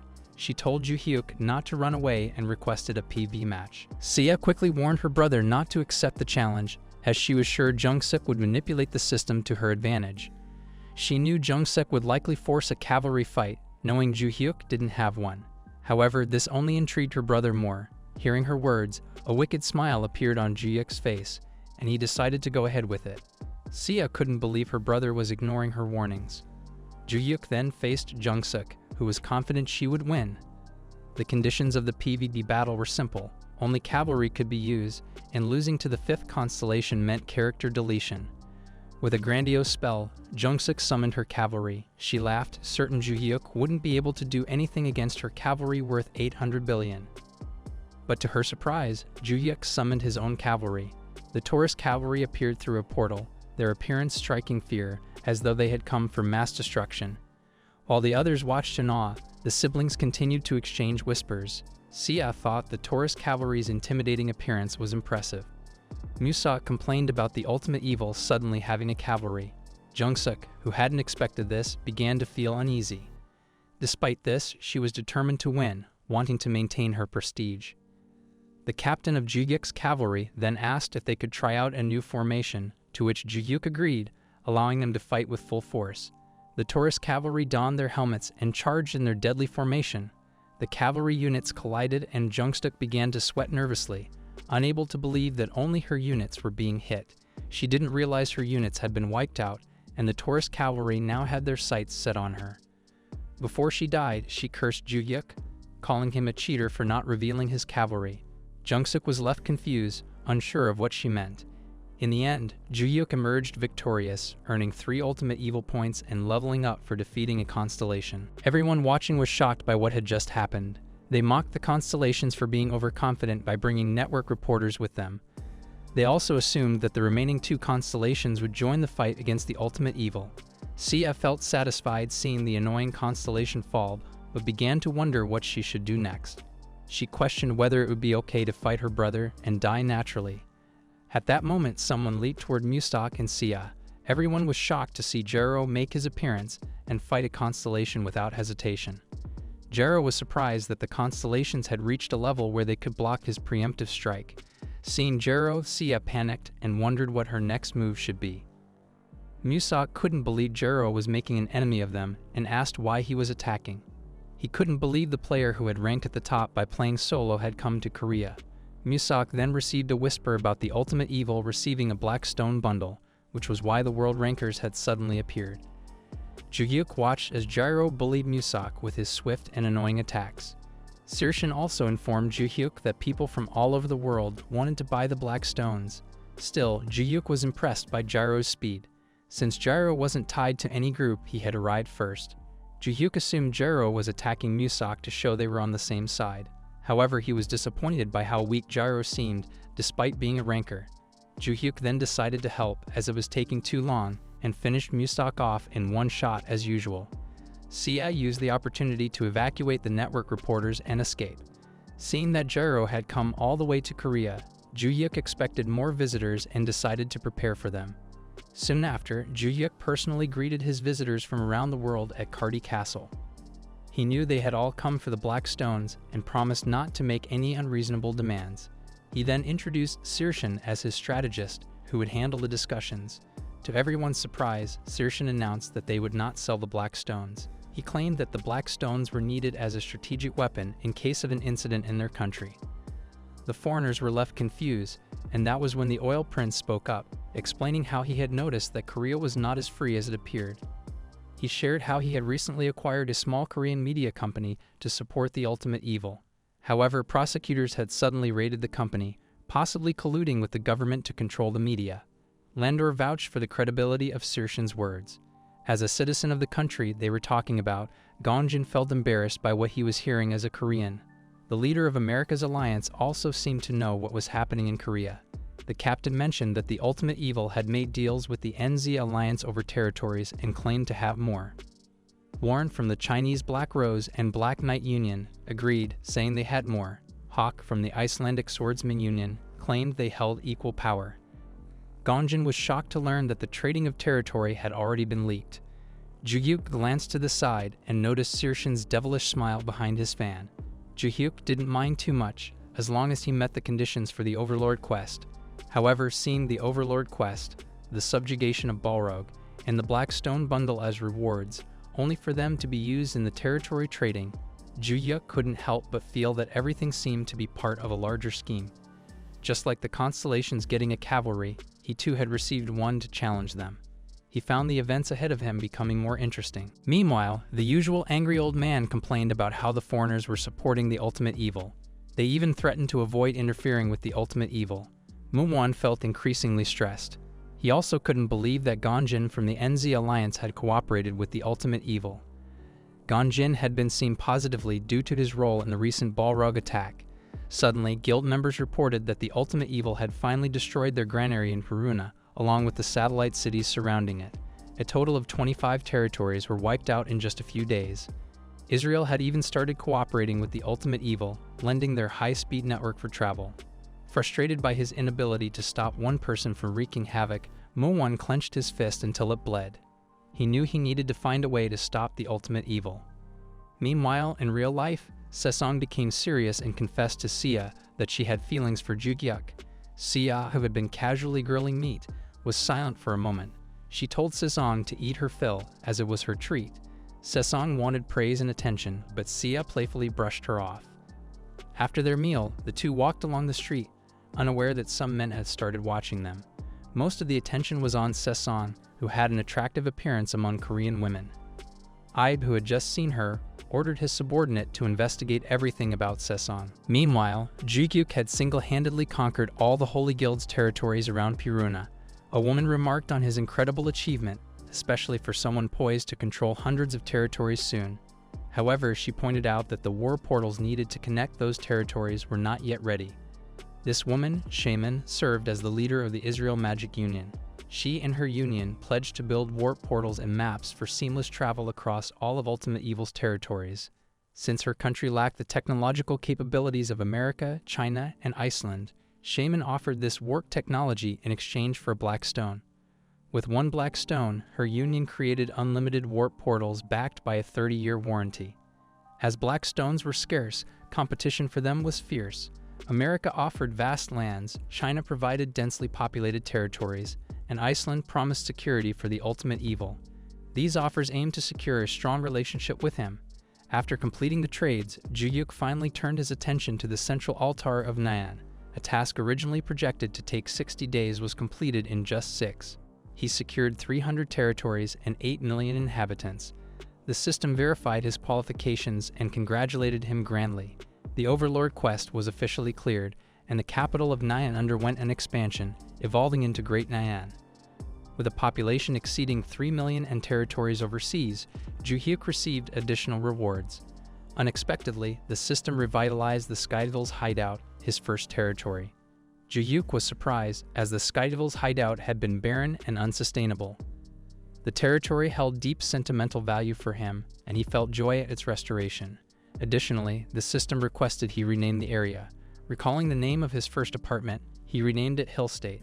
The system confirmed the revitalized land, new hunting grounds, and a special feature called Voluntary Loyalty, which granted Juhyuk 1% of all experience points earned by NPC residents in Hill State Field.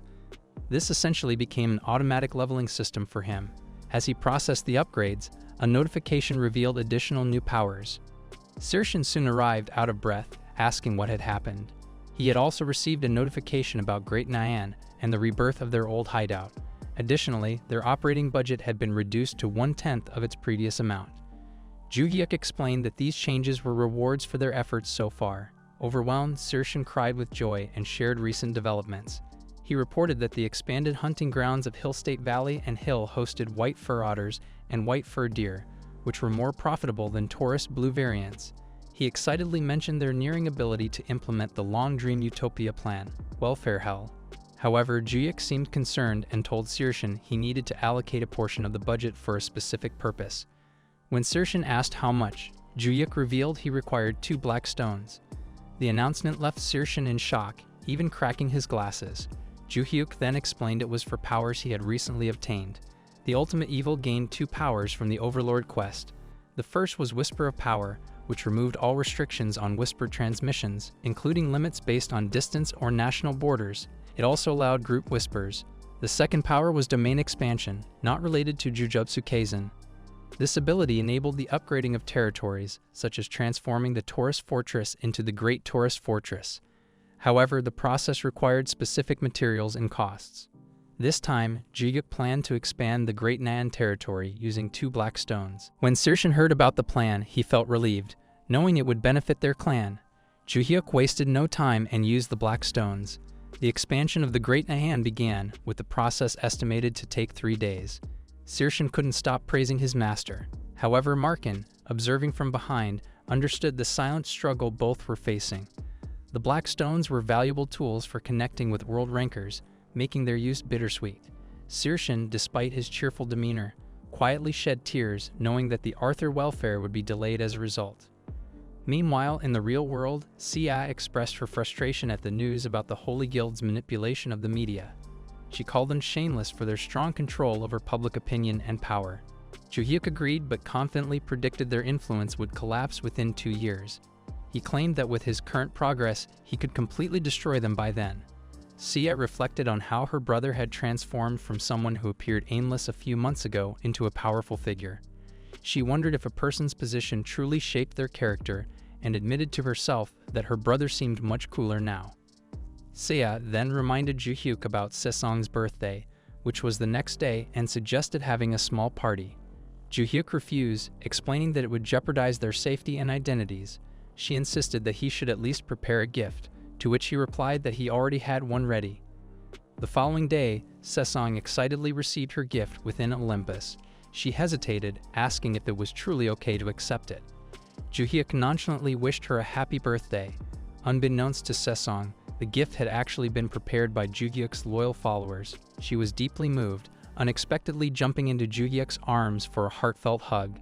She hadn't anticipated receiving anything from him, especially since he had seemed so grumpy lately. Ju-hyuk asked with concern if he truly appeared that unpleasant. Despite his demeanor, Sesong felt as though he had gifted her the stars and moon. Seeing her joy, Ju-hyuk was glad he had arranged the gift, though he knew the elders had worked hard to make it special. What Ju-hyuk didn't realize was that the elders had taken their efforts seriously, believing Sesong might one day become their future queen. A few days earlier, Ju-hyuk had informed the elders about Sesong's upcoming birthday and instructed them to prepare a gift. The elders reflected on Sesong's role as both their master's assistant, the absolute necromancer, and the future queen of their spiteful clan. It was the most urgent meeting they had ever held, as they needed a gift that would demonstrate their loyalty to her. The assassins mobilized their group's funds, while the elders worked tirelessly on their preparations. Meanwhile, Ju-hyuk, unaware of their efforts, simply delivered the finished gift to Sesong. The gift, called a nail, was an accessory primarily worn on fingernails and infused with various magical features depending on its grade. Sesong received a top-grade nail worth 22 billion gold. She remained oblivious to its price, cherishing it solely because it came from Ju-hyuk, whom she deeply adored. Shortly afterward, Ju-hyuk visited the Hill State Dungeon accompanied by Kaku.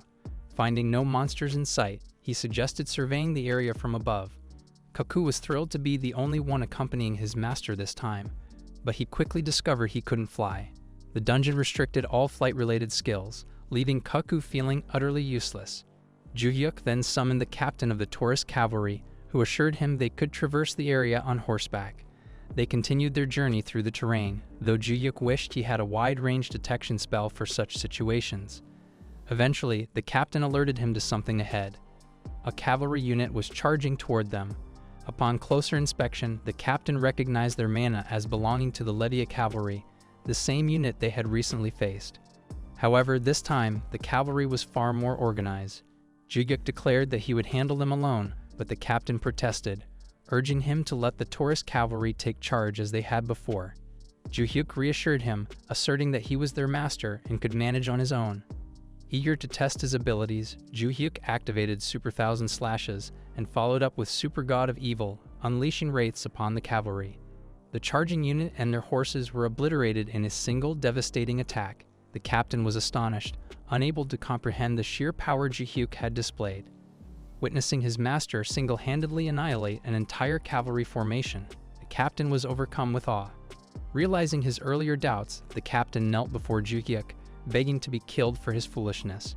Ji-hyuk dismissed the notion, acknowledging the captain's actions as an expression of loyalty rather than a betrayal worthy of punishment. Touched by Ji-hyuk's words, the captain's loyalty toward him became absolute, a sentiment confirmed by the system. Ji-hyuk felt confused, unsure if defeating the cavalry was the clear condition for victory. Although their bodies disappeared after being killed, they were suddenly revived. He wondered if this was just a second phase of the battle and continued to slaughter them relentlessly. However, no matter how many times he eliminated the cavalry, they revived immediately afterward. Koku and Captain watched in shock as their master faced the seemingly immortal cavalry without hesitation. Despite his efforts, Ji-hyuk sensed that something was off, as if an essential piece of the puzzle was missing. Realizing the battle wouldn't end easily, he decided to use his upgraded whisper ability. He sent out a call to all combat-capable elders, summoning them to the Hill State dungeon. The elders, upon receiving the transmission, felt relieved and eager to join the fight. At the same time, a child and a tall man also heard the call. The elders suddenly appeared before Ji-hyuk, exuding an overwhelming and immeasurable aura that left the captain questioning their identities. Ji-hyuk introduced them as allies, believing everyone he needed was now present. However, a child unexpectedly approached, calling him master. The child, Verdi, ran toward him alongside a tall elderly man. Ji-hyuk was taken aback to discover that this child was an elder of the clan. Verdi explained that the cavalry they faced were artificial beings connected by special magic, allowing them to endlessly revive. She requested permission to handle the situation. As the fifth elder and an archmage, Verdi displayed exceptional confidence. The tall elderly man, Pondo, was introduced as the ninth elder, bearing the title Pathfinder. Ji-hyuk recalled that several other elders often undertook external missions and assumed these two were among them. Trusting Verdi, he asked her to take charge. Verdi leaped into the air and chanted a dark spell with a fierce and focused expression. The magic she unleashed resembled a devastating plasma explosion. The captain, stunned by the display, struggled to grasp the extent of her power. He realized his master had even more formidable subordinates than he had imagined. Ji-hyuk, too, was surprised by Verdi's firepower, considering her youthful appearance. He noted that her strength rivaled that of the Empire's mages. Verdi's attack destroyed the mana line sustaining the immortal cavalry. Triumphant, she eagerly sought Ji-hyuk's praise for her efforts. Pando then offered to guide Ji-hyuk to the next gate. He led them to an inconspicuous location, carefully examining the area before activating a hidden panel. A concealed door opened, and Ji-hyuk appreciated Pando's resourcefulness. The group was transported to a place where potent mana flowed. Though the atmosphere felt unfamiliar, it also gave Ji-hyuk a sense of familiarity. Verdi pointed out an area where unsettling mana had gathered.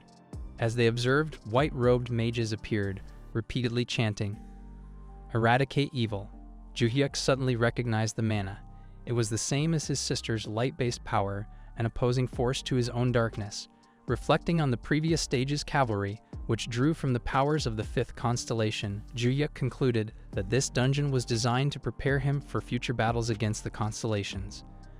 The white wizards casually summoned white dragons with the same holy attributes. Luxo stepped forward to protect Ji-hyuk, but Ji-hyuk stopped him, reminding everyone that he should lead them. He asked them to trust him and activated Space of Evil and Impulse of Evil. Everyone around him saw an increase in their stats by 20 points and gained enhanced defense against holy attacks. Luxo felt the overwhelming power. Rexar, already familiar with the buff, remarked that it was something only their master could provide. Another assassin confirmed he would go first, but Rexar stopped him, and the two went on a rampage. Luxo thought he had reached his limit, but Ji-hyuk proved him wrong. He also noticed the two elders powered up and began using a different fighting style. Ji-hyuk suggested they join the fight, and the other two elders followed his lead. Verdi, still feeling the effects of the buff, spoke about how white magic should have been a disadvantage for them. She then summoned a massive three-headed dragon. Despite the buff, Captain still felt like a frog in a well as he watched the elders massacre the white wizards and dragons. Ji-hyuk explained that a compatibility disadvantage didn't matter if they could overpower their opponents from the start. That, he claimed, was his ultimate power. Both the space of evil and impulse of evil lasted only 20 seconds, and there were 72 white wizards to deal with. With the buffs, the elders had more than enough time to eliminate all the enemies within that period. They suffered no casualties, all thanks to the new power Ji-hyuk had granted them. Knowing they could grow stronger beside him, the elders showered him with praise. As a result, Ji-hyuk's charisma stat exceeded 100, granting him a skill called Master's Dignity. This skill provided a semi-permanent buff to anyone who swore loyalty to the ultimate evil. However, there was a risk of the skill being deleted if someone betrayed him, making it dangerous to use on players. Ji-hyuk asked everyone if they swore loyalty to him, and Luxo confirmed it. Ji-hyuk knew the elders would not betray him, so he used the skill. Everyone received the same system message, asking them to swear loyalty to the ultimate evil and never betray him. Kaku did not hesitate to confirm, becoming Ji-hyuk's first loyal follower. Verity realized there was a ranking and quickly confirmed her loyalty, claiming second place. She then jokingly asked Kaku to die so she could take the top spot. The other elders missed their chance and followed suit. As the elders caused a commotion, Pando noticed something unusual. A new flow of mana began to appear in the bodies of the defeated white wizards. They revived and repeated the same phrase about eradicating evil. Verity realized someone dangerous was approaching. She claimed that the bodies were acting as mediums, and their self-destruction would trigger a mana explosion. There was no time to escape. The elders moved forward to protect their master. Even Ji-hyuk was caught off guard, knowing the explosion would obliterate everyone. The wizards then exploded, releasing intense holy mana. Luxo, accepting his fate, told Ji-hyuk to survive. Surprisingly, he and the other elders emerged unscathed. Behind them, Ji-hyuk had been casting something. He was relieved to have not been too late. The moment the white wizards exploded, he gained massive experience points, and his defense skill leveled up and activated. He was lucky this time, but knew he must prepare for future battles with constellations. Once again, the elders praised their master for his powers. The media reported that the Grand Alliance, led by the Holy Guild, was undergoing massive restructuring. This included the closing of hunting grounds and large-scale layoffs. As usual, Ultimate Evil was blamed for everything that was happening. Sia worried that the media was putting her brother at a disadvantage. Ji-hyuk agreed, noting that those with power could control the economy, and those desperate for a living might not support him or his cause. He could see that the nobles were trying to shift the blame toward him. Sia asked worriedly what they should do next. Ji-hyuk then asked her why he had been acting passively lately.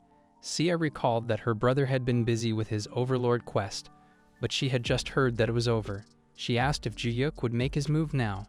Ji-hyuk confirmed that he would also try the chicken race the Grand Alliance had started. He couldn't believe how those with power underestimated the people. Soon after, Ji-hyuk took over another territory on his own. Viewers watching the live stream commented that his attacks were unpredictable this time, as his intense aura had been hidden.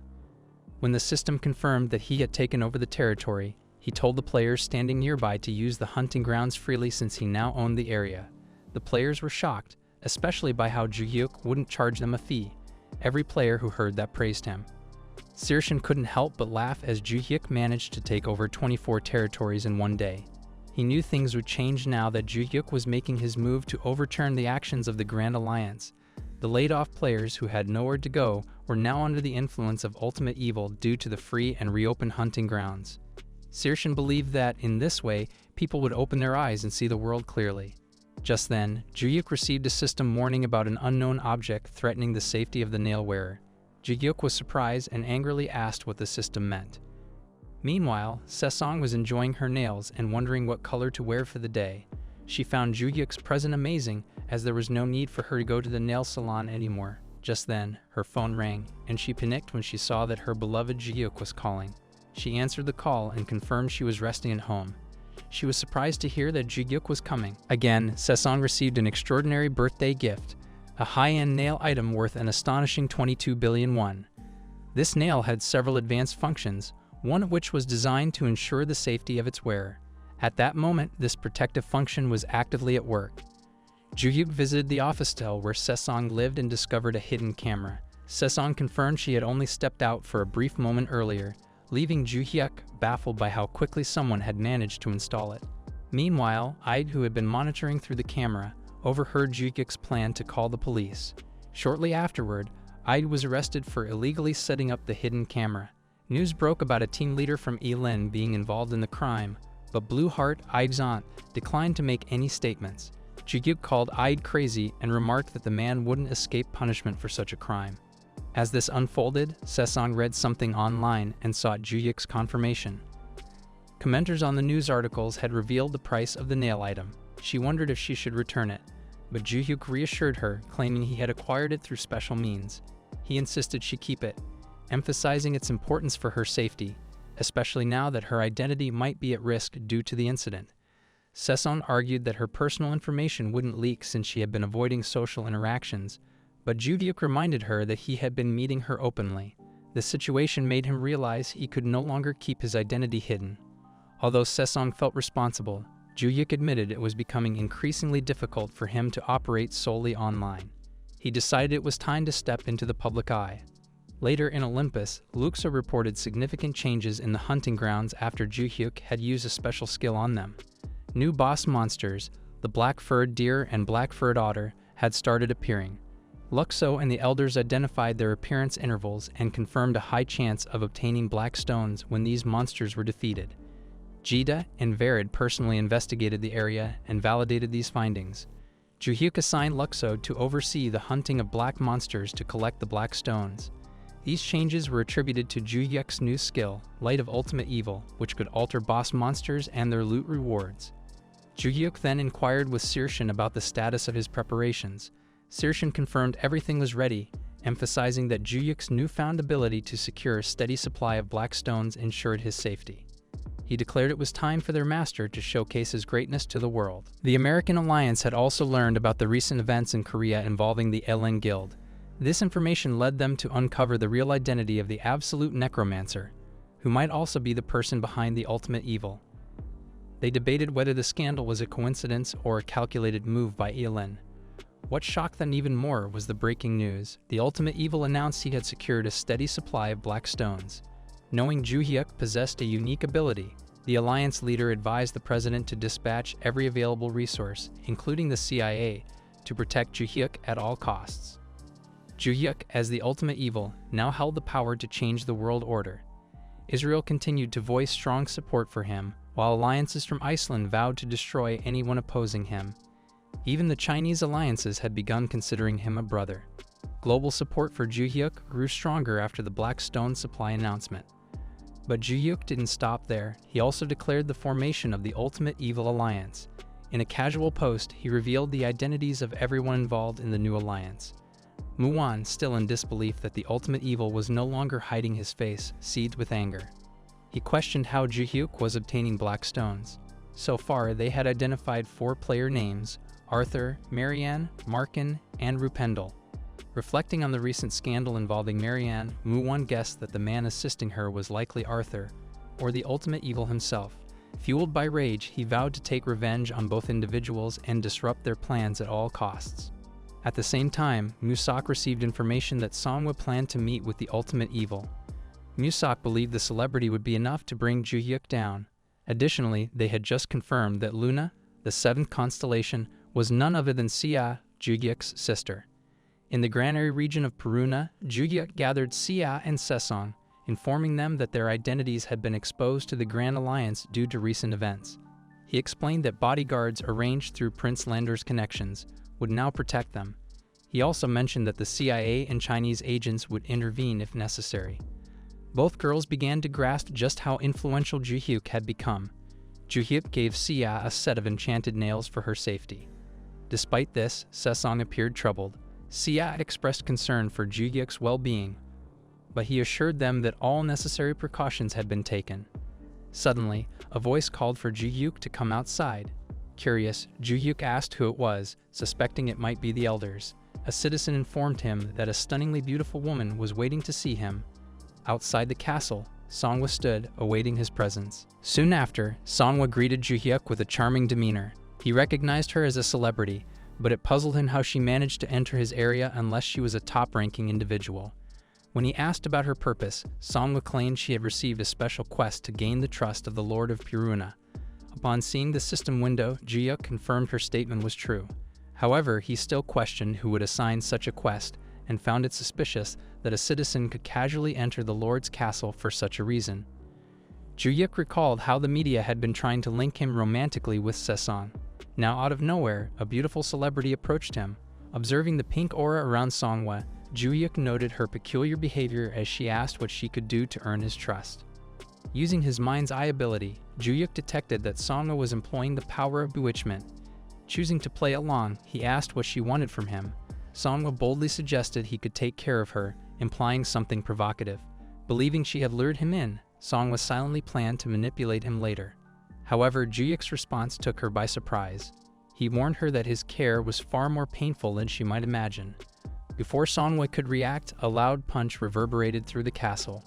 The bewitched citizen nearby snapped back to reality, trembling in fear after witnessing the Lord's basic attack up close.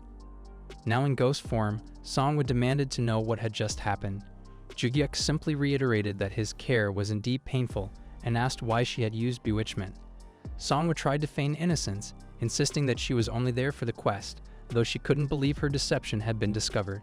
Ju-yuk turned to leave, challenging her to return another time, warning that she would face the absolute necromancer then. As he walked away, Ju-yuk admitted to himself that Songwei was undeniably beautiful. Yet for some reason, he found Sesong even more attractive. Far away, Sesong's love radar seemed to pick up on this thought. Ju-yuk visited the NZ Alliance's product development lab, where Gongjin gave him a detailed tour. Gongjin explained that the black armor could block mind control skills effectively and had proven to be highly reliable. The Furious Armor series, including the black armor prototype that Ju-yuk was wearing, was created by the NZ Alliance using monster stones. Searshan's precautions had enabled Ju-yuk to defend himself against Songwa's attacks. Gongjin was pleased that the armor had been useful, and Ju-yuk praised it as a masterpiece. Gongjin considered it revolutionary, emphasizing that the armors could also be worn in the real world. The limited edition black armor sets were already receiving global pre-orders. However, Gongjin revealed that the black armor was not their main product. The lab was also developing red, blue, and white armor variants designed for wider accessibility, especially for the underprivileged. Gongjin expressed his gratitude to Ju-yuk, acknowledging that these armors wouldn't exist without his contributions. Ju-yuk decided to help market the products, which drew attention due to the irony of the ultimate evil endorsing such items. Nevertheless, people admired the armor's affordability and high performance. Most of the profits were allocated to donation drives for the poor, clarifying why Ju-yuk had sold the black stones to the NZ Alliance so easily. In the real world, Ju-yuk insisted that his intentions had been misunderstood. Sesong dismissed his humility, mentioning the African charity initiative led by Prince Lando, which stemmed from Ju-yuk's sale of black stones to the oil prince. Thanks to Ju-yuk, Africa now had access to energy resources that would last for the next 30 years. Yet Ju-yuk maintained that this outcome had not been his original intent. Later, Ju-yuk presented Sesong with a gift, an exclusive black armor designed just for her. Grateful, Sesong promised to cherish and wear it. The two acknowledged the rising risks due to information leaks, but the timely development of the black armor provided some reassurance. Ju-yuk anticipated that the Holy Guild had more strategies in play after Songwa's actions and urged Sesong to reconnect back to Olympus. In the virtual world, more territories under the Holy Guild were attacked by the undead army led by Sesong herself. Slay girl, what a queen! Due to her relentless efforts, the Holy Guild was left with only 20 out of 300 territories intact. At the same time, Ai was sentenced to 12 years in prison for using a hidden camera and was dismissed from his position. This pushed Blue Heart, a director from the Ilin Guild, to kneel before the ultimate evil to beg for forgiveness. The Ilin Guild ultimately betrayed the Holy Guild. Aware of their wrongdoing, Blue Heart asked what they could do to earn forgiveness, explaining that their system, built over 150 years, was essential to prevent societal chaos.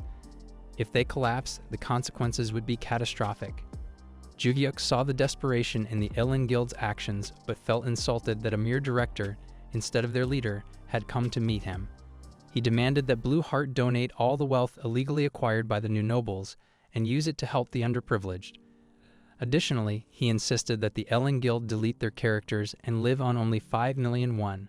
Blue Heart couldn't agree to these terms, and Ju-yuk dismissed her, telling her to leave. Blue Heart regretted not aligning with the ultimate evil from the beginning and began considering ways to change his mind. Meanwhile, Muwan received a call about a risky plan. After confirming his decision to move forward with it, he sighed deeply. They had no other choice but to deal with one issue by creating another. Whatever the old man had in mind, it seemed dangerously uncertain.